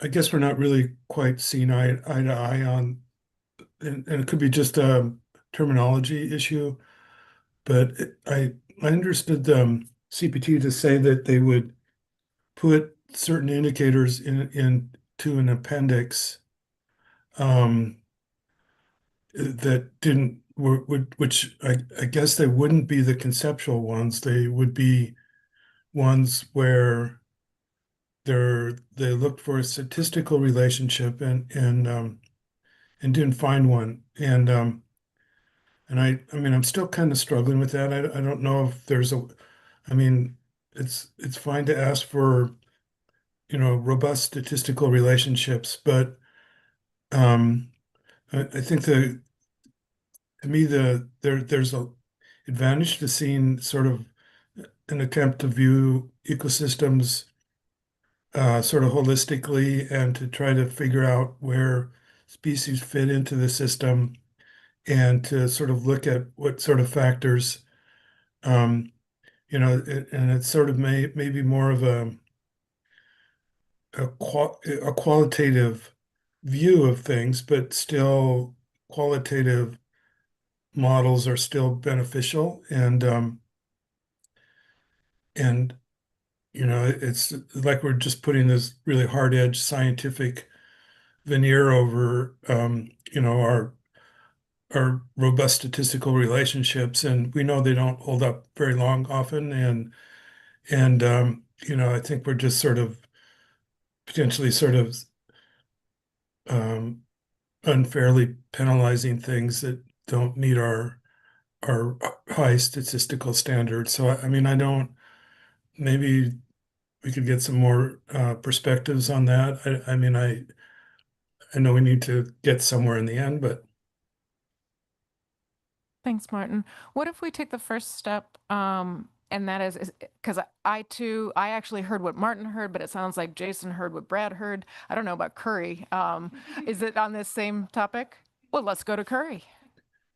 Because we can go back and ask them what they actually said. So that would be my first step. Go ahead, Curry. Yeah, I think this has been a very fruitful discussion. I wonder if we might craft our minutes to say that we support this sort of heuristic separation between the predictive and contextual indicators in this context, but perhaps we caution against any movement of indicators into appendices that would make them kind of less transparent or less able to provide input on the process, something like that. I'm sure someone can capture that in better terms. that would be fine with me. And I love it, but I thought that that was the point of moving it into an appendix. Let's go to Sarah first. Is this on the same topic, Sarah? It is, yeah. Great. It's at least connected, and then moving slightly, narrowing it to the socioeconomic indicators specifically. But I do agree. Hey, Sarah? Yes? We're hearing so much feedback, we actually can't quite hear you. Yep, so that goes away as soon as you hit mute. Oh, there, now I don't. Why don't you try one more time? And then we can also. Is that better? That is completely better. Oh, great. Well, I didn't change much, but Great. so yeah, this is on the same topic, but then I also want to narrow it a bit specifically to the socioeconomic indicators, which were mentioned a bit more in the report than we were able to discuss in detail today. I agree with Curry's language around cautioning against allocating certain indicators into the appendix, because I do think that suggests some sort of delineation that we may not be wanting to suggest simply through as much as we would like, as much as we'd want to. But in terms of the socioeconomic indicators, I do think that there's several in the report that were that we were asked to comment on in terms of the regional allocations and the proportion of regional what is the terminology? Sorry, let me just find that in my notes. Proportion of the local proportion, which is one of the community indicators that also is reported in the ESPs, and whether or not we find that adequate or sufficient. And I would just support that the indicators that were in the that were discussed in the report are, I guess the language could be something like, we appreciate the inclusion of social economic indicators that reflect some of the context around community participation and fisheries participation. Sorry, that wasn't very clear. Great, Sarah. And you mean that including those that have the context of community within the main body? Was that the? Yeah, I do like if we do decide as a group to put some into those that are not statistic, those that are contextual into the appendix. I see the point of that, but I do also think that some language cautioning against reading into that as some sort of prioritization or hierarchical standing, I think would be beneficial. And then the other point that I wanted to pull from the report was the thought that as it stands now, there are the local proportion is simply indicator of one most highly engaged community. And the author suggested expanding that to the 3 highest, particularly given how transitional and fluid participation is across fisheries currently. So perhaps some language, and I welcome other folks weighing in, but perhaps some language that supports that suggestion in the report for broadening. Great. Proportional, okay. The local proportional indicators. Sounds good. Curry, I thought you had, okay. Brad. Thanks, Sherry. I think just as a clarification, and this is back to you, Martin. If I recall, when Mike gave us an example of one of the indicators that would be relegated to an appendix, he talked about a hypothesized relationship that A.J. Paul came up with related to some oceanographic conditions that had been examined over a number of years and did never manifest in any kind of sort of meaningful pattern or correlation. And so they proposed to continue to report that, but I would say that perhaps doesn't rise to the level of being an indicator. It's a hypothesis. And so, or whatever you might want to call it. And I think there needs to be an off-ramp for ideas, mechanistic potential connections that are looked at and don't appear to have support to leave and go somewhere else. And so whether they're predictive or conceptual sort of in nature, that's what I heard Mike talking about relegating into an appendix, not the indicators for which there was substantive evidence or support, whether it was predictive or not.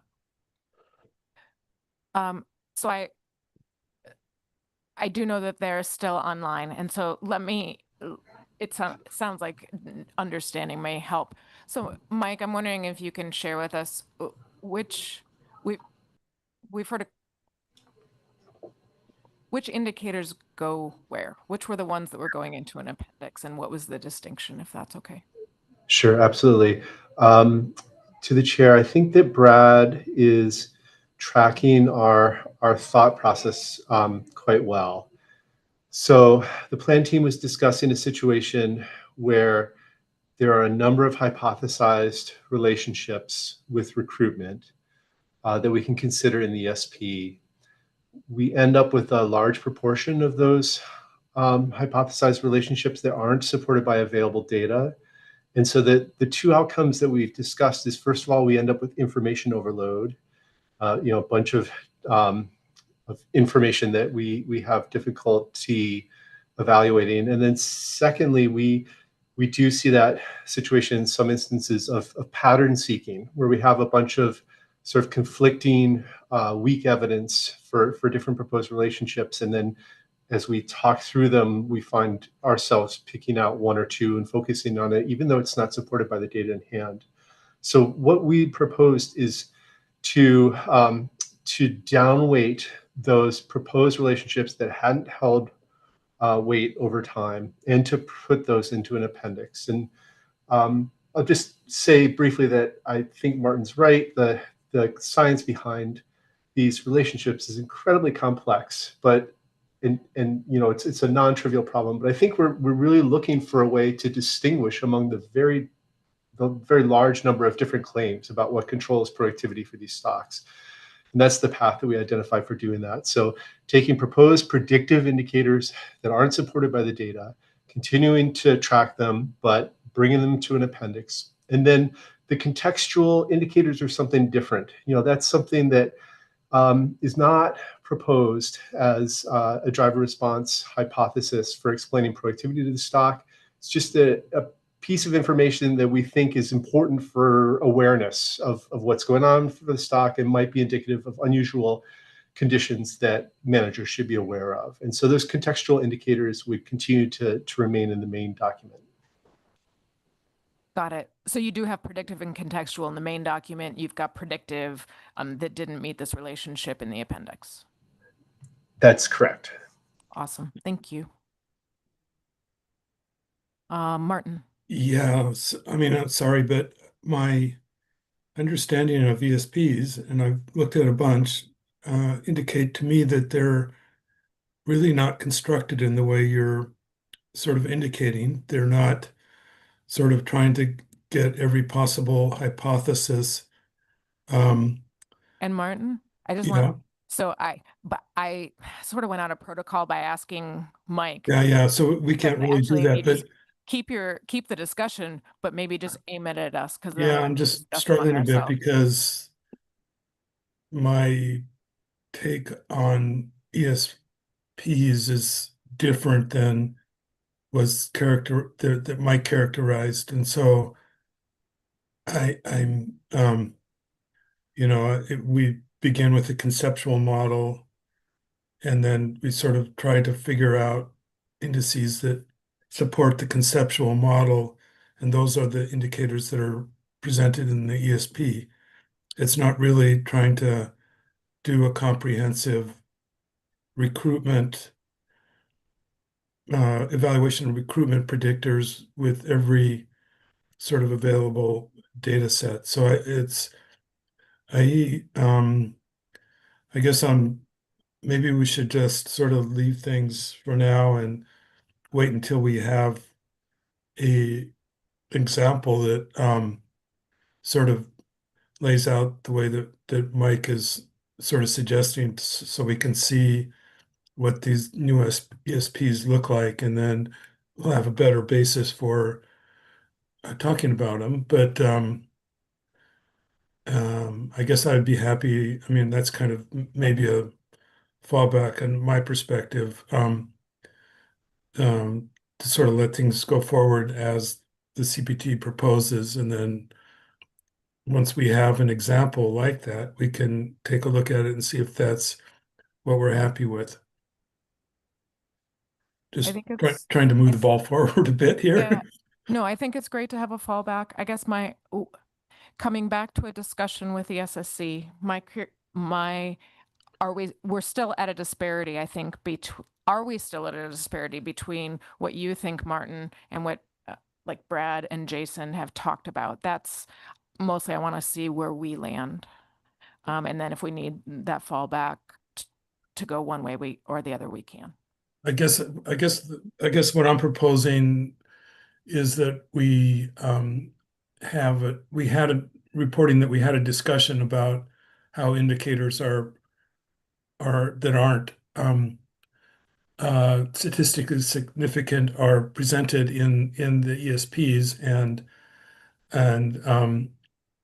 we maybe didn't reach a conclusion on the appropriate structure moving forward, but we're willing to allow the CPT to move forward with their proposed structure so we can evaluate evaluate it once we have a concrete example. Does that make sense? Yeah, totally like that for fallback language. What I want clarity on is, let's go to Brad. What I want to know is your understanding the same as Martin's or the same as the CPT or something different?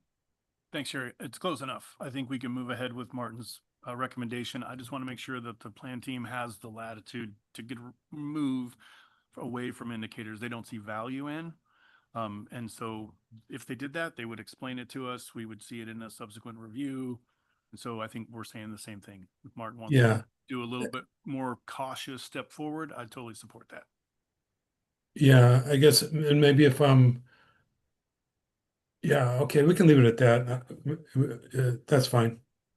Great. And I'm getting indications that that Jason's in the same place as well. So wonderful. It sounds like we are together on this. Are there any other SSC comments? Okay. Let me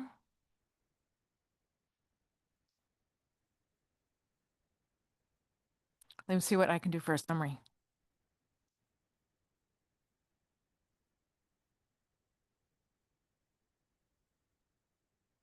And I am coming back to the microphone.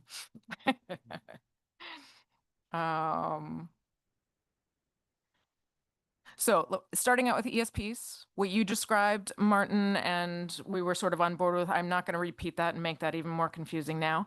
I think we're on the same place as far as indicators and having some flexibility, reevaluating when we see what we see next from the CPT.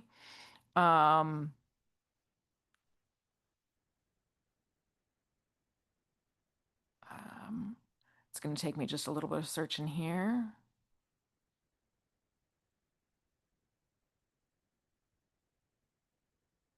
We also talked about considering whether the value of information that is currently not included in an ESP, but that would be valuable for this state TAC, whether to include additional things in the ESP for that.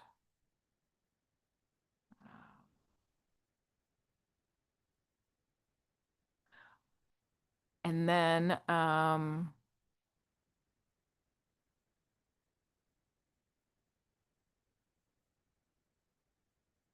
I do realize that because we've got this remote and in-person meeting, I didn't even check back in with Sarah, but I think that Sarah, you can let me know. Are you okay with the way we went forward with the indicators in the appendix or not in the appendix? Yeah, I'm fine with that. And I can also write some language, just repeating what it was that I said for the minutes. But I'm fine with the decision moving forward. Okay. And I did make notes that you had a couple of recommendations about the local proportion and also looking at I think multiple indicators of those instead of a single one, like the 3 highest you talked about. Yes. Okay. All right. I think that those are the notes that I had on the ESPs. I am going to look up and just see, since I'm jumping around a little bit. Martin, go ahead. Yeah. Just a clarification from Sarah. Were you talking about the Tanner crab ESP when you were talking about the local proportion? Because I think that's where I remember it coming up. Yeah, that's where it came up specifically, but it did draw from a larger question just around socioeconomic indicators that have been included in ESPs and how we might be able to build sort of build on that protocol moving forward. So, but yes, to answer your question, the example was from Tanner crab. Great. We should be able to, once we have the writing reference in the report back and forth between sections, if you'll help us do that, Sarah. Yep. Wonderful. Okay, moving on to risk tables. There was, and of course I forgot my comment for that one. We had consensus, you know, that groundfish are different than crab, and really what we're looking for is not changing current practice, but clarifying and making things transparent. And we described a history of practice that should continue: larger buffers for higher tier levels, larger buffers where there's greater uncertainty, continuing to focus on how things compare to the year before. And let's see, we did make a few additional recommendations, and those were for other species other than those that are annual. We did suggest that we move to risk tables for also like St. Matt, Pribilof. I realized we had multiple recommendations on this. We support looking at the annual ones for now and making a gradual consideration for doing it for other stocks. And those, I think, included St. Matt's Blues, Pribilof Island Blues, Pribilof Island Reds. If I go back, and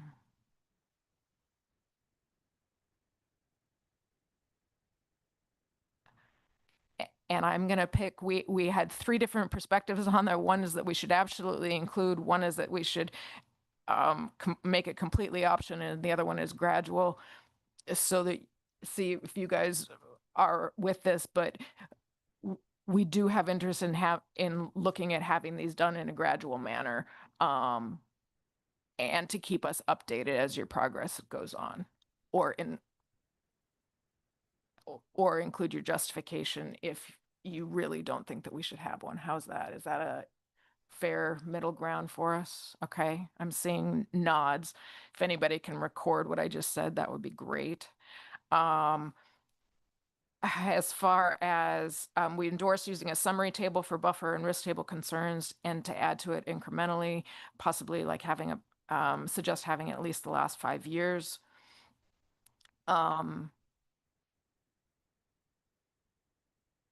We suggest being explicit as to which uncertainty is by tier.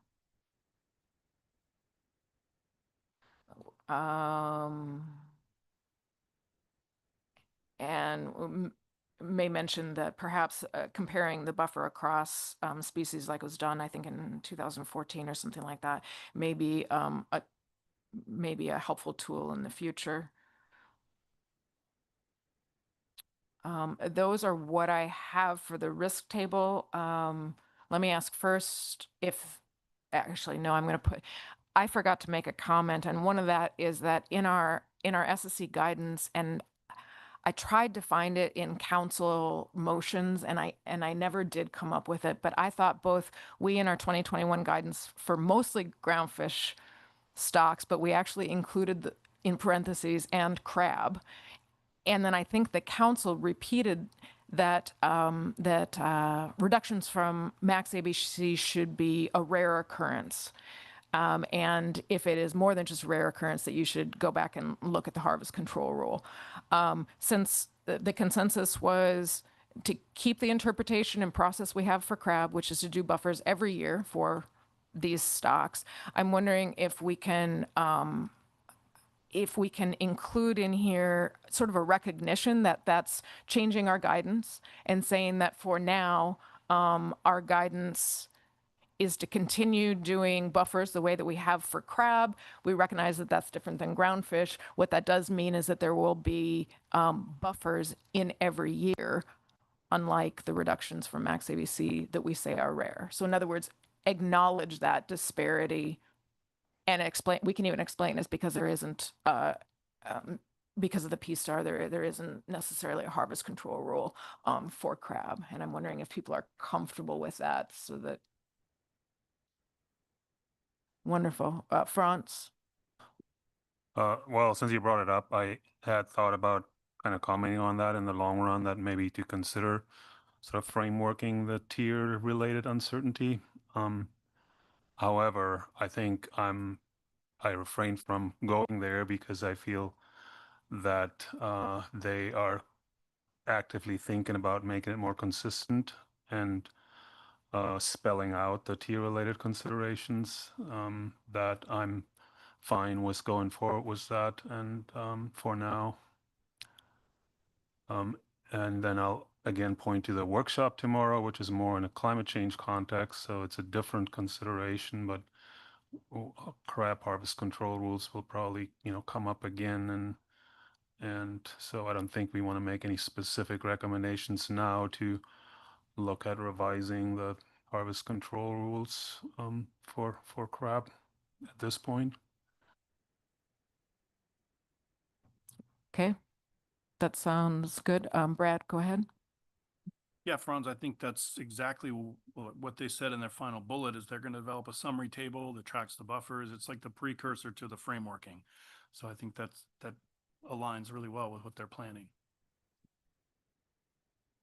Okay, thanks all. So I think that actually ends then the summary for risk table. All right, then we are into model-based indices, and we've got some real kudos for the authors and the work that's been done, and we appreciate that. We generally support the work plan with priority given to stocks like Norton Sound and St. Matt's.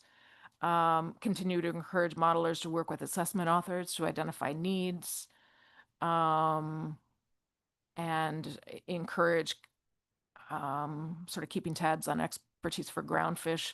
For as an example, we had spatial temporal model for cod in the EBS and NBS. We appreciate I've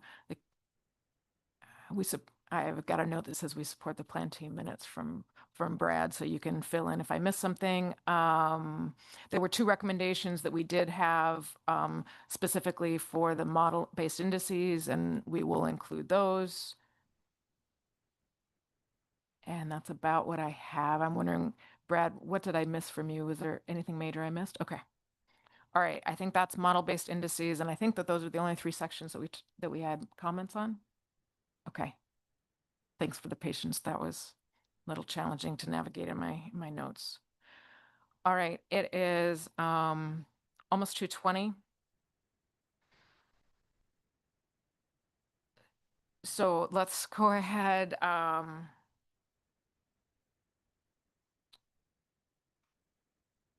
I think that means we're done with crab. Okay. Sorry, that wasn't supposed to be that surprising, but I just realized I might be wrong. Okay, what I suggest is we take a 5-minute break. We come back in 5 minutes, 2:25, and we'll do the C1 Observer Annual Report. Thanks.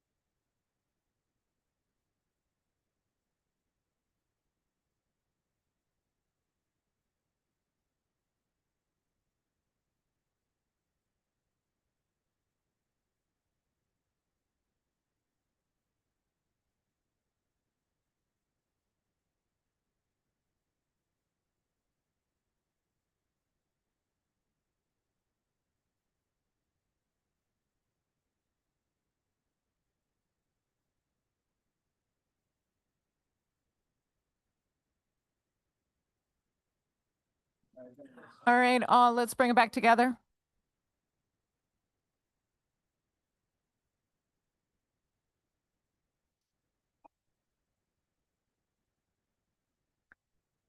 All right, everybody. All right, I'm going to start the announcement while you're walking. So we're going to go ahead and we're going to move into the observer report. Our plan is still to finish both of these items today. And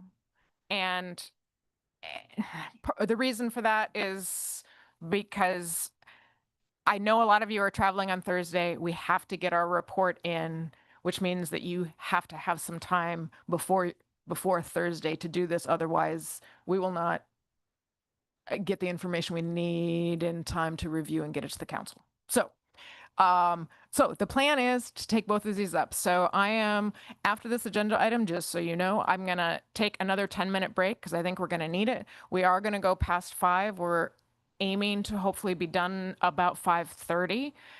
If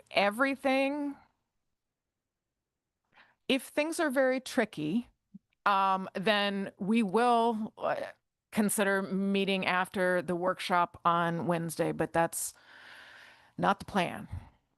I see Dave laughing there. So, all right. Going late, taking them both, taking a break for 10 minutes after this one, and we'll go. All Yes, right. Sarah. Good afternoon, Madam Chair, members of the SSC. For the record, Sarah Cleaver, Council staff. Under agenda item C1 today, you'll be receiving part of the 2024 annual report on the North Pacific Observer Program. So Mr. Jeff Mayhew from the Alaska Fisheries Science Center will be presenting specifically on Chapter 3, the Deployment Performance Review, and then also providing the NMFS recommendations for you all. So I will turn it over to him, just noting that we have a few additional folks online from the Science Center to help out with any questions. Miss Lisa Thompson and Dr. Jason Janelle. Thanks, Sarah. One thing that I will say just for you, Jeff, is that while that was the plan and I sound like I'm hurrying, that was sort of for our membership. We still hold with what you and Sarah talked about, that expediency is great, but we want you to be able to cover what you need to cover sufficiently in this presentation. It's our sort of questions and discussion that we're going to try to be swift with. So welcome. Great. Yeah, thanks so much. Yeah, as Sarah said, my name's Jeff Mayhew for the record. And so I'm going to be just talking about strictly Chapter 3 and then going over our NMFS recommendations. And so I think I will try to keep the points pertinent, but yeah, we can just jump right into it here.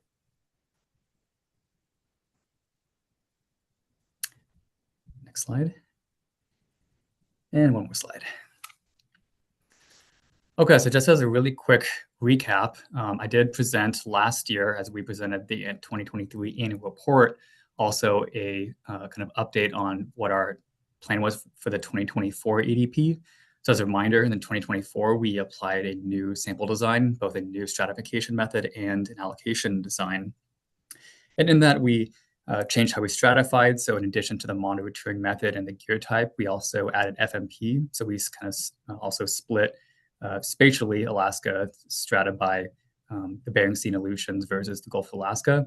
And then by gear type, we also grouped together the hook and line and pot gear types because many vessels used to actually fish with both. And so it wasn't a super reliable way of stratifying those trips. And so hook and line and pot were separated, were grouped together, but separate from trawl.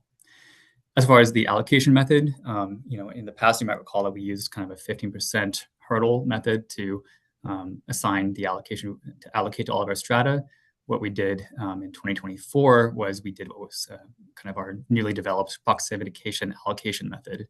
And so what this did is what it assigned to our new strata sample rates in such a way that we could make sure that our monitoring resulted in a higher proportion of our unmonitored trips near in space and time to our monitored trips. So any strata that are really clumped up in space and time would generally get allocated a lower rate because it was easier to kind of provide the coverage applied by the samples were more easily distributed to all of the other nearby trips, and strata that are more diffuse in space and time would require a higher rate.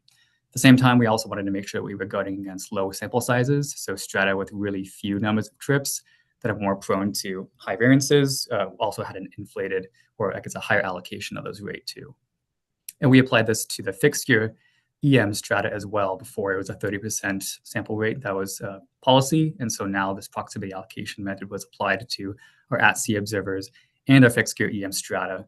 But I would still note that this is the 2024 was the last year of the Trawl EM Pollock EFP because of the way that monitoring program is run logistically. It's not that this allocation method did not apply to that.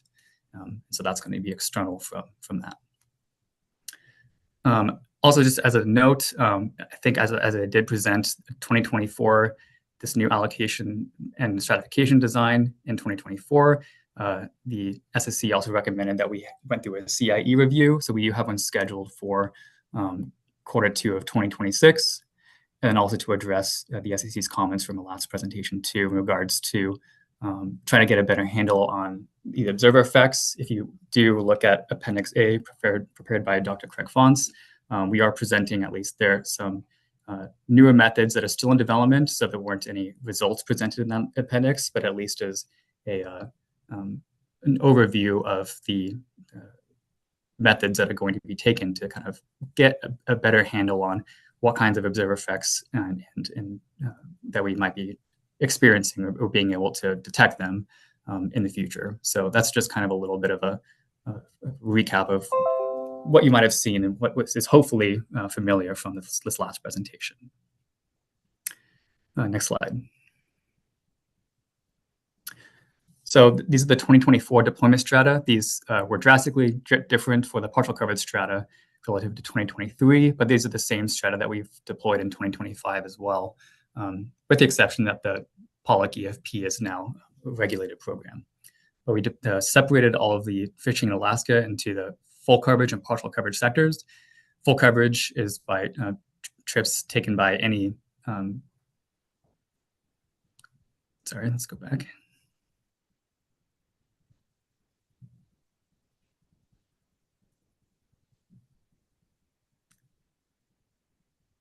Okay. So we have the full coverage sector, which is, all of our large CPs, really high volume fisheries. But we also have the EM Trawl Bering Sea EFP. So it's the Bering Sea portion of the Pollock Trawl EM EFP. This is where we have compliance monitoring on the vessels at sea, and we have observers monitoring the deliveries shoreside. And this is for the pelagic gear fishing pollock in the Bering Sea.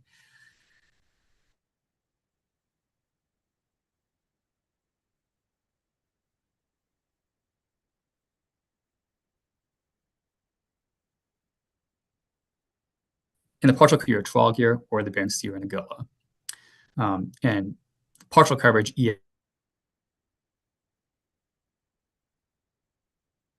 inline or POC gear, those are actually grouped together.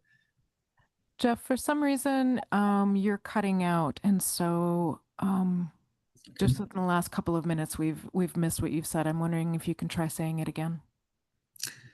Okay, sure. Is it sounding better when I'm talking right now? Yep, that's great. Okay. Okay, so just going back to starting with full coverage, you should be familiar with most of the full coverage. The full coverage represents 91% of our catch volume. And so we do have a newer, I guess, a relatively newer portion of the full coverage sector, which is the EM Trawl Bering Sea. This was the last year of the EFP. So this, again, was the vessels fishing with pelagic gear targeting pollock in the Bering Sea. And those vessels have monitoring by EM at sea for compliance. And we have observers monitoring the catch shoreside. In the partial coverage strata, we separated the partial coverage strata by the monitoring method, FMP and gear type. And so for the trips monitored by at-sea observers, you have the observer fixed gear Bering Sea, observer fixed gear Goa, trawl gear Bering Sea, and trawl gear Goa strata. In the fixed gear EM strata, again, even though it says only in this description, hook and line or pot gear. It should have been saying both, either hook and line and or pot gear in the Bering Sea, or hook and line and or pot gear in the Gulf of Alaska. And then again, we have the EFP of EM trawl. This is for the vessels fishing in the GOA using pelagic gear harvesting pollock. We also have the zero coverage strata. These are largely vessels that are under 40 feet or any vessels that fish with jig gear. These have always been, I guess, since restructured, vessels that we don't have any monitoring on. The generally just smaller vessels, but by not monitoring these vessels, we are able to achieve some matter of cost efficiency by not having to monitor these very difficult vessels to put an observer on. Those are deployment strata.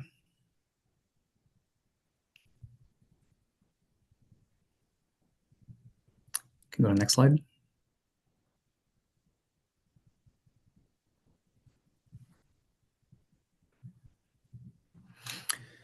So as a quick overview, whenever we're evaluating how did we deploy into our strata, we're just going to focus on the full coverage strata. Again, you'd be expecting to have a 100% monitoring rate in our full coverage strata. And at least in the EM trawl Bering Sea, for the pelagic pollock, we were able to monitor 100% of those trips. We did have one case where a trip was not monitored in the rest of the full coverage stratum. So you can see our realized monitoring rate was 99.91. I want you to refer you to Appendix C. This is kind of a tricky situation where some vessels are don't really know if they're supposed to be in full coverage or partial coverage until after what they catch, just based off of the way that the regulations are written. It's usually vessels targeting Pacific cod. It's based off of the size of your vessel, whether you're going to be in the full or partial sector, but it also depends on what you actually catch. So if you're catching more halibut, you should be in partial coverage, but if you're catching a little bit too much cod, then you actually get put into full coverage. And so there's a little bit of confusion about that, I think, on everybody's part, but Appendix C at least does kind of outline perhaps a way forward to try to clear up some of this confusion. So I think the impacts of this, one trip not being sampled is very low, but it is something I think that we can maybe work towards trying to resolve just by perhaps rewriting the regs. The Appendix C does suggest if we raise the vessel size limit, it should hopefully include, all the vessels that do this kind of fishing and not really cause this confusion. And, you should be knowing what strata a vessel's in, ideally before it fishes. But in this case, it's just one of those cases where we didn't really know until after the fact. So even though we expect 100%, we didn't quite get it. But I think in this case here, it's not going to be a really huge cause of concern. And Jeff, we do have a question. Before we take that, I wanted to let you and the SSC know that we were actually going to transition between leads, and Ian was going to lead this item, and I just blew through and completely forgot. So we'll take a question from Mike, but then I just want you to know, since you're at a distance, the voice you're going to hear is not mine, but we are still in the same meeting and going along. Great. All right, go ahead, Mike. Yeah, I don't know if this is the right spot for my question. It's about Appendix C. Are you going to talk more about that, or should I ask the question now? I'm not going to talk about it more now. Okay. So as I understand it, this group involves basically small vessels and CDQ groups and communities. And what wasn't clear to me is if the issue that is trying to be solved, is it one that's evenly distributed throughout the fleet, or are there sort of time series of relevant vessel counts by CDQ group and communities, so you could kind of characterize the how extensive this issue is among communities? Is it just a few communities, a single CDQ group? And can you discuss that quantitatively, or if not, because of data restrictions, confidentiality, can you at least qualitatively talk about distributional patterns of these types of impacts? Thank you for the chair. Thank you for the question through the chair. I don't have anything to say quantitatively about this. We can, I think, with a little more time, we can look into it. But I think the way that we've described it here is it's really only a handful of trips. Maybe a couple every year, or maybe none some years, right? So I can't really say too much about distributionally where we're seeing these issues, but because I think it is so rare, it's I can't imagine the impacts are going to be very large. That's just, I guess, my gut telling me that, but I don't have any information to necessarily back that up. So I'm sorry, that probably doesn't answer your question, but I think that it is something that we are going to be continuing to monitor in the future. Obviously, as we're trying to, we want to meet our targets of reaching our monitoring goals here, and full coverage should be monitored at 100%. So we are going to try our best to, if we can hope that we resolve this issue, then it should hopefully become, a non-issue in the future. And it's that's at least is the way that I see it, is the approach that we're going to be trying to take. Okay, just a real quick follow-up then. I just didn't get the sense, and maybe I read it too quickly, that it was as little as just a few trips and not every year. So I think that answers the question. Thanks. Great.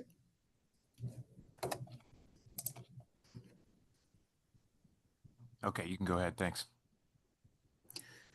I think we can move on to the next slide here. So this is a little bit more of the same thing, but we're looking at the partial coverage strata. So all the strata are listed vertically on the left side. You can see the numbers of vessels participating in these strata, the number of trips, the number that were actually sampled, and then our coverage rates, both the expected rates, which are the ones that we program into the observer, declare, and deploy system, which I'll talk about a little bit more later. So those are the rates that we set in the ADP, and we have the odds, select trips at those rates. You can see what we actually realized in the column to the right. And then based off of just that binomial distribution, you can see whether or not we met, if the realized rates are, are what we would have expected. And so you can see largely for most of our strata, we met the targeted rates, all except for the EM fixed gear Bering Sea and Aleutian Island stratum. I do want to point out here that as we're kind of quantifying coverage here, is that there was an issue in 2024 where the EM fixed gear strata, actually, we did monitor all the trips at the rates we would have expected.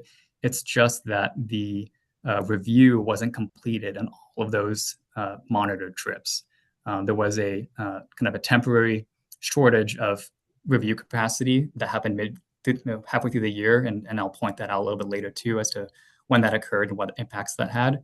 But it did kind of disproportionately affect the EM fixed gear Bering Sea and Aleutian Island stratum. You can see there's only 69 trips in that stratum. So because of the timing and the way that we prioritize, we have PAC states prioritize which hard drives to review whenever they do run into a backlog like this.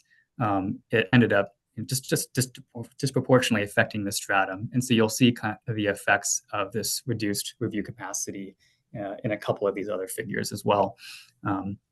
But largely, I think that because of the way that we have our monitoring done through odds, I think we did a very good job this year of at least meeting the expected monitoring rates and the goals that we set in the ADP. And we can move forward. We do have a question here in the room. Jen, great. Jeff, just a quick clarification on that. You said that you've got the data, it just hasn't been processed yet. Is there a plan to go back and recover it, or is it that because of the lack of staffing that data can't be recovered now?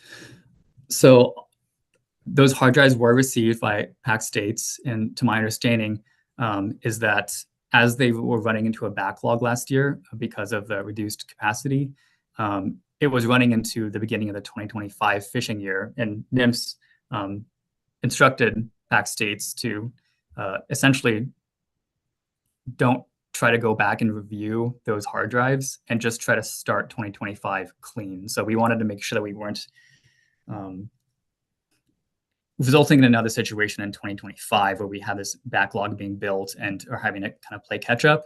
So I think essentially, if you want to kind of describe it as cutting our losses in 2024 and setting 2025 clean, we didn't ask PAC states to go back and review those hard drives. So my understanding, there's no plan to go back and do so. I don't know if we were to have them review those tapes, if we would be able to make any sort of, if we didn't make any drastic changes to, or result in any different management decisions.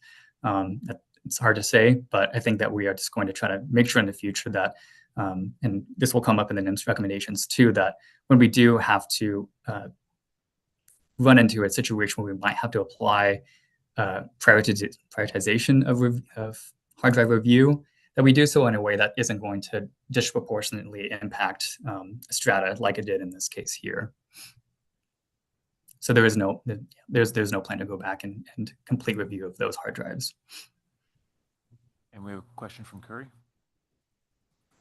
Yeah, Ed, thank you in advance, and feel free to let me know if you're planning to touch on this later. But in reviewing the document, it said that this issue is not expected to occur in 2025, as selection rates are lower in 2025. So were the selection rates reduced because there was not capacity to review video, or that was sort of separate and just as happenstance, the selection rate is going to be lower, and therefore you don't expect to run into this bottleneck in hard drive review? To the chair, selection rates are just generally lower just because of a lower budget in 2025. So it wasn't in relation to trying to reduce rates so that reviewers can keep up. And that was not part of that reason. Thank you. And we do expect in 2025 to have full capacity. We've to my knowledge, we've been able to keep on top of it very well so far this year, and expect to do so. And a question from Franz? Yeah, thanks. Can you, and perhaps it's in the document, but I didn't see it, but can you speak to the protocol for selecting the videos for review? And what I'm trying to get at is this reduced coverage here still representative? Or is there, high potential for bias? So the way that our EM Fix Year program works is that the vessels know ahead of time whether their trip is selected or not. And so they know whether or not they need to keep their EM equipment turned on. Once they know that once they complete their trip, they take their hard drive and they mail that off to PAC states for review. And so this isn't a situation where PAC states gets all these hard drives and decides which ones to sample. But I do think that, when they are running into a backlog and they do have a large number of hard drives to review, we do have a set of different prioritizations that we instruct them to follow. I do think that there are some changes that we want to be making, and we just kind of need to make those changes as we run into these sorts of issues. But as far as the representativeness, I will be talking on that a little bit later. Question from Brad? Thanks, Ian. Yeah, while we're on this topic, and I apologize if you said it earlier and I didn't hear it, but what's the protocol if you come in with less review capacity than you expected at the time you need the data? Do you continue to work on that year's set of hard drives until those are completed, and then you have the ability to look back and see the difference? Or do you just pivot and go on to the next set of hard drives that are coming in for the next year? I think currently, because we did run into an issue last year also with a large backlog of hard drives. At least with this last year, we generally, I think, have tried to make sure that we complete I think in the past we have looked back after the year to try to complete hard drives review of the previous year.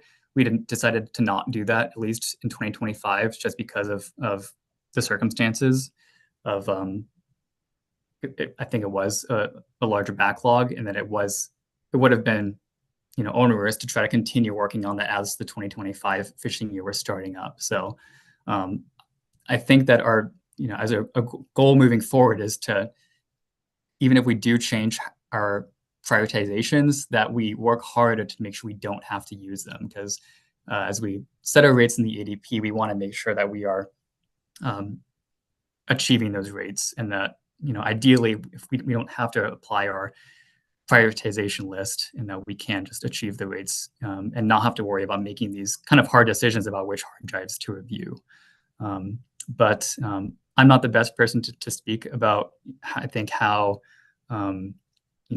PAC States tries to make all these decisions based off the prioritization lists.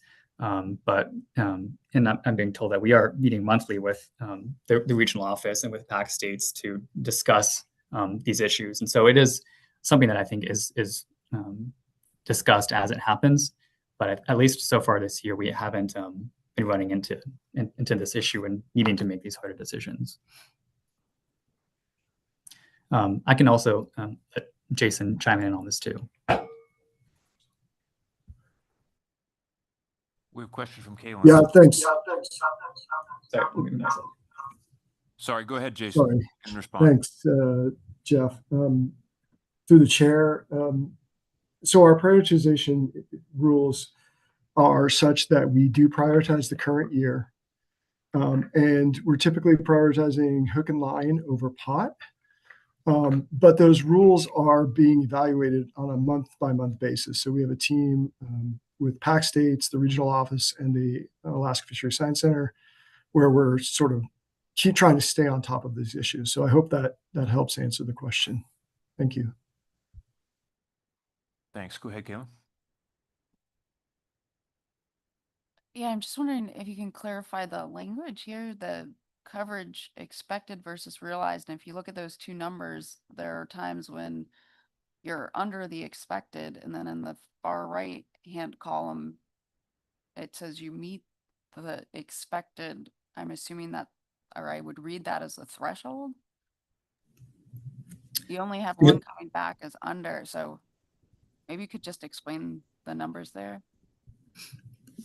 Through the chair, yes. So these are the our judgment of meeting expectations is based off of distribution of a binomial distribution. So we, knowing that odds has these rates programmed in there, and odds is probably never going to perfectly achieve these monitoring rates, there is, an expectation. So what we're showing here is the 95% confidence interval of what we would be expecting based off of these programmed rates, what rates we might be getting out of odds.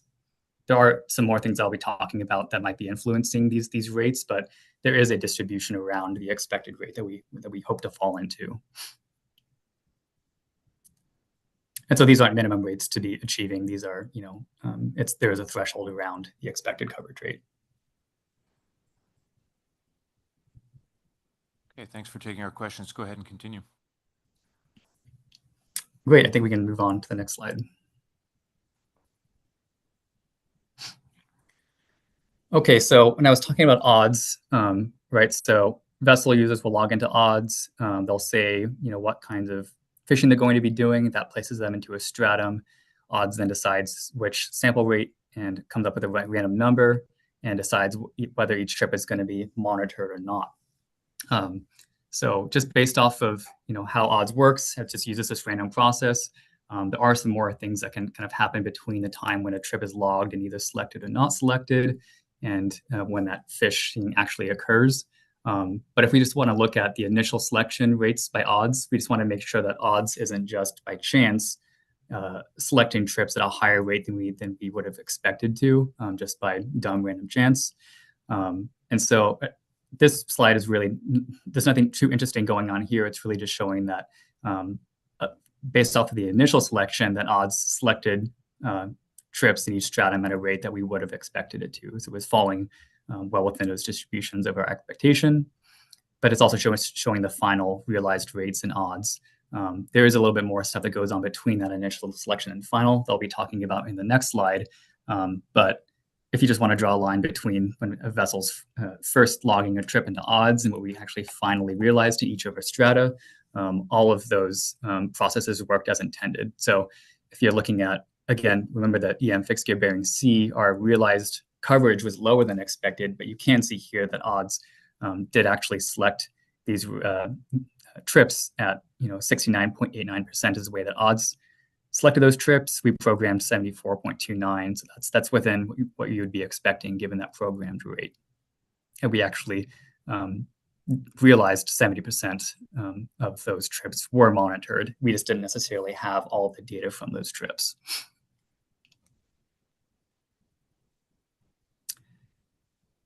Next slide.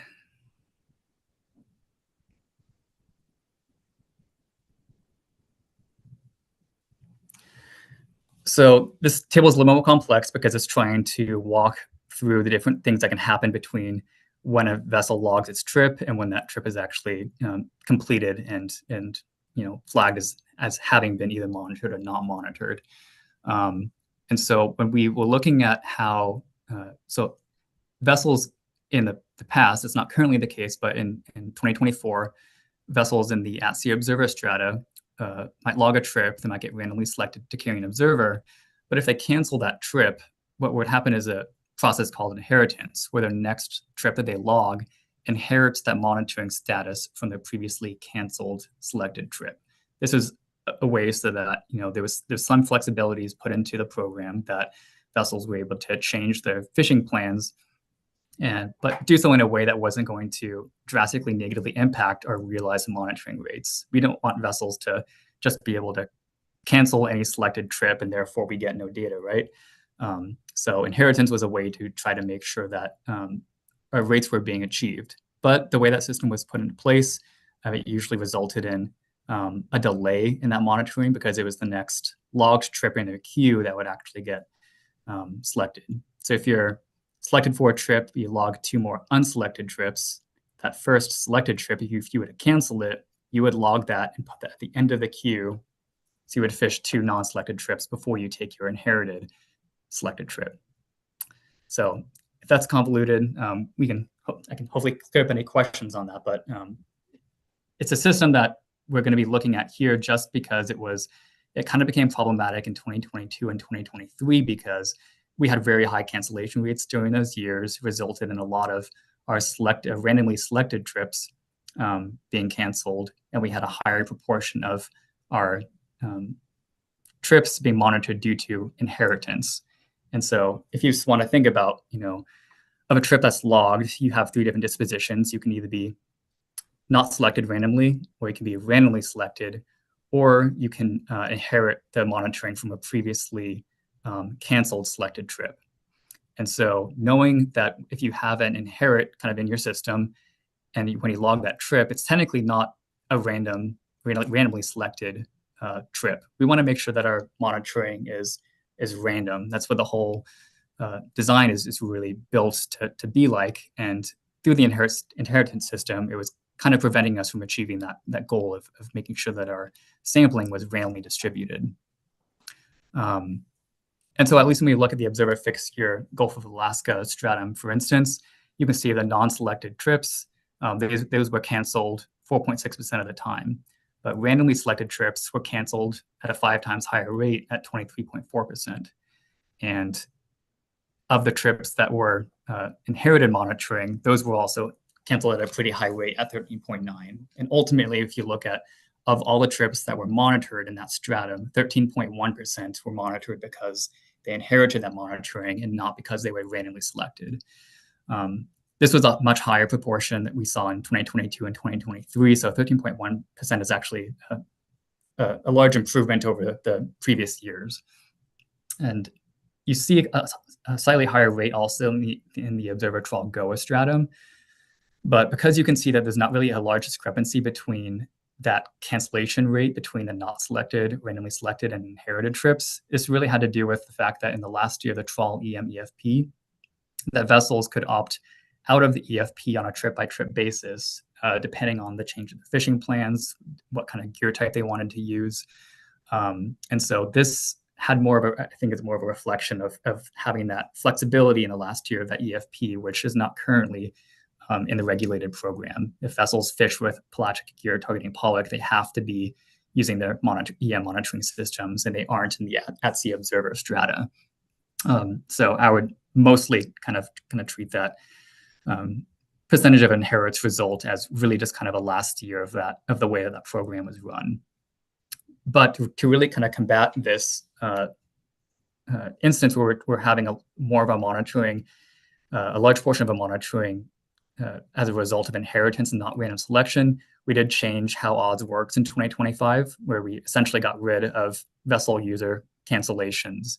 So there are going to be some other different kinds of cancellations that can happen, but it should drastically reduce our reliance on inheritance. And we should be, I'm hoping that as we look at the next annual report for 2025, that overall that we should have a very low percentage of our trips monitored due to inheritance. And we can mostly just kind of treat our program as monitored because it was randomly selected. Generally, when you look at the EM fixed gear strata on the bottom, the cancellation rates are quite low. That's, I think, is kind of, we can treat that as a good baseline. That's kind of where more or less where we would like to be. It's nice to be able to provide. It also uses some level of flexibility and logistics because it is hard to fish and having to work around whether you're being monitored or not. But yeah, I think our goal for the future is to try to have these percentage of monitoring due to inheritance to just be, at least in the at-sea observer strata, to have those match pretty closely with what we're seeing in the EM fixed gear strata. That would be a good goal to reach. And I think we'll see how close we get there with the changes that we made to odds in the future. But I just do want to say that, because of what we saw in previous years where we had a higher percentage of inheritance, we did see some more kind of non-random spatial and temporal patterns and where that monitoring was achieved. So this is really all these changes are being made in an effort to try to make sure that we are distributing our monitoring in a as random as possible. Jeff, we have a question in the room. Go ahead, Pat. Yeah, this is Pat Sullivan. Thanks for the presentation. A quick question. So I'm appreciating the work being done on the inherits in order to work out a way to avoid them in the future. But with the ones that are here, do you use them, or are they included, or are they eliminated in the overall calculation? Those inherits are all included. Yep. Okay. Thank you. Okay, please proceed. Great. I think we're ready for the next slide. Okay, so this part of the presentation, I just want to kind of note that figure 3.4 is a newer figure we showed this year. And so as a recap, as I've been talking about the EM fixed gear stratum, and we had these issues with not having review capacity as high as we were expecting to. This was an entirely different issue that we ran to in this last year as we changed how we no longer applied a 30% rates to our EM fixed gear strata. As that rate actually changed this last year, I think it caused a glitch that made it so when review was completed on these vessels that they didn't quite make it into the catch accounting system in a timely manner. And so usually when we're evaluating data timeliness, that's usually how it's graded is, at what time does it take between when a vessel completes its trip and when that data makes it into the catch accounting system. That's usually how we grade data timeliness. But because of this glitch, and by the time we realized what was going on and remedied the situation, it caused then kind of a huge slug of this EM fixed gear review data to reach the catch accounting system at once, which skewed the results of our metrics of data timeliness. And so what we're doing here in figure 3.4 is showing the review timeliness. So it's not just it's strictly the time between when that vessel completed its trip and when review is completed. Usually we grade it from one step farther, which is after review is completed, then when does it get into the catch accounting system? Usually that sequence of time between those two events is very short, but it caused it to be very long due to this glitch this last year. So what we also wanted to highlight here is that review did take quite a lot longer in previous years. And so at least when we're looking at the review timeliness this year of it taking, and these are showing the medians and means of the distributions of the review timeliness, is that these are market improvements over what we saw in the last year. So even though we did have reduced review capacity of the data that we did get, the data was reviewed in a much more timely manner than we saw in previous years. So that's, I think, this is just kind of the big takeaway of why we have an additional figure for figure 3.4. It's just to try to give a slightly more accurate measure of how long it took for us to have that data review completed. Just given that it was an issue in previous years, and we had many talks with PAC states in the region to try to make sure that we could prioritize things in a way that we could improve these metrics, make sure we have the data sooner. And so this is largely a success. We just unfortunately just had a glitch where that data didn't make it to the catch accounting system as quickly as we had expected to.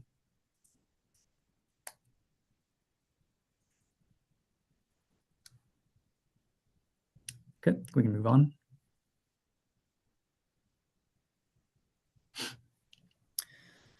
Okay, so when we're looking at these next few figures, we're trying to get at a handle on were we able to distribute a monitoring through space and time in a way that you would be expecting, just given perfectly random selection.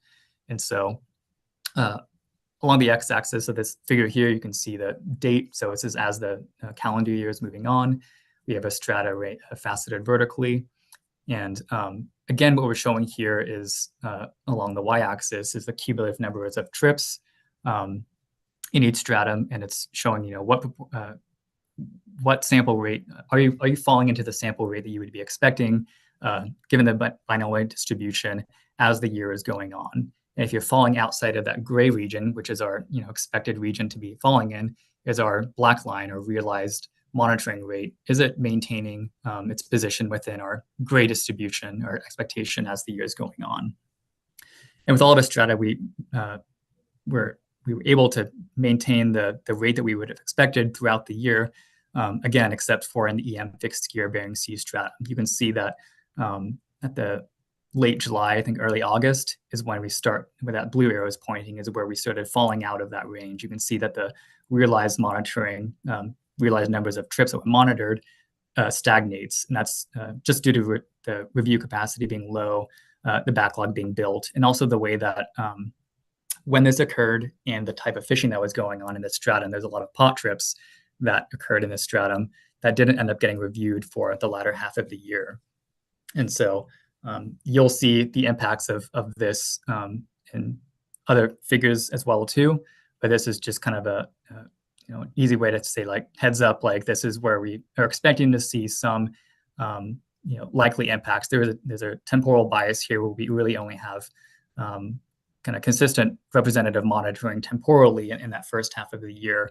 And in the latter half of the year, there's not going to be nearly as much of that monitoring review completed for those trips.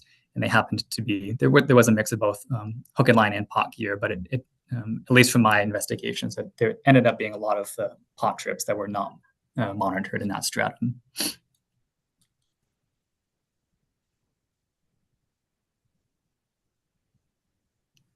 Next slide. So that was the temporal component. We're kind of looking at mostly a spatial component here. What we're showing here in these strata is the distribution of the fishing that happened within each stratum. So each, these are 200-kilometer wide hexagonal cells. And what we're trying to show here is whether the monitoring that was achieved was representative in each of those cells. So the way that we're grading this is if you can recall, the way that we set up the 2024 ADP is we wanted to make sure that our monitoring made it so that we were able to have monitored trips near in space and time to our unmonitored trips. And so strata that are more spread out in space and time, such as the observer fixed gear GOA stratum, that we need to have a high enough monitoring rate to make sure that we're able to make sure that we don't have data gaps. But what we're trying to do here is specifically grade that against our expectation. So by doing a bunch of simulations of random selection at the rates that were realized, we can compare those results versus what we actually got from the 1 year that just occurred in 2024. So what we're doing here in each spatial cell is looking at, we're totaling out the numbers of trips that occurred there and the numbers of trips that were monitored, or either if they were unmonitored, whether they were near a monitored trip or not. And so as we're looking at those proportions of trips that were monitored or near monitored trip, that's what we're trying to evaluate here. Did we get more monitoring spatially than we would have expected, or do we have less? And so any cells that are colored green means that those spatial cells were more represented in a sample than we would have expected. And if it's purple or pinkish, that those cells were less represented by the samples that were collected. And so when we're trying to see, okay, well, do we have any sort of regional patterns here? If we look at inside of all of the GOA strata, there really are no clear spatial patterns. There's no really large groups of either green or pink cells indicating that we have a regional bias in where our samples were distributed in space. But if we look at the Bering Sea and Aleutian Island strata, we kind of have a similar pattern with the observer fixed gear Bering Sea and Aleutian Island stratum and the EM fixed gear Bering Sea and Aleutian Island stratum. And at least when we are again talking about the EM fixed gear in the Bering Sea and Aleutians, that most of what we see here is those three pink cells with little dots in them. Those dots are really indicating that they're falling in the 2.5% tails, so they're really on the low end of the distribution of what we would have expected. And this is because there was largely no pot trips that were reviewed after I guess between mid-March and November is really where we have kind of that no pot monitor review completed for those trips. And those happened, at least here, to seem to have occurred in the Eastern Aleutians. The pattern that we're seeing in the observer fixed gear Bering Sea is kind of similar. And the Pribilofs look a little bit low too, and the Eastern Aleutians look a little bit lower. But it's harder to say specifically as to why that was the case. And so that's something that we'll kind of be monitoring in the future. I think that speaking to how we changed how odds works in the future, where vessels aren't able to modify or cancel their trips that are selected, I'm hoping that we'll see some improvements in these spatial metrics as well, that we're not able to push monitoring either in space or time outside of what we would be expecting with random sampling. So really what we're saying here is that there are going to be some potentially some biases in where we were able to have our monitoring distributed, that it didn't quite exactly meet what we would have expected from perfectly random sampling, at least in these two strata. These two strata are smaller, so if we're looking at the large strata that have by far much more of a fishing effort, we can at least be pretty confident that the monitoring was distributed both temporally and spatially in a way that you'd be expecting given random sampling.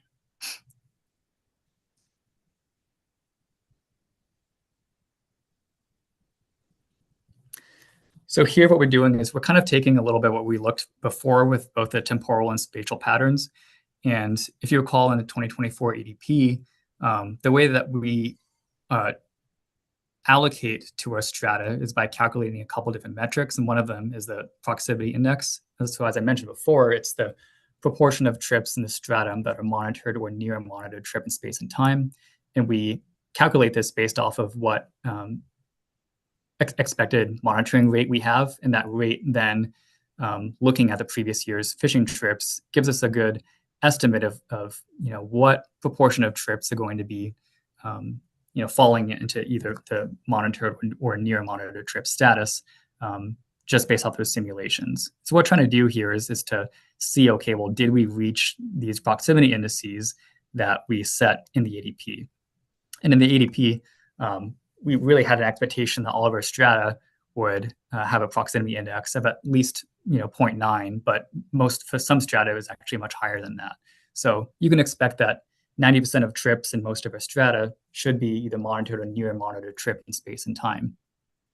And so this is one of the large improvements we made over, I think, the previous allocation method, is that we didn't stratify by the Bering Sea and Aleutians versus the Gulf of Alaska. This tended to result in larger data gaps in the Bering Sea and Aleutian Islands regions, because if you try to increase the sampling rate to try to get into those pockets, you have to increase it for the entire strata. It becomes very expensive to have to sample the Gulf of Alaska more just to get to the Bering Sea more. So by stratifying and using this new allocation method, we are able to assign much higher sampling rates to the Bering Sea and Aleutian Islands, and therefore minimize data gaps, and also make sure that we have lower effects due to these smaller sample sizes. And so as we're looking at the x-axis in all these figures, you can see that we're able to achieve proximity indices in most of our strata above 90%. Sometimes it's above 95, or in the observer trawl Bering Sea, we actually achieved a full 1.0 for our achieved proximity indices. And so what's showing here in the distributions are expectations given the rate that was realized, and that's what's in green. So just know that and what's in blue is the programmed rate. So blue, the blue distributions are what we are expecting given the rates that we set in the ADP. The green distributions are the rate, the proximity indices that we'd be expecting given what we actually realized. And in most of our strata, if you can recall, we achieved the rates that we expected to. So those distributions are pretty similar in most of these cases. And what's being shown in the purple dashed line is the proximity index that was actually achieved by looking at which trips were monitored and which ones were not. How are they arranged in space and time? Are any unmonitored trips not near a monitored trip in space and time? And so we look at the EM fixed gear Bering Sea and Aleutian Island strata, because we had that big chunk of trips that were not reviewed, and specifically pot trips in the latter half of that year. You can see that our proximity index is much lower than we would have expected. We were hoping to have at least 90% of those trips falling into that category, but we only realized an index of 0.64. So this is just a quick way to kind of summarize, like, is there a spatial temporal kind of bias in where our monitoring was distributed? And so I'm happy to say for all of our other strata, I think we did a really good job, that we fell into the regions that we would have expected to, just given the rates that we set. And it's really only because of this reduced review capacity that we were unable to reach this goal with all of our strata.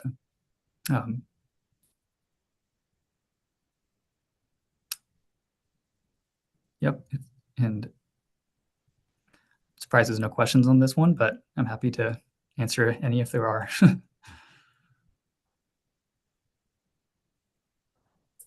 No, Okay, looks like great. no questions. Go ahead and continue. Great, we can move on. Okay, so I'm going to move on to the NIPS recommendations now.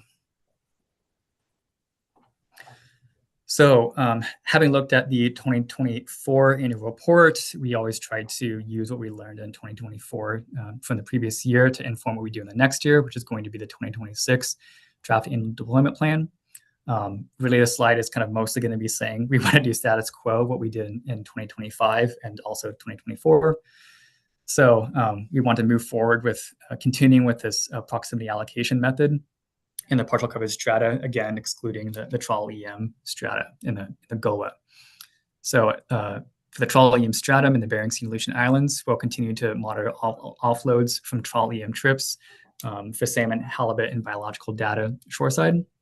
And then the GOA, NIMS recommends that we maintain our current 33% sample rate for those offloads, at least for biological data, but we're continuing to monitor all offloads for salmon and halibut PSC.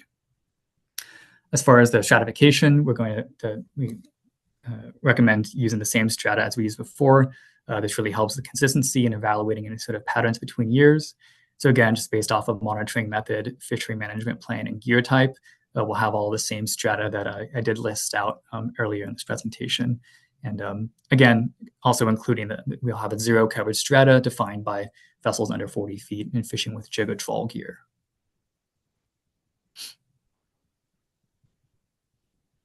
Next. So recommendations involving EM video review. So kind of given the issues that I did kind of outline for 2024, we're going to continue to collaborate with the Pacific States Marine Fisheries Commission to monitor video review progress throughout the year and make sure that we are able to improve our strategies for prioritizing hard drives if we need to make sure that the resulting EM video review results in the most useful information for the most numbers of trips, given the cost. And with that, we'll also continue to develop our prioritization rules to used to allocate review effort to the fisheries, gear types, and times and areas that are most dependent on EM data for management needs. So ideally, doing so in a way that's will hopefully not have an outsized effect on one of our strata. Just make sure that if we do have to prioritize hard drive review, that they aren't kind of all clumped up in the same kind of fishing in space and time.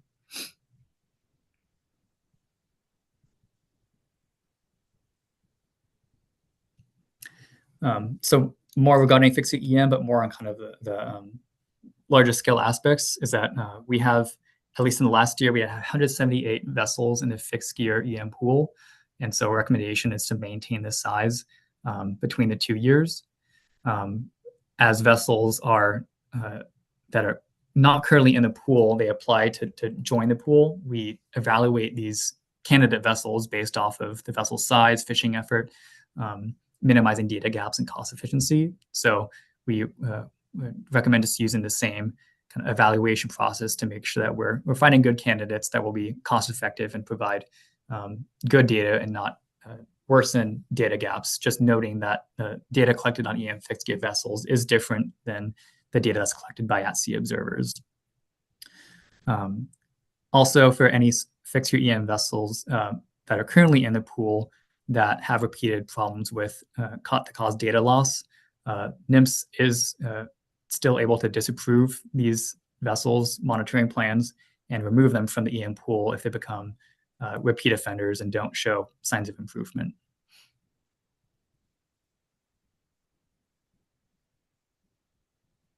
Sorry, Jeff, I have a question on that last slide.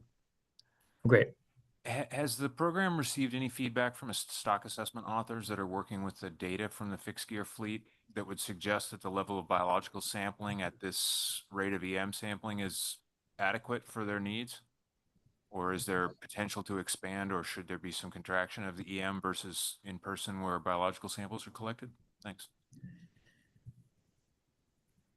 I'll pass this off to Jason Geno. Through the chair, and for the record, this is Jason Geno with the Alaska Fisheries Science Center. Thanks for the question. Yeah, we have been working with the stock assessors here to sort of assess this issue. There's been some modeling work done to look at it from this input sample size perspective. And then there's also some work done on the practical side that we'll be presenting to the stock assessors later this year in July. Great, thanks. No other questions. I think you can continue. Did that answer your question? Yeah, it sounds like you have a process in place, but more evaluation is pending. Is that a fair way to characterize it? Exactly, yes. Great.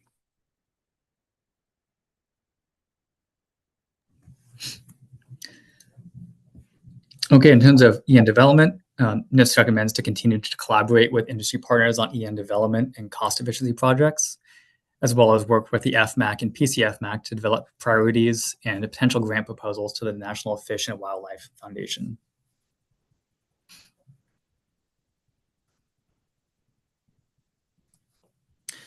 Just want to take this last slide to acknowledge all the folks at the AFSC, at the regional office, in the Pacific States Marine Fisheries Commission staff who worked on the 2024 annual report, as well as the 2025 annual deployment plan, and the folks that will be working on the 2026 annual deployment plan coming in a few months.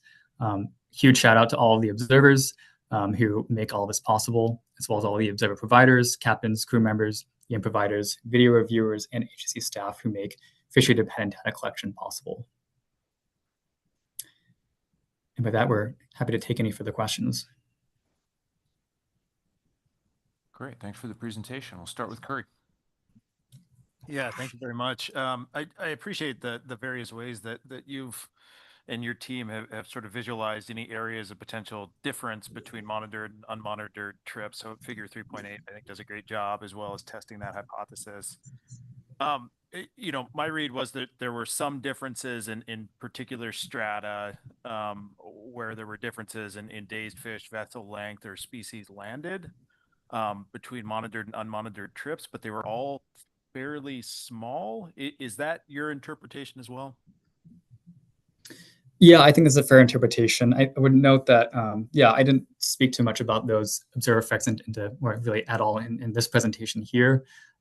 Those metrics that we do evaluate every year, we have always kind of seen in the, because we have changed strata, it's a little bit not of a one-to-one comparison, but we have generally seen that the fixed year observer strata have those same observer effects every year, where we see shorter duration trips, especially, as I think that has come up almost every single year in the last few years. So I do think that, as I mentioned, that we changed our odds policy about trip cancellations, that I'm curious if that's going to either improve or perhaps worsen that. So we'll continue to monitor those trends. It's hard to say. I think that we saw this last year that the magnitude of those differences weren't as high as we've seen them before. So it's really something that we just going to be continuing to keep our eye on. And as I also mentioned, we have Appendix A outlining some newer methods to evaluate some of these observer effects. So not so much how the vessels might change their fishing, but more so on the composition of the catch on unmonitored trips. So I think with those two combined, we'll hopefully have more additional insights into not so much how the vessels are changing the fishing, but how that might be impacting the data and the potential for biases in the just resulting from the sample trips that we do end up sampling. Thank you. Jen, go ahead. Yeah, thank you very much for the presentation. I'm going to follow up on Curry's question to some degree, and then another point. And since I appreciate the information in the appendix and the new assessment of observer effect, I wonder, you had stated that selection rates in 2025 are going to be lower, in part due to budget and not being able to keep up with things. As selection rates go lower, does it become, do you anticipate that that there's more scope for there to be a difference between observed and non-observed behavior? I guess behavior on non-observed and observed trips. And, has the historic selection rate been set so that sort of to minimize that potential? And then as that selection rate goes lower because of staffing, does that potential increase? Yeah, thanks for that question. It's a very good question. I think that, as we are aware that it's not so much that reduced monitoring rates really has more to do with the increased cost of monitoring and our lower budgets, really year after year. As those monitoring rates decrease, really our chances of detecting observer effects and the significance becomes more difficult too. So it's really going to be a more difficult problem, I feel like, to get in the future. I unfortunately don't think that there's a super good way to combat that with just having more money and more monitoring, right? But we haven't allocated in a way to try to minimize observer effects specifically, even though we have many different monitoring goals that are allocation and our designs trying to achieve a number of monitoring goals. We haven't incorporated the potential for observer effects in that. So we have been trying to at least combat observer effects from other avenues, as I mentioned, from changing how we use odds. But it is always going to be, it's always a little game of cat and mouse, I think, with trying to make changes and see if that changes of those behaviors that we're trying to work against, if we actually do result in a positive outcome or improved metrics on those observer effects. Yeah. And just to follow on to that, as observer coverage goes down, either because of budget issues or in this past year, we have lower coverage because EM wasn't reviewed. there's no discussion in this document, unless I missed it, on the potential management implications of missing that data. What are the implications of the absence of that data? That's a very good question, and that's going to require a lot more work from just the team that was involved in this report here. So I think this does stress that we need to improve communications with everybody using this data, and they can, as they're looking at for all the way that they use this data, right? They can help us become aware of any sorts of these issues where they're finding a sudden lack of data or not being able to make decisions based off of the data that we do have. And so, yeah, when we do these annual reports, it's one thing that what we're doing right now is trying to see, well, did we meet the goals that we set in the previous ADP just based off of the rates that we set and our budgets and all of that? But we don't have a holistic way of evaluating of the data that we got. Is it adequate to inform management decisions and fill all the boxes that it needs to? So that is definitely a area where we're going to be having to be paying very careful attention to. But that currently isn't in place the way that we've been doing these reports these last few years.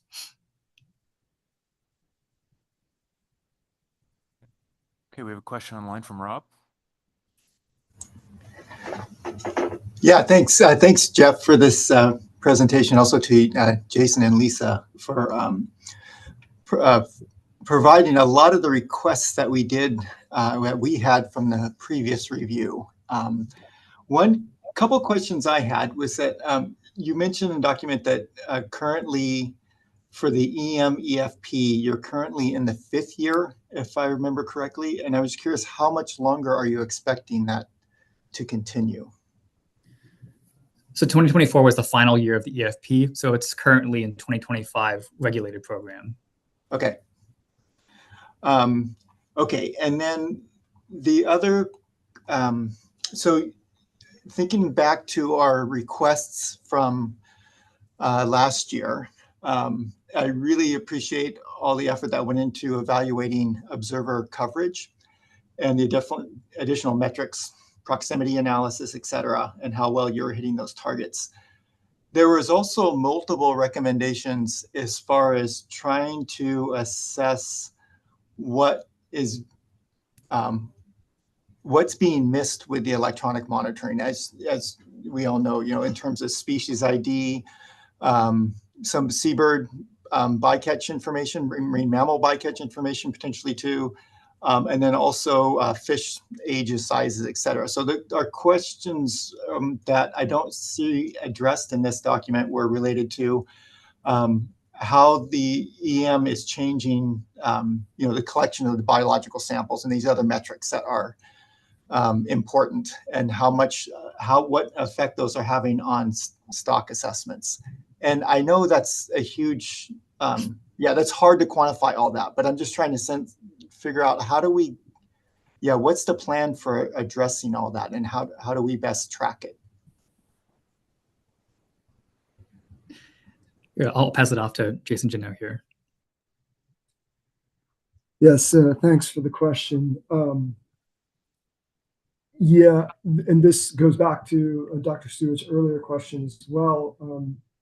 We are working with stock assessors to try to understand that from both a modeling perspective and from an empirical perspective, Rob. And that work is still ongoing. So I think as far as I'm understanding, the way the work is going now is this will be presented to the plan team at some point in the near future to sort of demonstrate sort of empirically what we're getting in terms of biologicals, certainly.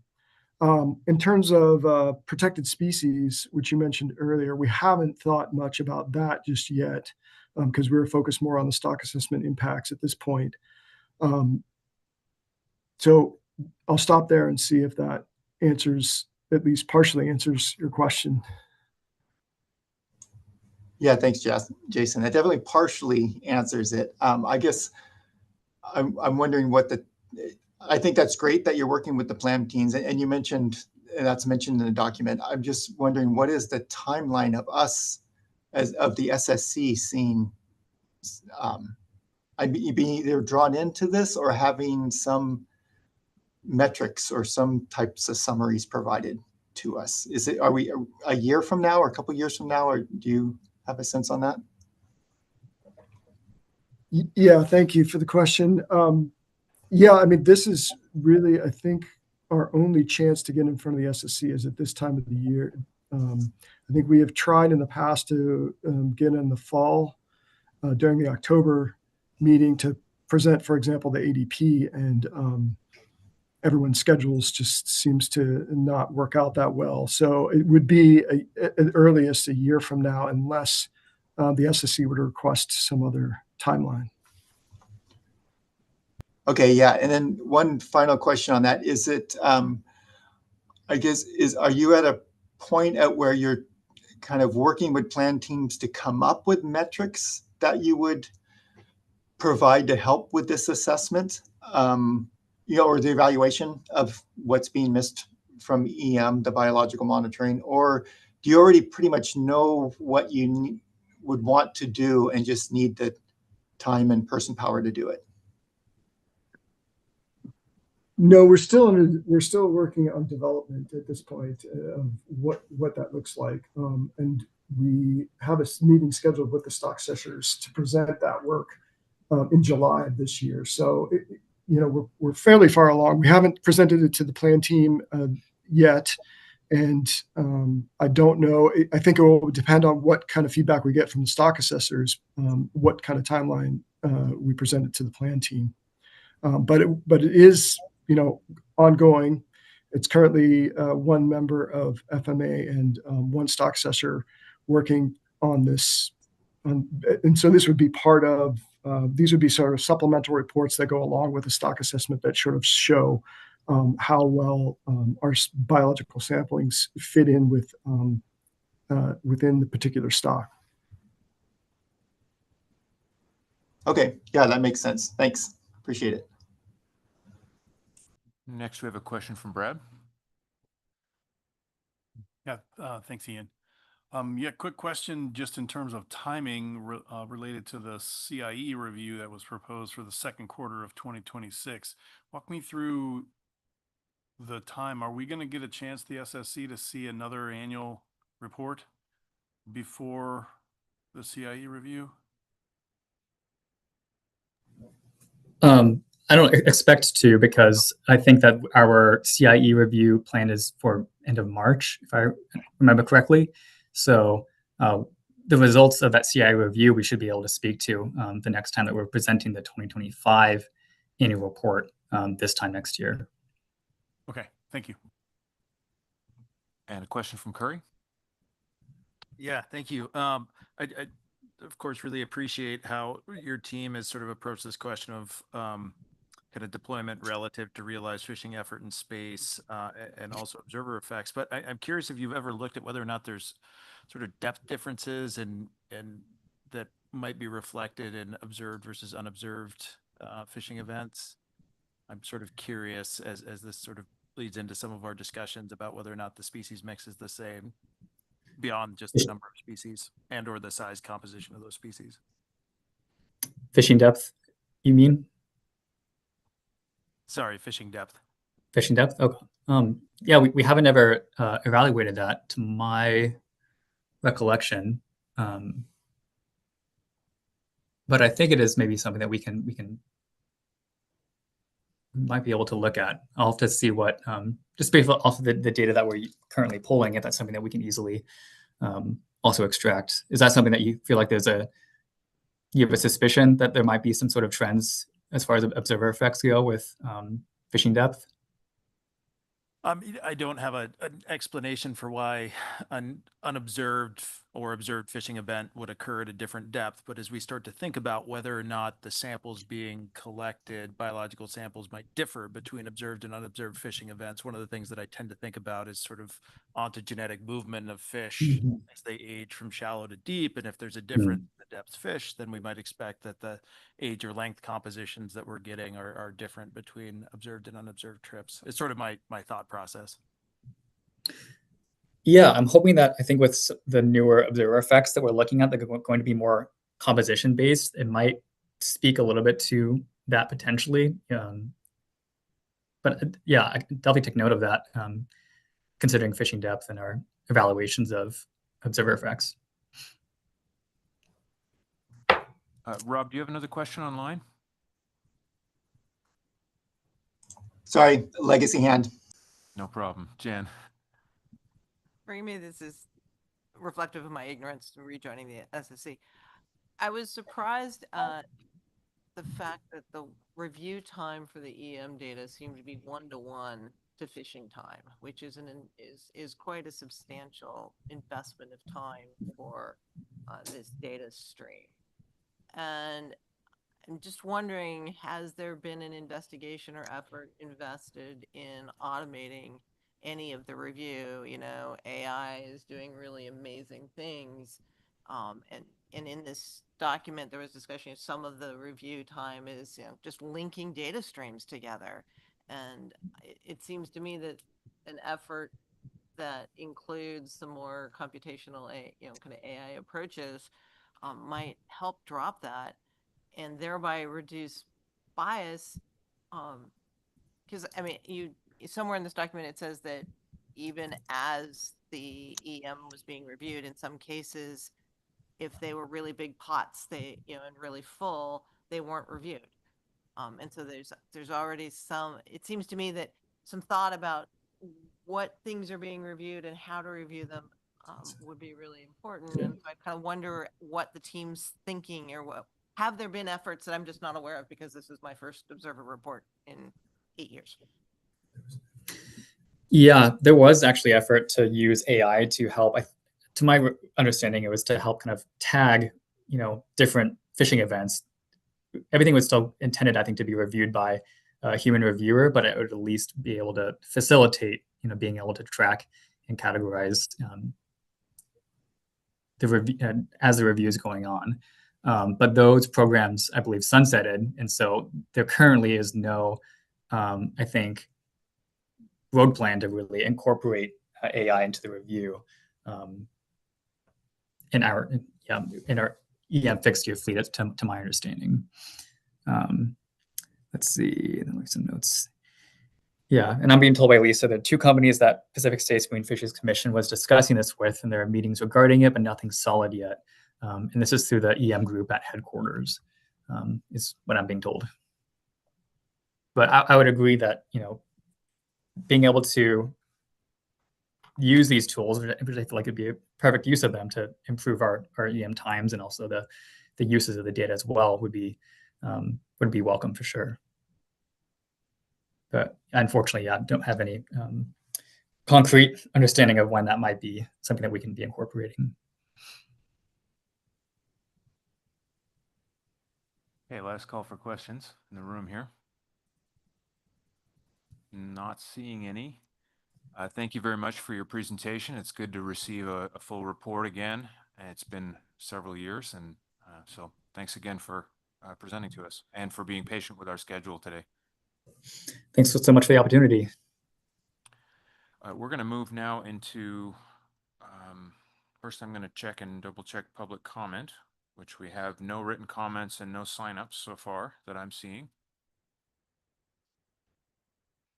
So with no public comment, we're going to move into SSC discussion. As was noted along the way here, there is a CIE review coming up in the second quarter of 2026, and so we may want to delineate our comments into those guidance on topics that we'd like to see addressed in that review versus comments that are particularly directed to the analysts and what we might see from them along with or outside the material in the review. So with that, we'll move to our leads, starting with Brad.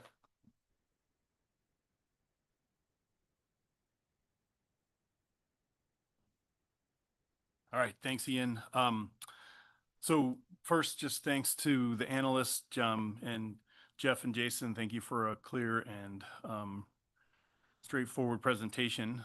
The SSC minutes will just show that we got a presentation from Sarah Cleaver, Jeff, and Jason on the Observer Program 2024 annual report. Second, my mouse has quit working. There we go.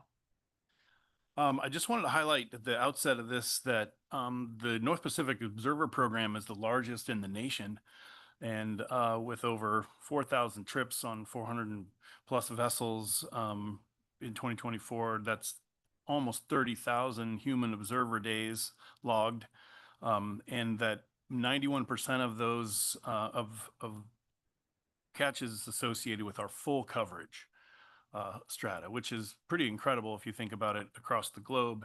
But what we're talking about today is really the partial coverage group, which constitutes about 9% of the catch.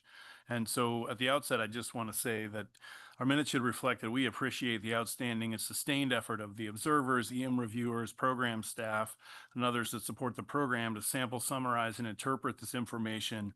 And we reiterate that the Observer program and its data products are essential for sustainable fisheries management. This annual report is something we've seen before. And just a reminder that the current framework for review is about the performance, or in terms of the performance, is relative to the plan laid out in the annual deployment plan that we typically, or we used to review and periodically can see, I think at this point on request. And so 2024 was the first year of this new monitoring plan that was implemented, as Jeff explained. And that there's significant changes in terms of the way the strata are structured, which means we can't make direct comparisons like we typically would to the previous annual report. We'll draw parallels in terms of certain metrics and so forth, but there are some meaningful rearrangements in terms of the deployment plan and the way the strata are structured, and we'll touch on those in a little bit. In general, before I start into the details, I found the report to be well written, and in general, kind of all the metrics indicate that the program is conforming well to the current deployment plan. A reminder too that we have reviewed and invested time and guidance into the sampling and estimation methods over time, and those are well documented and vetted. And the program really provides essential biological samples and fisheries dependent catch and effort information, as I said, key to sustainable fisheries management. Just details wise, we reviewed in 2024 in June of the Observer Program 2023 annual report, but we haven't actually reviewed the partial coverage program and its performance since June of 2019. And so we'll reference our recommendations, as was mentioned before, from those previous SSC reviews, especially as context for the upcoming CIE review. Here we were tasked with reviewing Chapter 3, which is the deployment performance review, as well as the recommendations that were provided by the Fisheries Service. So as Jeff mentioned, this program is really structured around a stratified hierarchical sampling design with randomization implemented at 5 different levels. When you think about it from the perspective of data collected by human observers, where we're taking biological samples and doing age and length compositions. And so this is complex, and it is trying to optimize sampling across multiple different objectives under the context or within the context of the available budget. And so as we think about these performance metrics, I think that's important in terms of how we set expectations and what we think will constitute sufficient information in terms of the performance of the program overall. Let's see. One other difference is that there's often been in prior reviews a step prior to the SSC's review where the Fisheries Monitoring and Science Committee reviews the performance analyses and provides recommendations. And in this cycle, owing to uncertain budgets and staffing, this step in the review process did not happen. And I guess in parallel with that, we see a new review coming forward in terms of a plan for a CIE evaluation in 2026. So slight difference in terms of the number of eyes on this information, but the program is responding to SSC recommendations for a CIE review coming up. So let's see. Quick note in terms of the key changes in stratification, as was mentioned before. the combination of hook and line and pot gear into a single fixed gear strata, and then the organization of the strata by FMP, as well as by gear type. So one key, and this will go a little bit out of order in terms of the presentation that we just had, because I'm following the actual report minutes or the report, but we endorsed in our June 2024 minutes the continued use of this proximity allocation approach, and I think that that's something that we'll reflect on in terms of its performance overall. But this isn't something new; it's something that we evaluated and deemed to be appropriate. So the program sets forth a couple of primary objectives that are clearly laid out in the report, and that sets us up for our evaluation. And then there's responding performance metrics. And I'm not going to read through all of those, but just simply say this review is centered around that structure, because that's what the analysts are responding to with the metrics that they choose. The performance metrics in general are addressing sample frame discrepancies, non-responses, and differences in trip characteristics and sample size. And so I think that's appropriate and gives us I guess a multi-view look at each of the different types of sources of bias or things that we would be concerned about. And so within the performance metrics, the emphasis is on deployment rates within each of the strata, as well as representativeness of the samples, which I also think is a good structure and appropriate. As highlighted as well, when we look at the criteria used to determine whether performance is acceptable or not, the analysts make it pretty clear there are some instances where a statistical metric is the one to use. In other cases, it's more subjective or qualitative. And I also think that's appropriate and something that we have endorsed in the past. So in terms of the initial evaluation that we were provided, the emphasis was really on effort in terms of where observers were deployed and the number of days that were anticipated. And while there were differences, for example, the actual number of observer days that were purchased in 2024 was 14.9% less than predicted. The total number of days fished, fishing trips that were observed was, within 3%, but lower than predicted. These are within the range of what one would expect, given the number of different factors across which the observer program is trying to optimize itself. And so the notes from the analysts tend to agree, yes, these are differences, but they're not elevated in terms of a concern. The one thing that did come to the surface and that we'll see in several cases has more to do with the capacity to review EM data after sampling has occurred and hard drives are recorded.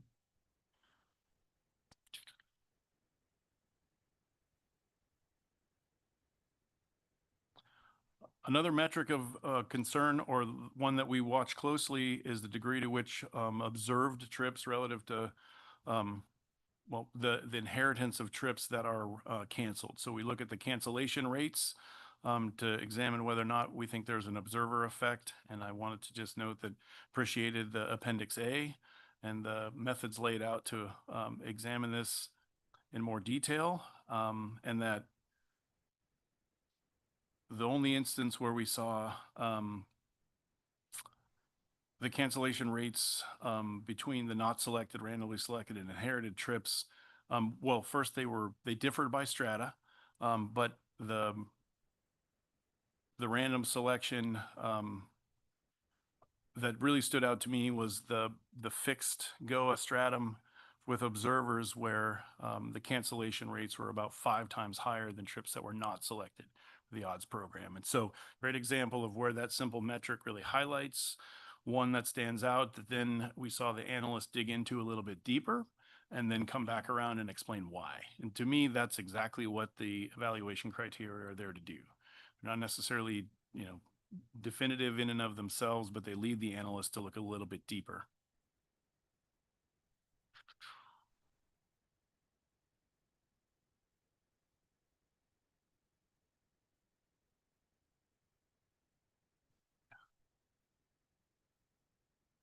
Sorry, I'm scanning through notes. document was pretty extensive. And in each of the instances, the metrics generally bore out that the program was performing as expected. And I don't think we need to go through each one of those. But so I'm simply highlighting the metrics that indicated whether or not performance was met, and in particular if it wasn't. So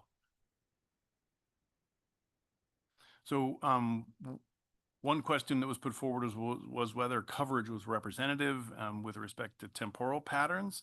And so at the end of 24, the number of observed trips was lower than expected in only one of 7 monitored strata, and that was the EM fixed strata for the Bering Sea and Aleutian Islands. And we heard the reason why, which was temporary staffing shortage. And so one thing I want to highlight is that that particular review shortage rippled through a number of the metrics in a way I think is indicating that they are responsive. And so in some sense, one could think of this as a test, right? It was inadvertent. We didn't have enough reviewers. The review was front loaded, but it shows up as a temporal signal, a spatial signal, and a spatiotemporal signal, all for one strata. And luckily, it's for a strata with a relatively small number of trips, or I think 8 vessels and something like 70 trips. So probably relatively benign overall, but tells us that the metrics are picking up on things that we want to know about.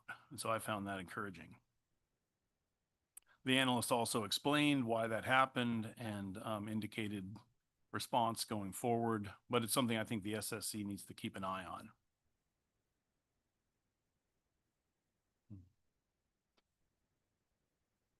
Let's see.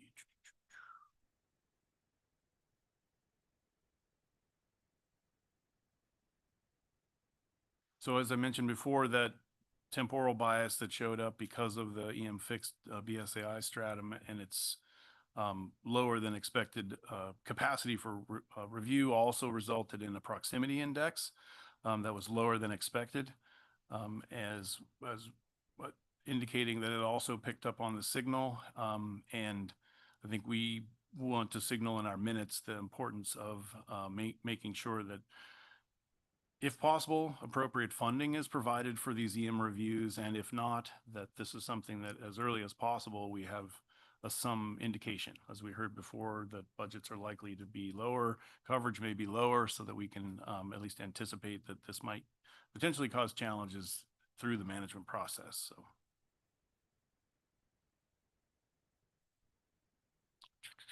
Let's see. So I know I've touched on bits and pieces in terms of these specific metrics, and that's because across the board, as we saw the different tables, performance as planned and anticipated in the deployment plan was achieved, except for in a few rare instances. And so overall, I think the performance review was logically structured and informative. We are gonna, I think, have a number of recommendations, but in terms of some things that can be improved or recommendations we'd like to see addressed from our previous minutes. But to me, it's apparent the program as structured under the current deployment plans meeting its anticipated goals. One topic that wasn't included in the partial coverage performance review, but is something of interest the SSC touches on almost every cycle, is the degree of compliance, and this is a report associated with law enforcement. And so I would add to our minutes one more time, the SSC concurs with the Office of Law Enforcement that safety and security of our observers continues to be the highest priority, and that continuing to monitor the type and rates of harassment of observers is critical, and that we expect to see continued improvement across the board in these arenas, both because the fleets are committed to this, and the Office of Law Enforcement has a substantial outreach program, actively meeting with fishing groups to get to the root of what some of these problems are. So before I touch on any new recommendations, as Rob noted, there were quite a number of recommendations from our previous minutes. And so reaching back to June of last year, we did request the Observer Program Annual Report include tracking statistics on the collection of length and aging structures for stock assessment. We heard that there was a plan to talk with some stock assessment authors and so forth, but I believe we should include this as a recommendation going forward. And this is one I think that would be important to include or to flag for the CIE review as well. There are ongoing challenges in the links between the odds system and the e-landing system, and this has been something the SSC has pointed out numerous times in the past, and it's not something that's easily addressed. There's discussion to some extent as to why this problem continues, but as it stands, it has been addressed but not fixed, if that makes sense. It's something that the analysts are aware of, they're keeping track of, but there's some issues in terms of just information flow that continues to result in some disparities between these two systems.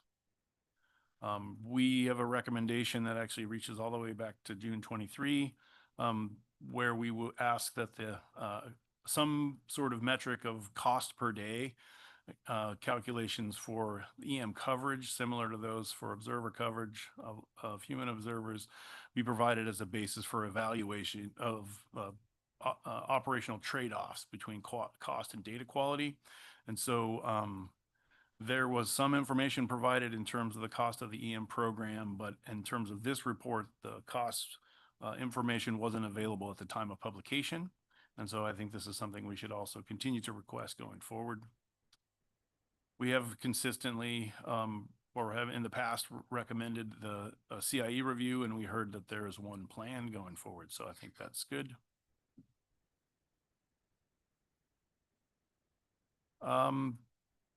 Some new recommendations that I think are important to include going forward really center around ways in which the information presented in this annual report might be easier to summarize and synthesize. And so we saw one figure that actually concluded in a column that said whether or not the goals were achieved. And I think it's 3-5. I think we should recommend that the analysts work on a synoptic table or a way of presenting this information that lets us see the realization or the performance metrics relative to expected for all of those metrics at once, if we can do that effectively. And I know that's challenging because of the nature of the information, but I think there are potential for combined effects where two metrics may not necessarily look like they're problematic, but they actually potentially could combine to have impacts in terms of management implications and use in the assessment process.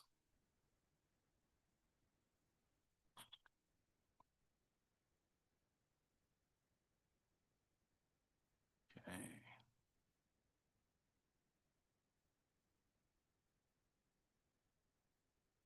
And finally, in terms of linkage between or outputs between, or I guess a better way to say this, right now the emphasis in the evaluation process is relative to what was planned in terms of the deployment plan. As this program becomes more stable and the strata adjustments are now in place, the metrics seem to be tracking what's going on. I heard comments around the SSC that are really more aligned with what are the implications in terms of the management process.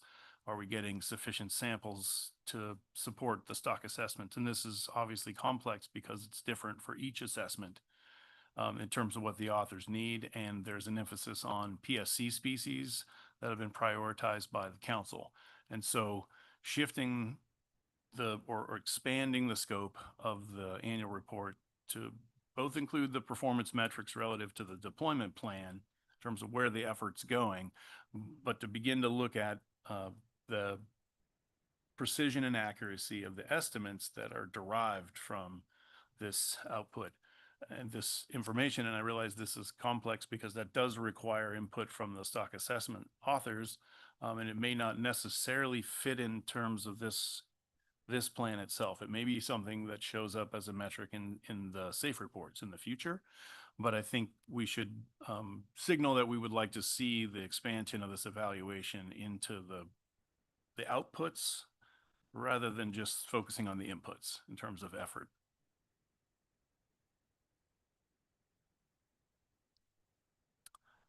Pivoting to the NIMS recommendations, in brief, I think the SSC should concur with all of the NIMS recommendations.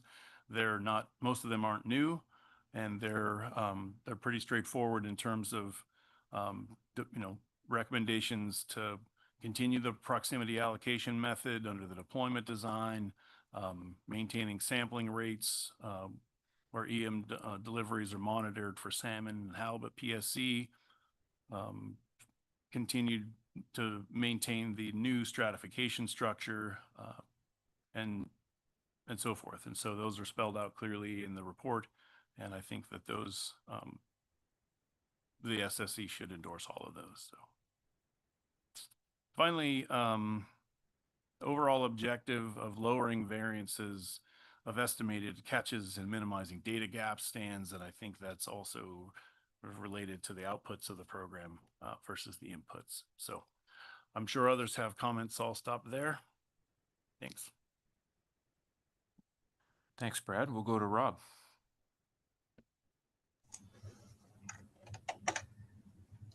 Yeah, thanks very much, Brad. That was extremely thorough.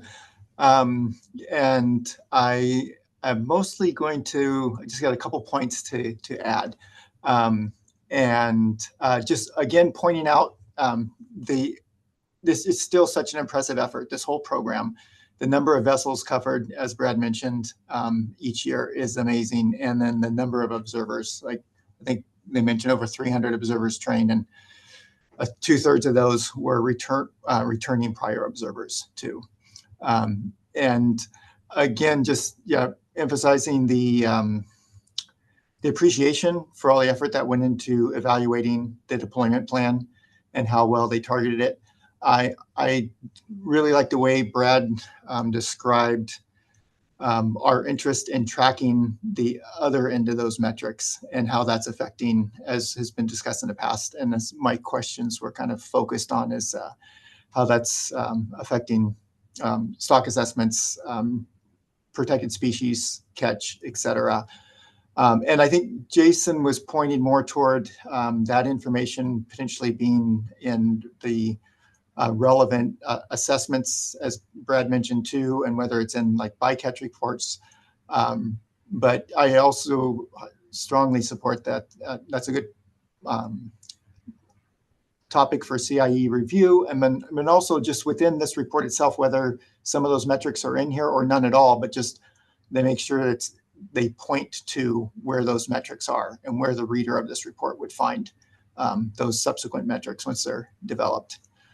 And then the only other thing I had and actually please correct me if we've already evaluated this, but the other thing I was thinking about pointing out for CIE review was the proximity allocation, and not that evaluating it overall, it seems like a really good strategy and to be working well, but also the criteria that are used to 200 kilometers in 1 week of a monitored trip, and whether that's sufficient for all the different strata. Now that there's these multiple strata that have collecting more data and evaluating it, I'm not one to make things more complicated than they need to be, and maybe that's fine for all the strata.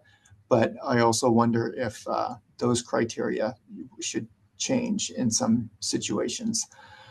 Let's see. Yeah, I'll stop there. Thanks, Rob. Next up is Curry. Yeah, thank you for the comprehensive summary from Brad and Rob. I think, more than anything in reading through this, I wanted to highlight my appreciation for kind of the clear visual description and summary metrics for the key things that I want to know, which is how did the season roll out relative to the intended deployment rate? How did that look across strata? How did that look across time within strata? And how did that look across space within strata? And all of that information is very easily accessible within this document. In addition to that, I think that the proximity indices kind of get at the core question, which is number one, are we oversampling at given points where we expect similarity in terms of the catch composition and the catch rate in space and time within a strata or not? And does the deployment match the intended goal?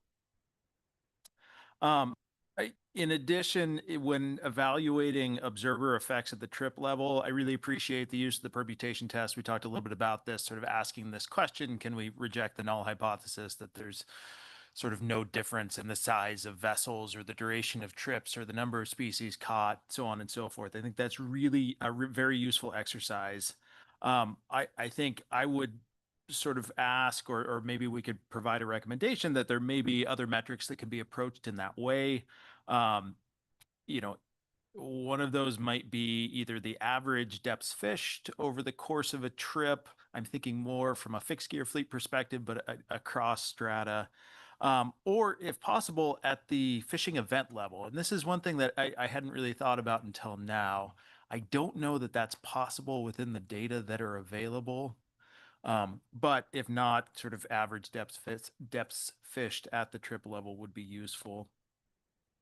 And in addition to asking this question of whether or not there's a difference in the number of species caught, thinking about this in terms of maybe the standardized catch rate for species of concern, right? I wonder if we could ask the similar questions about whether or not there's a difference for key species that we care about. Obviously, that's going to differ depending on the strata, the gear category, and the region in general. But I think the same methodology could be really useful for asking those questions as well.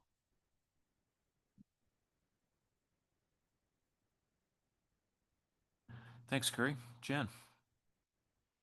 Yeah, again, I think everybody has had some really good comments, and starting with Brad with a really detailed report. Really impressed with this document, you know, and kind of amazing to think that we're spending a lot of time discussing a small fraction of the observer program, because 91% of it is full coverage, so that wasn't even mentioned here, and or lightly touched on, I guess is probably a better way of saying it. And even within the partial coverage discussion here, in both in the document and in our discussion, I think we tended to focus very more on the impacts of the, sort of how the EM program works as opposed to how the observer partial coverage program works. And we're taking the observer partial coverage, the people partial coverage, sort of as the gold standard against which the EM is being judged. And what are the biases, and I guess my question there is that the difference between the data streams that you're recovering in the EM versus the observer partial coverage, I think that's one area here that wasn't fully developed. We know that there's sampling and bycatch and all of those types of information that are better captured in the observer than the EM, but obviously the EM has advantages of cost and abilities.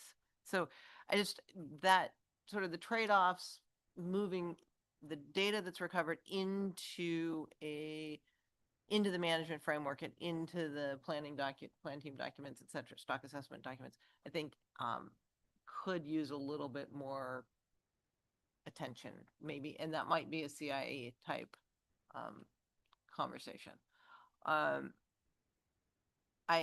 I remain a little bit concerned about the impact of reduced coverage rates as you drop the partial coverage rates. And it sounded to me like the reduction in coverage was going to be primarily around the EM, not the observer partial coverage. And so now you've got your coverage rates that are going to be different in the EM versus the observer partial coverage. And we've talked about sort of following trends down to zero in other assessments. And if we keep dropping and dropping and dropping, if they have to keep dropping and dropping the EM coverage because of staffing and review time, because that's a NOAA budget as opposed to a fleet imposed budget, I'm assuming, I think we need to think a little. I think we need to a little bit more thinking about how to spread the EM equitably across strata as EM coverage drops. It's going to be important. And obviously, there's obviously a need to review the EM as it comes in so that they can make corrections and fix things and all that within the season. But the impact of that need plus staffing losses was really apparent this season. And Brad, I really liked how you phrased that. It was a good test of how the metrics work. So I think that's good. But some thought about what, if they have to trim what's being reviewed, some thought about what the plans and processes are for trimming, or maybe just getting everything in and only reviewing, having a early season plan for if we can only review 75% of what's coming in, how do we stratify that earlier than so it just doesn't hit the late season only.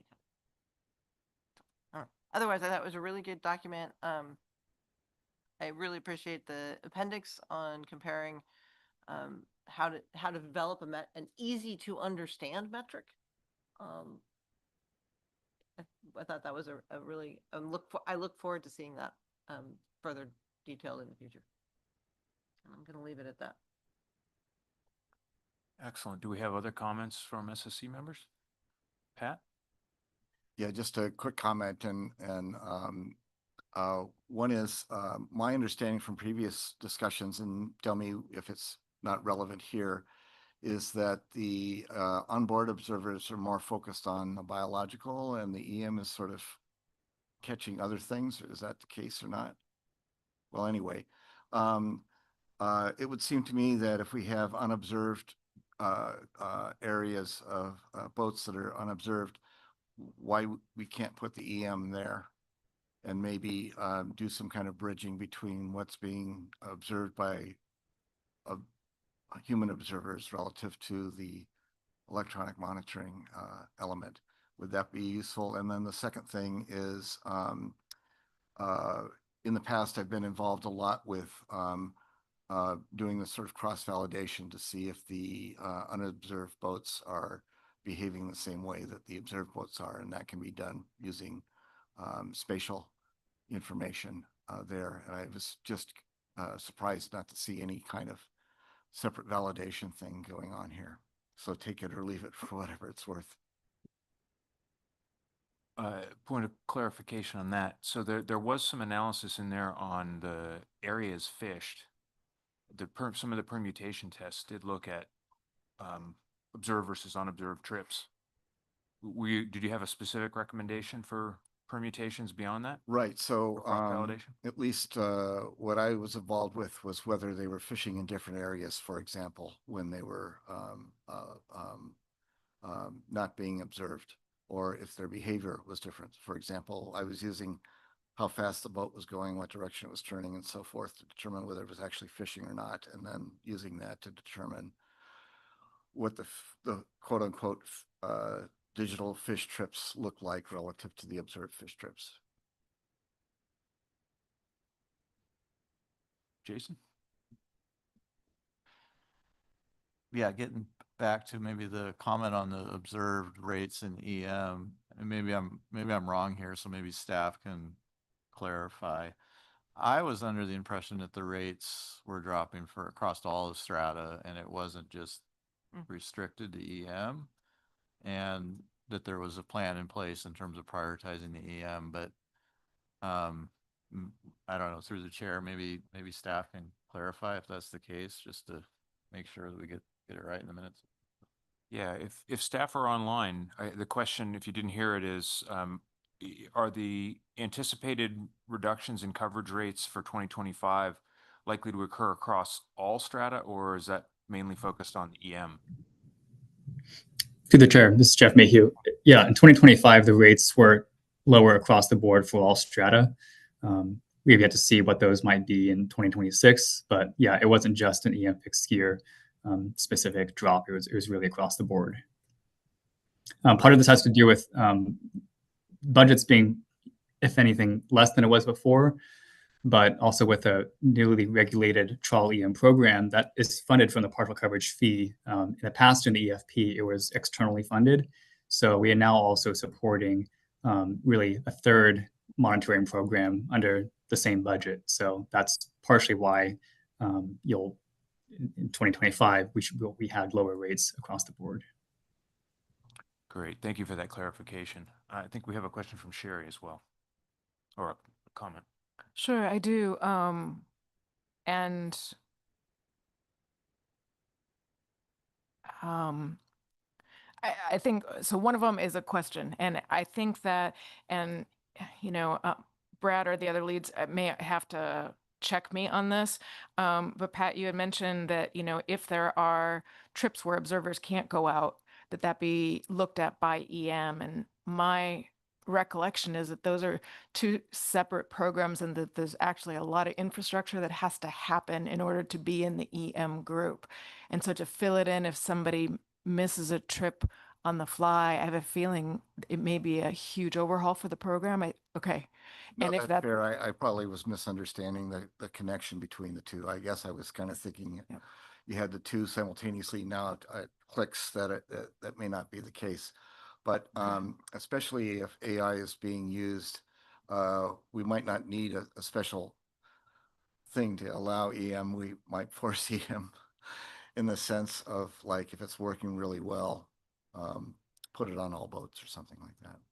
See what I'm saying? Never mind. Let's I pass leave that. I can leave that up to the leads. Okay. Ethan, we need to say it's up to you. Never mind. It's just. I do have one more. Okay, let's go ahead and finish Sherry, and I've got the queue going here with several people. Okay. My other question was actually just a clarification. When we write up our minutes, I'm thinking, I remember as we were scheduling this and from our last minutes that, and this is actually for Brad, just my recollection was that part of the reason that we scheduled this review was because there was a full year of data for the proximity method. And so I'm thinking, I don't know if it conflicts with what you were saying, but you said that we had reviewed this before and shown that the proximity method was sufficient. And I think it may, if it sounds okay to you, we may want to qualify that, because I don't think we had a full year of data. And I think that NIM said that actually that a full evaluation couldn't be done. And so I think that's just a phrasing thing, but you may want to, just check what you said to make sure I'm not conflicting with your goal or your purpose. Oh. Thanks, Sherry. What I meant to say is that the methods associated with the proximity method have been through an SSC review. We said, go forth and do this. So it wasn't new methods plus what the data acquired from using it were. So we've already looked at that. We had some expectations of how it would perform. Now we're getting to see the data. I didn't mean to word it as though we'd seen a full review of the actual performance. So this is the first look at the performance of that method. Great, we're saying the same thing. NIMS is recommending, and we're endorsing that to continue. Yep, thank you. Bob? Yeah, thanks, Mr. Chairman. I just wanted to make a comment. I don't know exactly what's going to make its way to the minutes on the point about EM on unobserved vessels, but I just want to remind us that the partial coverage is funded by landings fees. So there's cost to the fleet associated with that, which is in addition to the logistical and structural issues, it plays into just how much that gets spread throughout the fleet. And I think I had Jason. Do you still have a? Okay, Franz. Yeah, just a quick thing on the proximity method, since that just came up. I thought that we had, and maybe you captured that earlier in the minutes. I apologize if I missed that, but we had recommended last year that that should be a focus of the CIE review, or at least part of their terms of reference. So just want to make sure that we maybe reiterate that or capture that again. Okay, I think we did have that in as part of Rob's comments to focus on some of the technical details of the proximity. Jen. just so that it's in the minutes, within the document, there are some discussions of how to both reduce costs by focusing partial coverage on vessels that have multiple trips or fish for larger volumes. And that has been one of the that's one of their planned recommendations that I think makes a lot of sense, as they say, the EM seems to work better, less problems on boats that use it more frequently. And similarly, the mismatch in that 100% vessel coverage on boats that are too big, are below 40 feet, and thinking about increasing the size of the boat, I think that makes a lot of sense as well. So there were some recommendations to deal with some of the sort of technical glitches of that policy that I think we would be interested in supporting, at least from my perspective. Great, thanks. I had a couple of comments as well, some fairly minor. One on the coverage residuals across maps of above and below average coverage. Generally, when we look at residuals, we look at the whole spectrum, and that was only showing the high and low 2.5%. So I think it might be nice to color code that whole chart just to see if there are other broad patterns there. I would also, I think we should strongly support the outline that's provided in Appendix A, and suggest that a method would be a great topic for the CIE review to consider, because that's something new that we've asked for in the past and we haven't seen. So I think that's a great new development that would benefit potentially from CIE review. And then finally, I think we could, and maybe Brad, you caught this and I missed it, but I think we should note the apparent improvements in trip metrics from previous years. We had previous years, some of those permutation tests, several of them were significant. And I think we're down to just a couple tests that are maybe only marginally significant. So that does seem to be an improvement, at least over the longer time horizon of 5 to 8 years. So those are just my personal comments. Are there any other SSC comments before I try to summarize? Okay, it's getting late and we have a lot here, so I'm not going to try and go through every point that was made. I note that we will delineate between some of these points that are directed toward the CIE review and some for next year's report. We're certainly going to thank the authors for their efforts.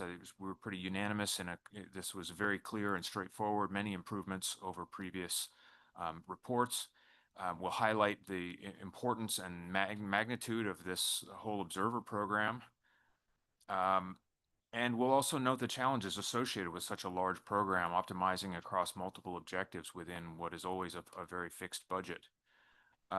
We'll note the change in review this year, not using the Monitoring Science Committee, but shifting to a CIE that's coming up in 2026. And as I said, we'll point some of our recommendations toward that CIE.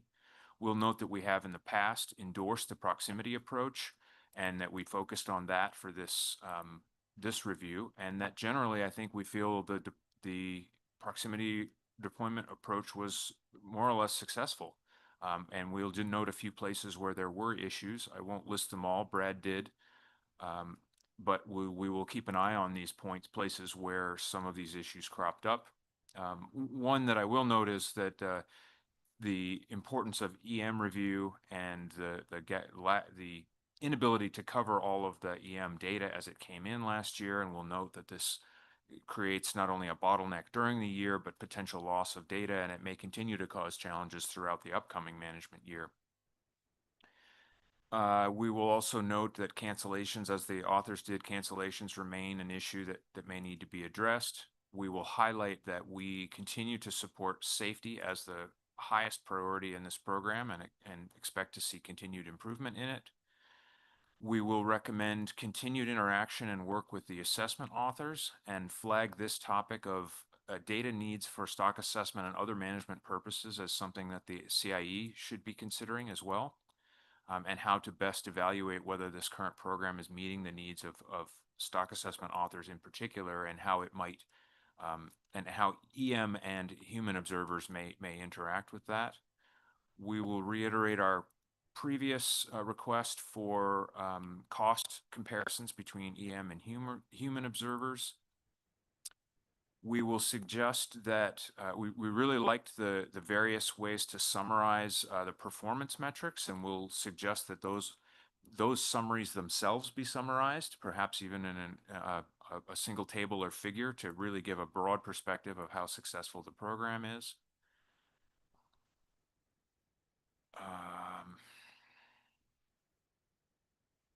Let's see. We will suggest that as this program has matured, the focus may be able to shift from input evaluation to output evaluation, especially if they stick with the same deployment program over time. We will support the NIMS recommendations that were provided.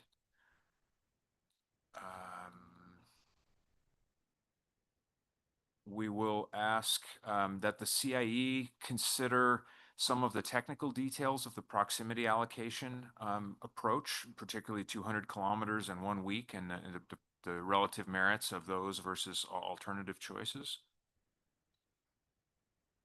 We will continue to express our support for the permutation tests that are provided to look for observer effects, and recommend perhaps a few extensions, including depth and other evaluation at the level, at the fishing event level, if those are possible.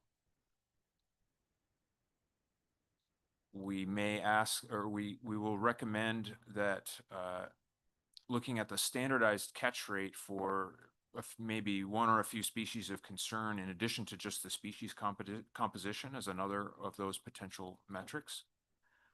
We will ask to further discuss for a broader discussion of the difference in the data streams between EM and human observers, and how those data move into stock assessments and other management products as an extended section in the next report. We will express our concern over reduced coverage rates that appear to be coming down the line for 2025. And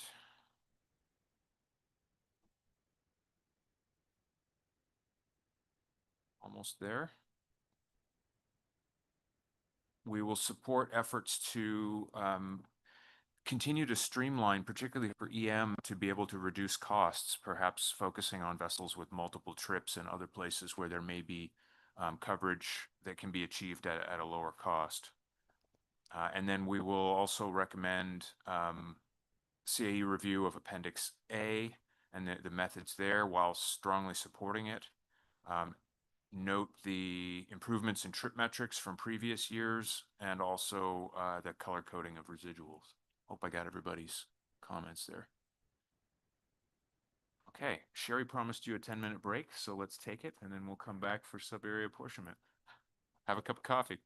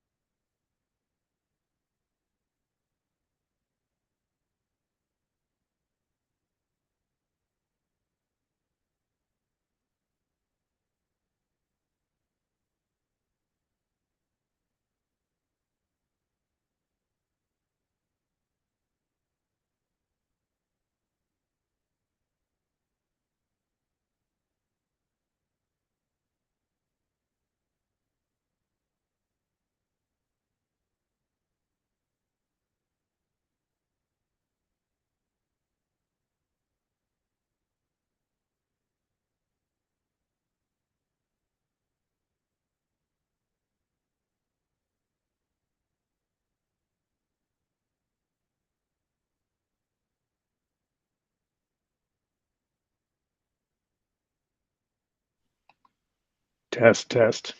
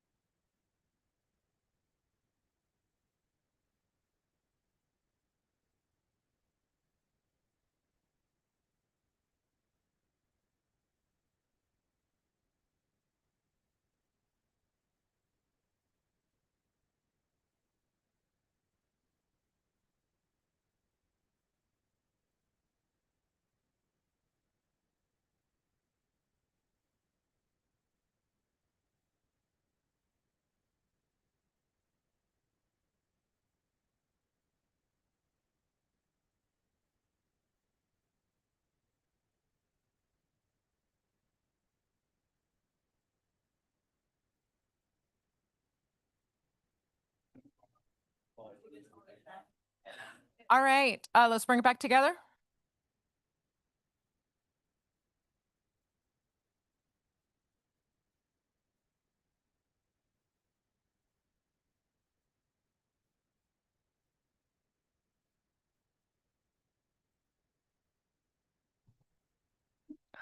All right, everybody, a little bit of creative scheduling. Thank you for your patience.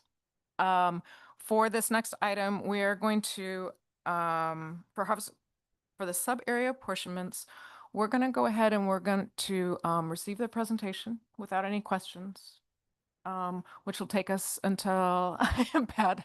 I love the facial expressions, and that should take us until about 5:30 or so, and then we're going to break for the night.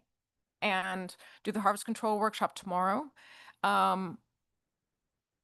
We really do feel strongly that it's important that you have time for minute writing tomorrow, but we're going to mess with that a little bit. So the thought, and actually I do want people to think about their individual assignments in this and their travel schedules and everything else.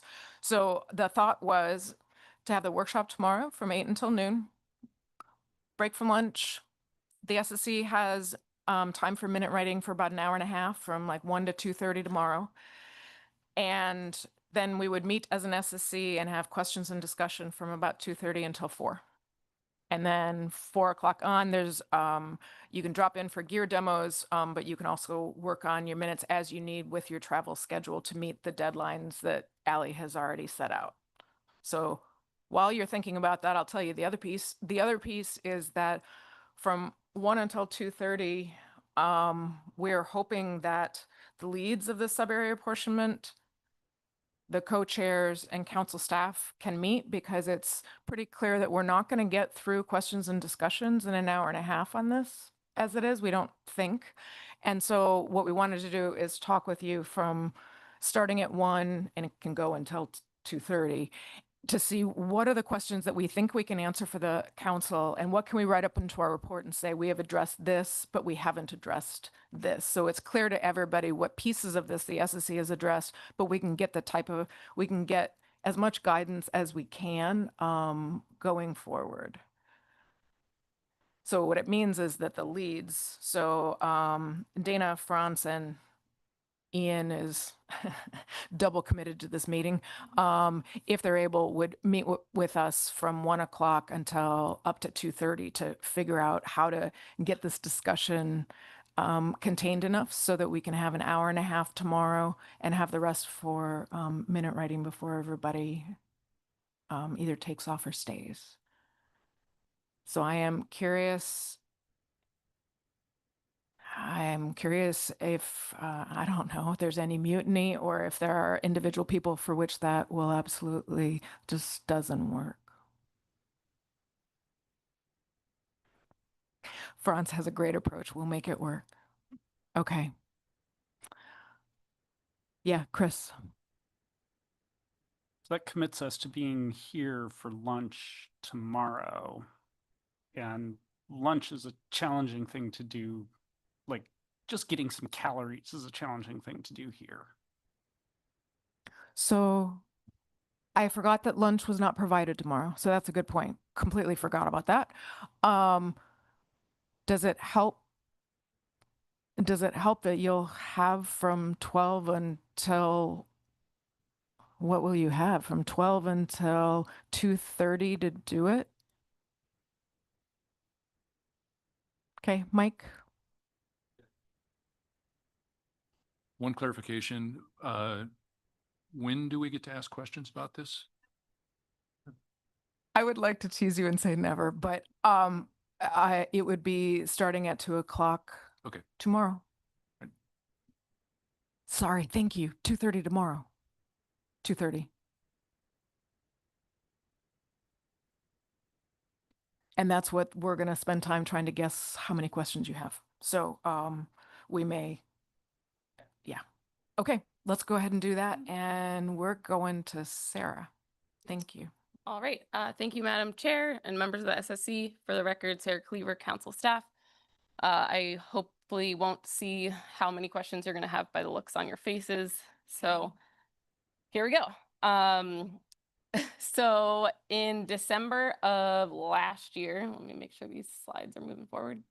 There we go. Okay.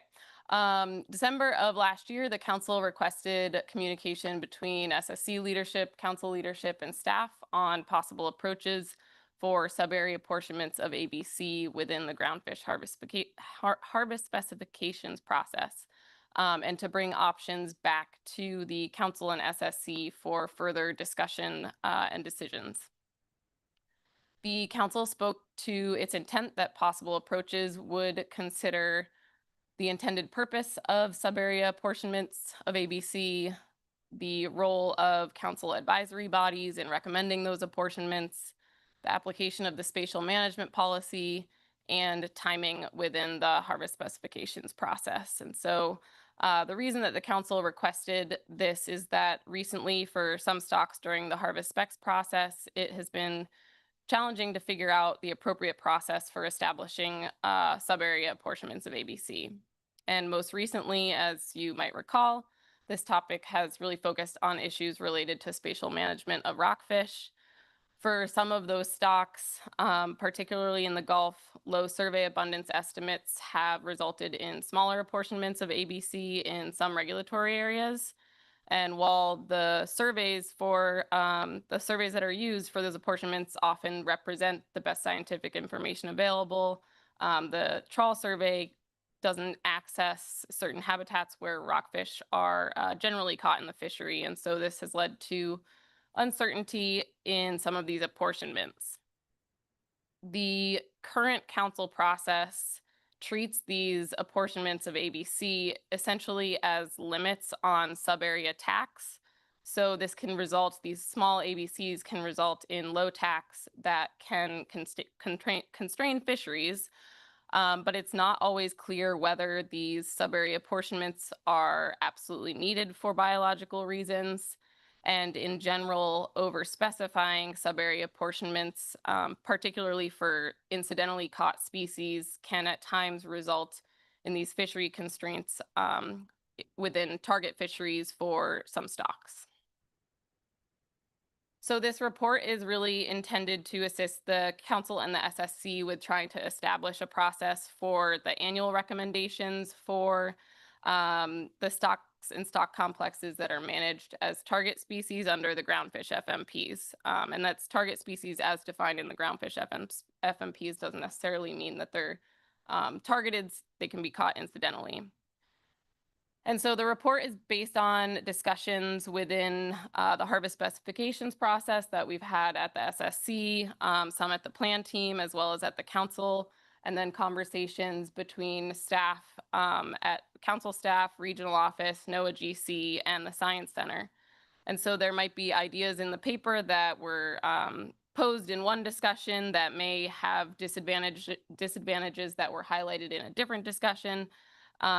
But I've tried to capture all of this in the report. And the report's really intended as a starting point for discussion. We likely won't have all the answers coming out of this meeting, but certainly worth trying to solve what we can. I'll state upfront, there is a need for clarification, and this is one of the challenges, is that we do need clarification in terms of which stocks any possible new approaches are to be applied to, and why, and confirmation or some type of statement on what the council intends the purpose of sub-area apportionments to be across all stocks. And I just want to get that out up front, because I think that what the answer to that question is, and whatever confirmation we get or statement we get from the council really determines kind of what routes we can go and what type of information should be included in sub-area apportionment recommendations. So I'm hoping that this can be a communication tool between the council, the advisory bodies, and staff to try to clarify any of the assumptions and rationale behind recommendations. And this is really an opportunity for the SSC and similarly the council to highlight anything that's in the report that either you as a body don't agree with, or paths forward that the SSC either would or would not recommend. And if the SSC has any remaining questions, either for staff or for the council that aren't captured in the report, I think it would be important to get those voiced during this meeting as well, if we can get to that.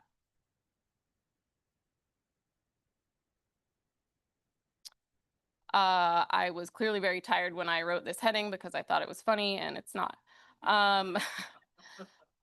This is just a reminder on what we currently know about the true ABCs versus sub-area apportionments of ABC. So the groundfish FMPs document the process for the specification of ABC, including the application of the control rule. And as you all know, ABC in our process equals our ACL, and is set at the spatial extent of the stock or the stock complex. If an ACL or an ABC overage is to occur, that's when our accountability measures are triggered.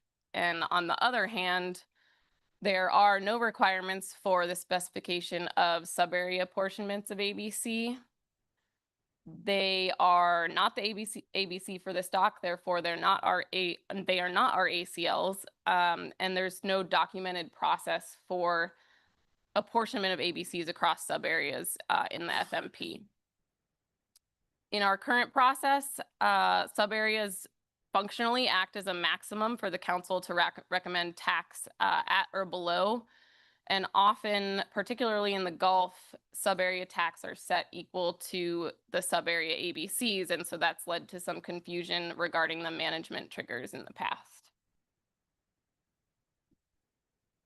That confusion kind of brings us to the council has previously spoken to the need for new terminology to replace when we talk about subarea apportionments of ABC or subarea ABCs. And this is really warranted to avoid the subarea apportionments being confused with the true ABC. And we want to make sure that when we get around to it, I think it could happen this year, as long as we get all the communications in line.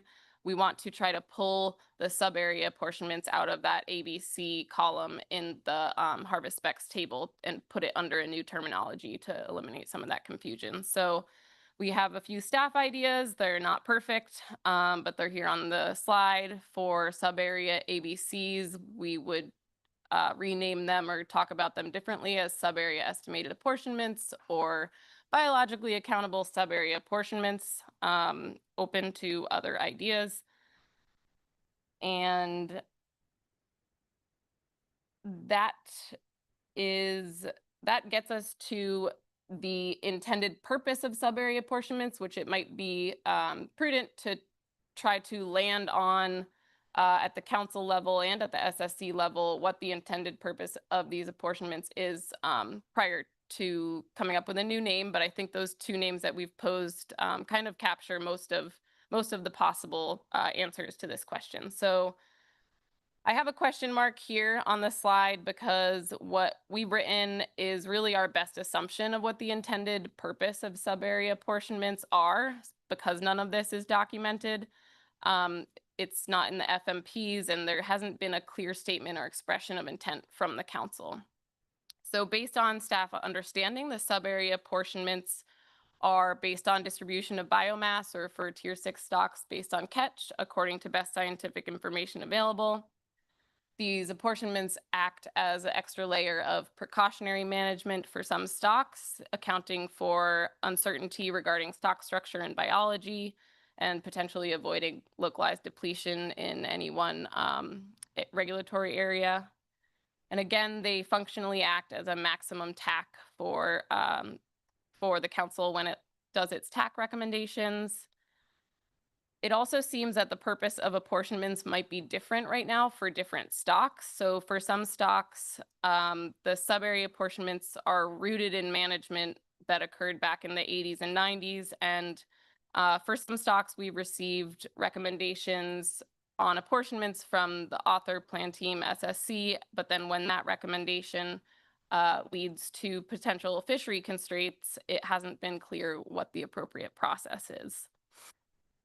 It's possible that the intent of these subarea apportionments provide a starting point from where the council can really achieve kind of a balance between precautionary management and being able to maintain the ability for fisheries to be prosecuted each year. But we definitely want clarification on that.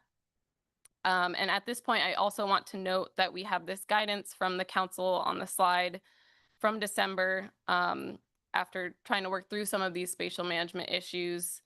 And so based on this guidance that's at the bottom of the slide, it would seem that subarea apportionments are meant to be strictly biological.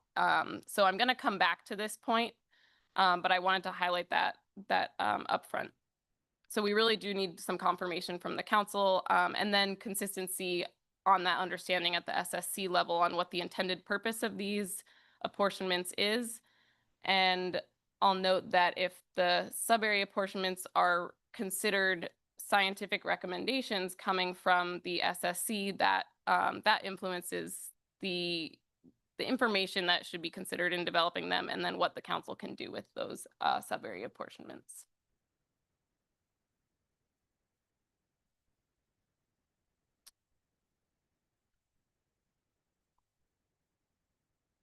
All right, so describing some of the challenges that we have faced in this process during harvest specifications, there are a few different scenarios that that unfold and have in the past.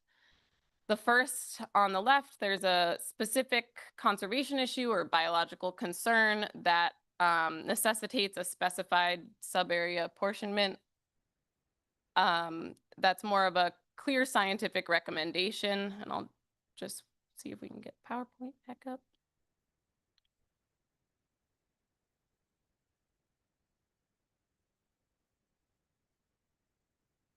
Are we still on Zoom? Because I could keep talking. Okay, yeah, I can just, is it okay if I, okay. So an example of that kind of, scenario on the left would be in last September, assessment authors noted these consistent differences in abundance trajectories and age and length compositions by area for Gulf rough-eye black-spotted rockfish. And as a result, status quo management remains. We have limits on catch at the sub-area level rather than going to a larger spatial scale, like combining sub-areas as we have for other stocks. And so in that case, available scientific information supported a specified sub-area apportionment outcome. So it was pretty cut and dry. We have this other scenario, which I've cleverly termed the gray area, because I think that's what we talk about it a lot as. These are the stocks for which there hasn't been an identified conservation concern or a reason to stick with the specified apportionments. For some of these stocks, we still have apportionments across subareas. They're still recommended, and they're thought to be precautionary. Examples of these would be in the Gulf of Alaska, the other rockfish stock complex, or Gulf shortraker rockfish. So either of these situations can result in small apportionments and thus small tax that can be constraining to fisheries. Sometimes the plan team or the SSC learns about those fishery constraints potentially after or during public testimony or sometimes after you have made your recommendations. So there's not necessarily a linear process there. It's been very clear under the first scenario in the current process that sub-area apportionments recommended by the SSC in that first scenario in the orange box, those really function as a maximum for tax setting. But there have been other times where if it's been discovered that there might be a potential to result in fishery constraints, and we are looking at a stock that falls in this gray area, it's not clear what the process should be, and it has become clear that some type of flexibility for the council to set tax or recommend tax in a way that balances potentially uncertain biological information with very specific impacts to fishery operations. Some type of flexibility there is needed. But the SSC also now has this guidance that I put on the previous slide that you should not consider fishery impacts in your sub-area apportionments.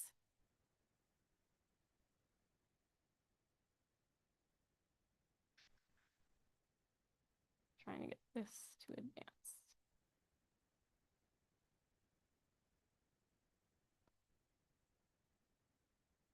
Do I need to do something different to get this to go?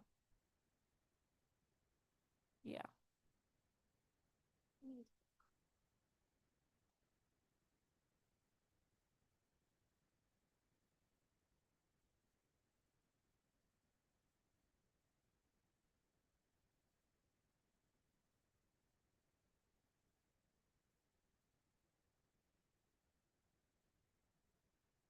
Oh, there it goes. Maybe it's just lagging. Okay. So in the paper, we have laid out 3 options. Across all of these, we do need a better idea from the council on the purpose of the sub-area apportionments, as I've stated before. And I'll walk through, I have a couple slides on each of these methods. I think for the purposes of time, I was gonna focus on the first 2 anyway. The third one, I can keep very brief.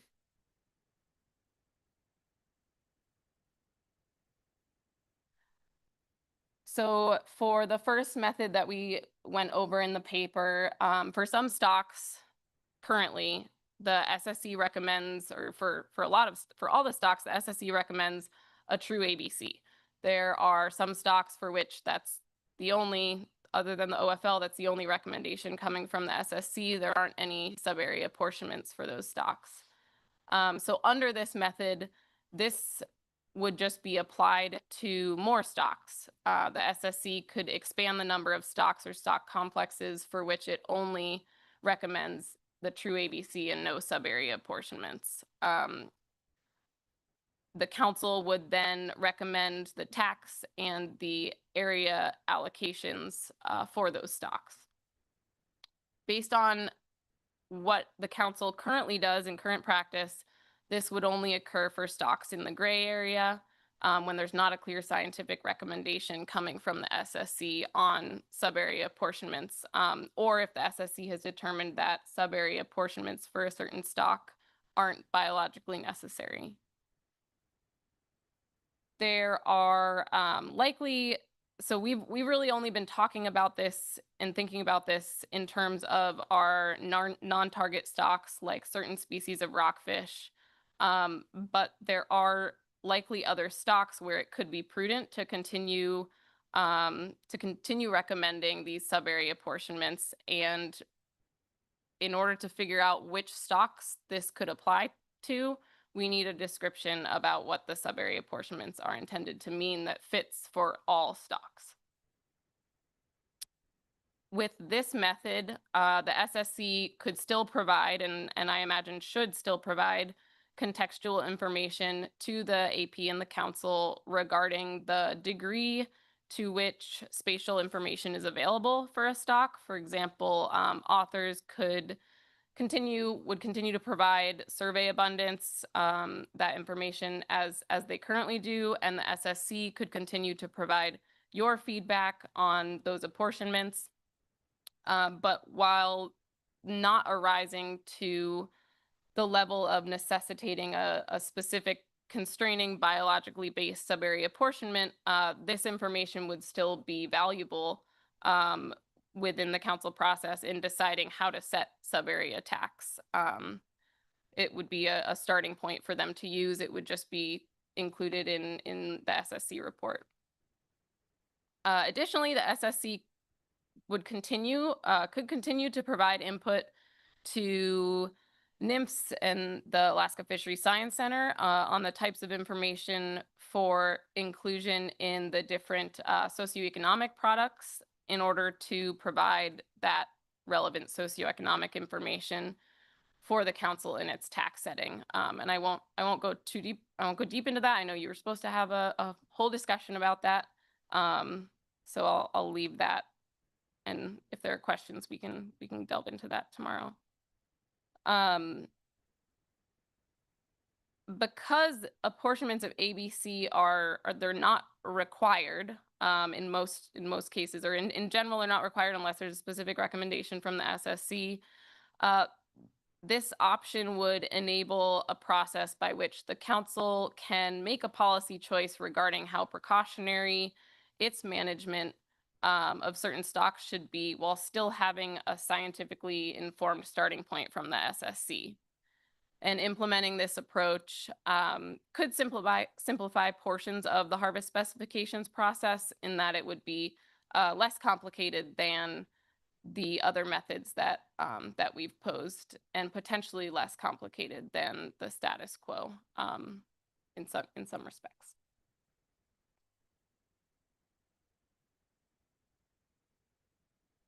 This second method has been discussed to some extent or formed by the SSC at your December meeting. I'm referring to this as flexibility added. And as currently occurs, the SSC would provide the true ABC in the harvest specifications table. And then the SSC would maintain the ability to provide recommendations to the council when information indicates that there's a specified maximum subarea apportionment, so those clear scientific recommendations. And for those stocks, the tax for each subarea would be recommended by the council at a level less than or equal to the SSC recommendation with no flexibility added. So that's kind of currently what we do in this process.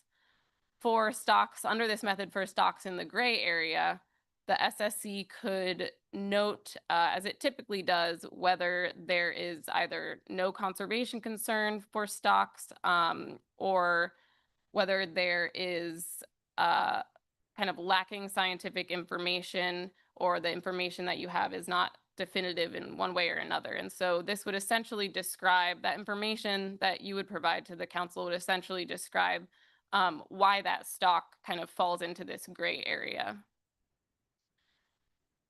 The SSC could then provide the original subarea apportionments based on the method that you recommend. And then some identified amount of flexibility could be applied to the original apportionments. And this could be recommended by the SSC, expressed as a specific percentage of the subarea apportionments. So for example, 10 or 20% above the original apportionments, or some amount that is appropriate or consistent with survey uncertainty. That resulting quantity would then function as a maximum TAC for each subarea. And the key point of this, or the important point about this approach, is that those subarea TACs recommended by the council could not sum to be greater than the true ABC.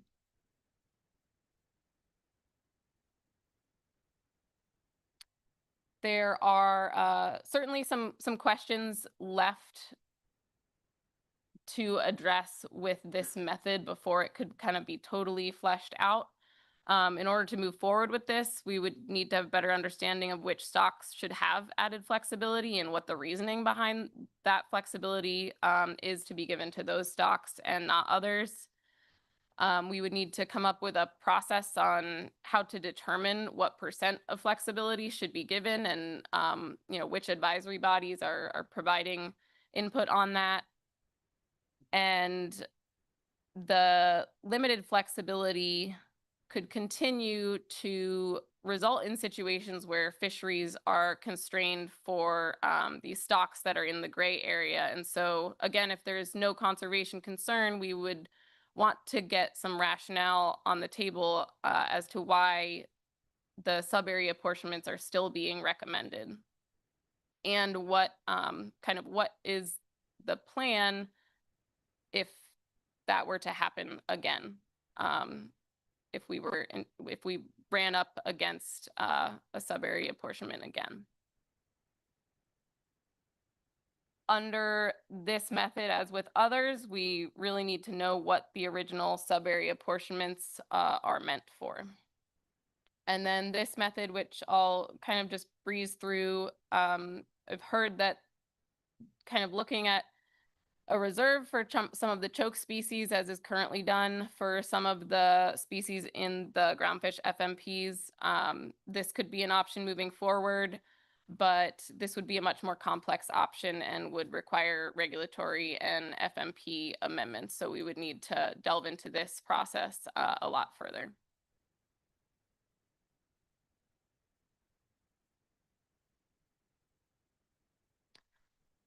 Going back to this council guidance from December, the interpretation of this would be, or at least staff interpretation in the discussions I've had, the interpretation of this would be that the plan team and the SSC would not be considering socioeconomic information in your sub-area apportionments. And that's the same guidance that you're given for recommending true ABCs, and the plan team and SSC would not consider impacts of low apportionments on resulting tax, and you would not consider the potential of those resulting apportionments to constrain fisheries. This leads to a kerfuffle, using a McCrackenism. This leads to some confusion because the SSC is not intended to consider socioeconomic information, yet some of the way that these sub-areas are currently grouped, or some of the apportionments themselves, are currently done the way they are for socioeconomic reasons. And so I wanted to flag that as something that hopefully we can work out through the course of this whole process.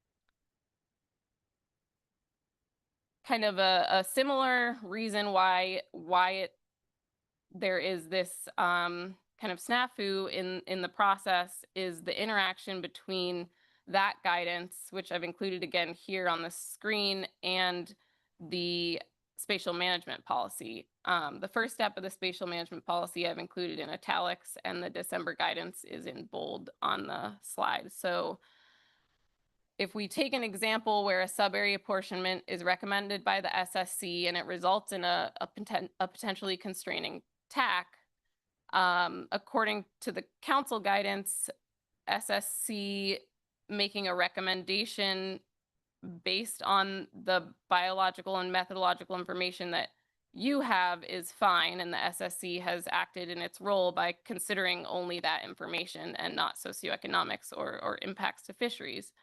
But in the past, the SSC has delayed recommendations largely because of public testimony that has indicated that there could be fishery constraints. And there remains confusion over cases where the SSC makes recommendations for stocks that don't necessarily have a conservation concern. One of the things that that staff are hoping to kind of gain through the communications in this process is what the interpretation of the spatial management policy is, and getting on the same page across all the advisory bodies on when it should be applied. So I don't think there is clarity on how to interpret whether additional survey data or using a long line survey in addition to a trawl survey counts as other spatial management measures under the spatial management policy.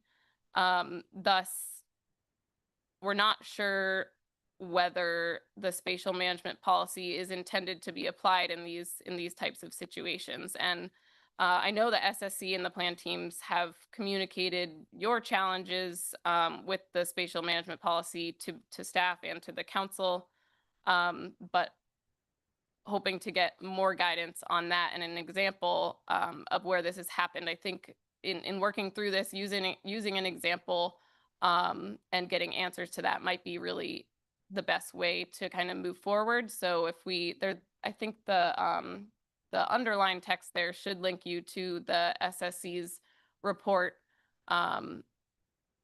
from December 2023 on Gulf of Alaska shortreker rockfish. And the question that the SSC and hopefully the council will discuss is, in the case of stocks like Gulf shortreker, where it kind of falls into this gray area, and we will likely face this issue again this fall,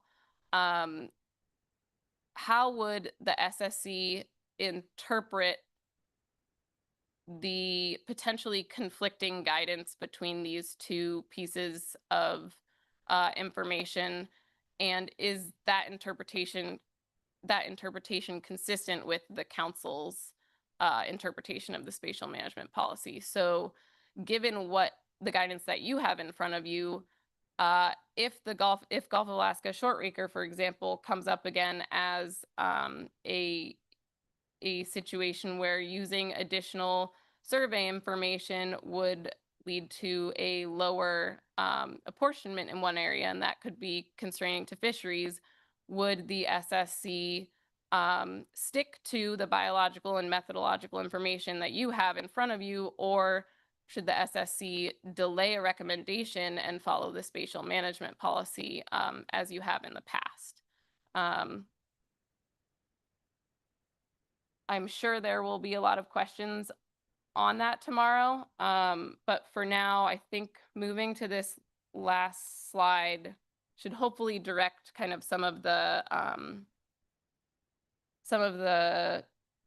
questions that we have for the SSC. Mainly, we're trying to see if you have a preference on any of the methods that we've provided in the paper, or strong reactions one way or another to any of those methods, as well as what kind of why and the rationale behind whether or not you would support each of these methods. I highlighted on a previous slide several of the remaining questions that we have if we were to move forward with the flexibility added method B. And if there are any other methods out there that have kind of been passed around that we have just completely missed, it would be appropriate to certainly highlight those for us. And then preferences, reactions to the new acronym, and any additional questions that the SSC has that we have not captured in the report would be useful to know as well, either questions of staff or questions for the council, so that we can make sure that we have the right dialogue to get you all what you need during the harvest specification cycle. So those are all my slides. I will turn it over to you, Madam Chair. I say thank you. So this has been a tremendous amount of coordination and work, and it will be. I mean, this is just not an easy thing. So thank you for your efforts. And why don't we? The only thing that I wanted to mention, and this is for people that may have come in after we started, is that we're going to break for tonight. We're going to do the harvest control workshop tomorrow from 8 until 12. We're going to come back as an SSC at 2:30 and take questions, public testimony, and then we're going to provide guidance at that point for the SSC.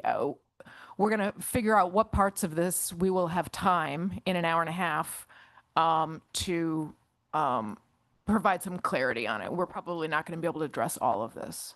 So anyway, that is the plan. So if nobody else, I'm trying to think if there are any announcements that I need to make. Are we in the same room tomorrow? Are we in here tomorrow?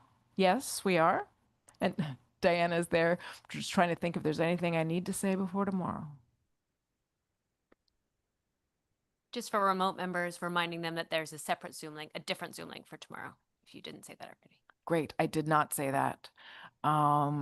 So thank you. And we will see you all tomorrow at 8 o'clock.